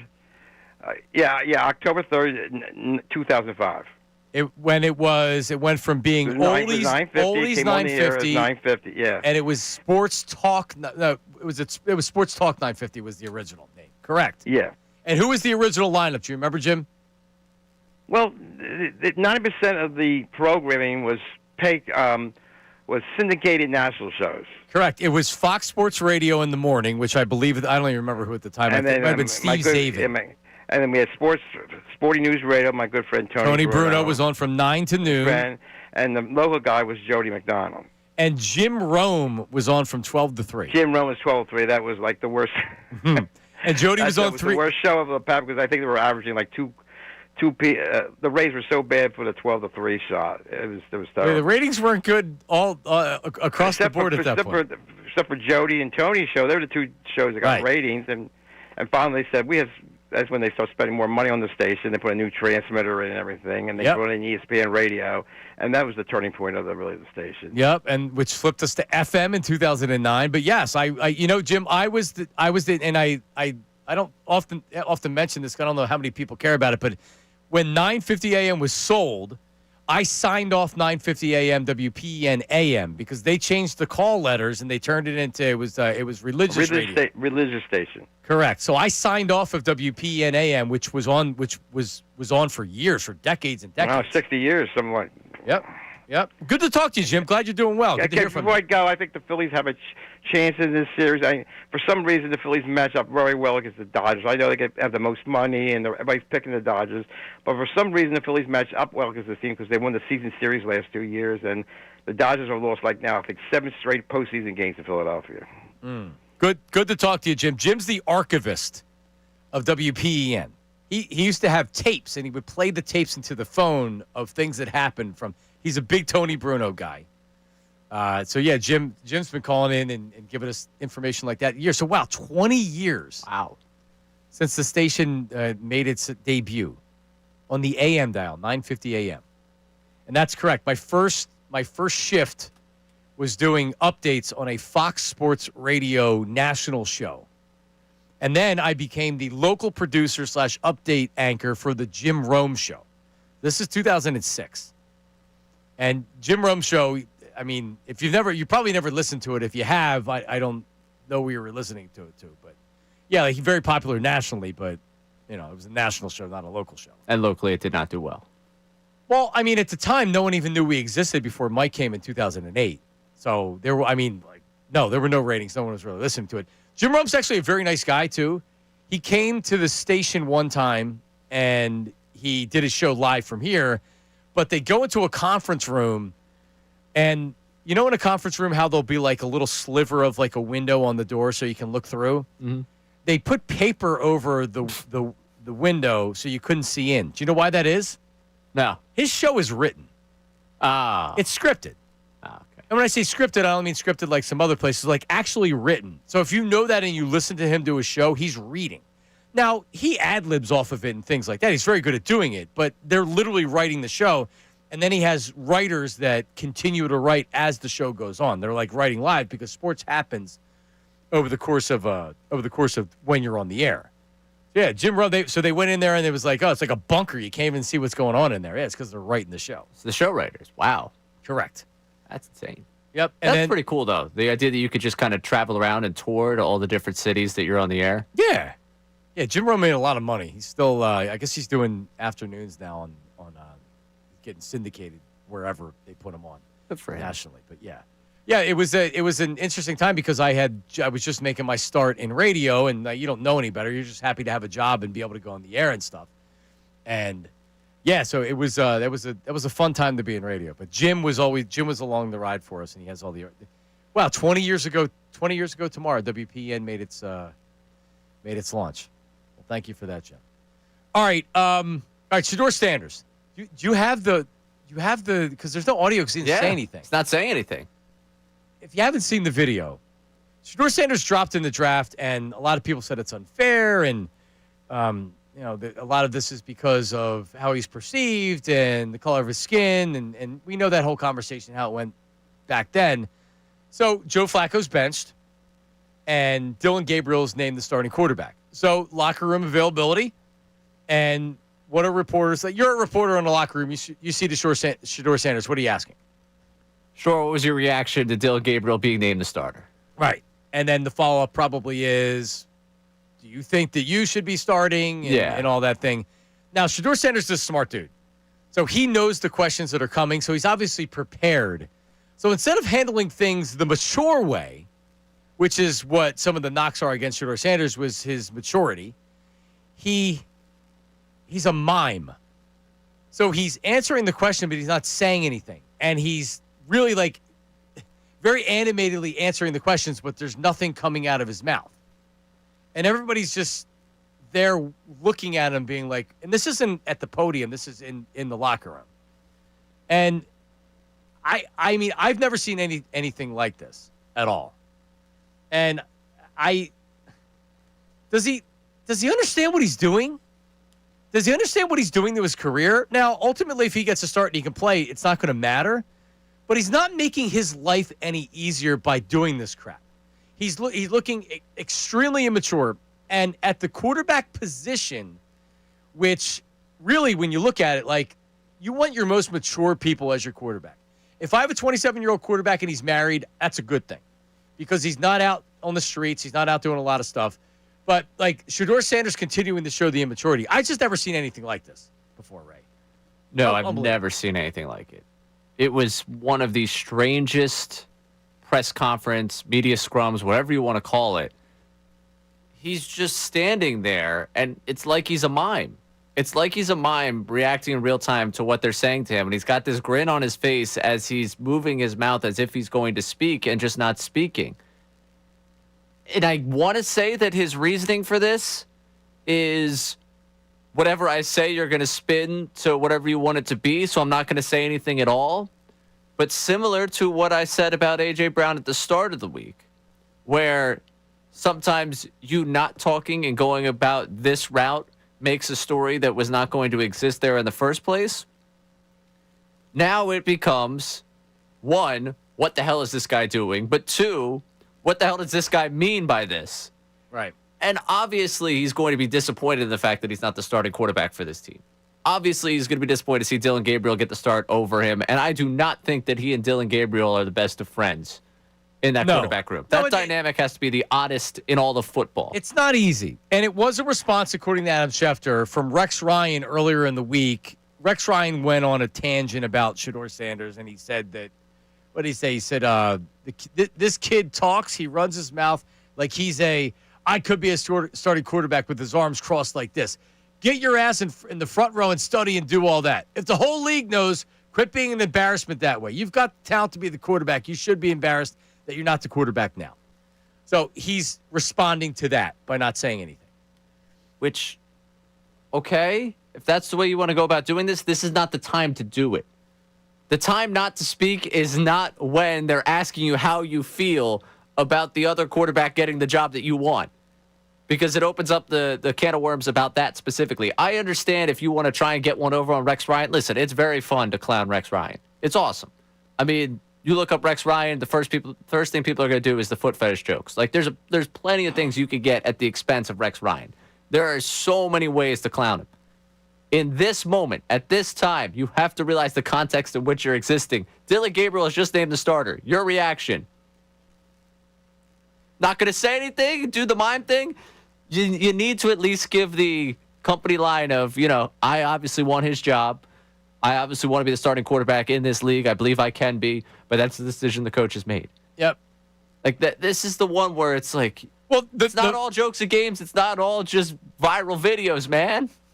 It's I mean, normally it ended up being a 5th round draft pick. Normally, a 5th round draft pick no reporters running up to him and asking him what you think about Joe Flacco, who's won a Super Bowl, getting benched. So, and if they did ask him, the answer would be very, very calm with how he would answer that, right? Like, you're going to realize that Joe Flacco's a veteran and you're not going to say things that would be disrespectful to him. But he's not just a fifth-round quarterback. And you know what the problem is?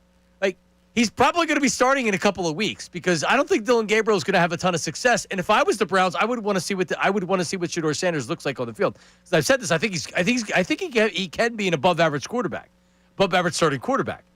But he's not helping himself any with this kind of stuff. No, he's not, because it's also taking you into, if he is the starter, now you have to worry about how he's going to handle being a starting quarterback.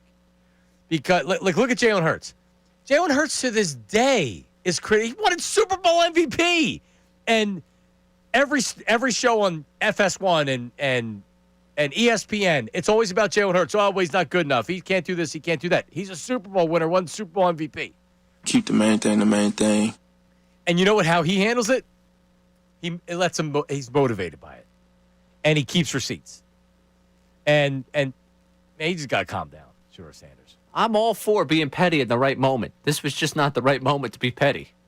My buddy Dane texts me and says that it comes off a little childish, but anything he says will be twisted. He's right.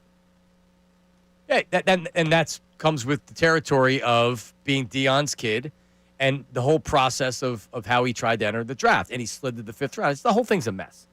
I'm just saying, if we got to the point where he's asked about it, and he gives even the Shedeur Sanders spin on what the company line would be if I want to be a starting quarterback in this league, but the coaches made their decision, I'm sure First Take runs with it. I'm sure whatever FS1 show people watch, they'll run with it. You and I aren't talking about it because it's not interesting. Right. This was interesting. This was something that we haven't seen. It would not have made the sheet today. It would have been, Shedeur Sanders responded to it. Yeah, it's not really that big of news. Adam Schefter's tweeting out a video of you looking like a mime, man. Figure it out. He was pretty good at being a mime, though. No, he was. I got to give him credit there. There could be a future for him there. I thought I had I was on I think I saw it on Instagram, and I'm like, why won't the sound work? What's going on? Like, I'm hitting the button. Like, what's going on? This isn't muted. Well, I was like, surely this guy's going to have something to say about him not being the starting quarterback. All right, me too. Give me your two best texts. Ooh, two best texts. We got interesting one here from Crowdy Mark on statues. Statues of Rollins, Howard, Chase, way overdue. Now, this would be an interesting one. A statue of Doug, Carson, and Foles together would also be cool, also overdue. The statue would be the only time those three guys caught talking together ever again. Carson Wentz ain't getting a statue. I don't care if he was a part of it. Is that true, though? Was he a part of the Super Bowl run? Could they have gotten the Super Bowl without him? People tell me that from time to time. All right, what else? Could he have gotten them to the Super Bowl? They can't get to the Super Bowl without him. I know. I was making fun because everybody always has to qualify that with Carson Wentz. They're not going to the Super Bowl unless Carson Wentz. Okay. All right, Jared from Maple Shade here. I'm reading this one. This is very, very self-serving here. Welcome back, John. Excited to listen to you. You're going to love your producer rates of Bill and Nick Sirianni outside of Lincoln Financial Field. Bill Colarulo? Yes. I would go with that. They seem like they could be good bros. Well, there was I forget who was it. Was it Ish and Levittown that called and said that we need a statue of Bill? Those guys are coming up next. We're back tomorrow for a Football Friday. See ya. Now,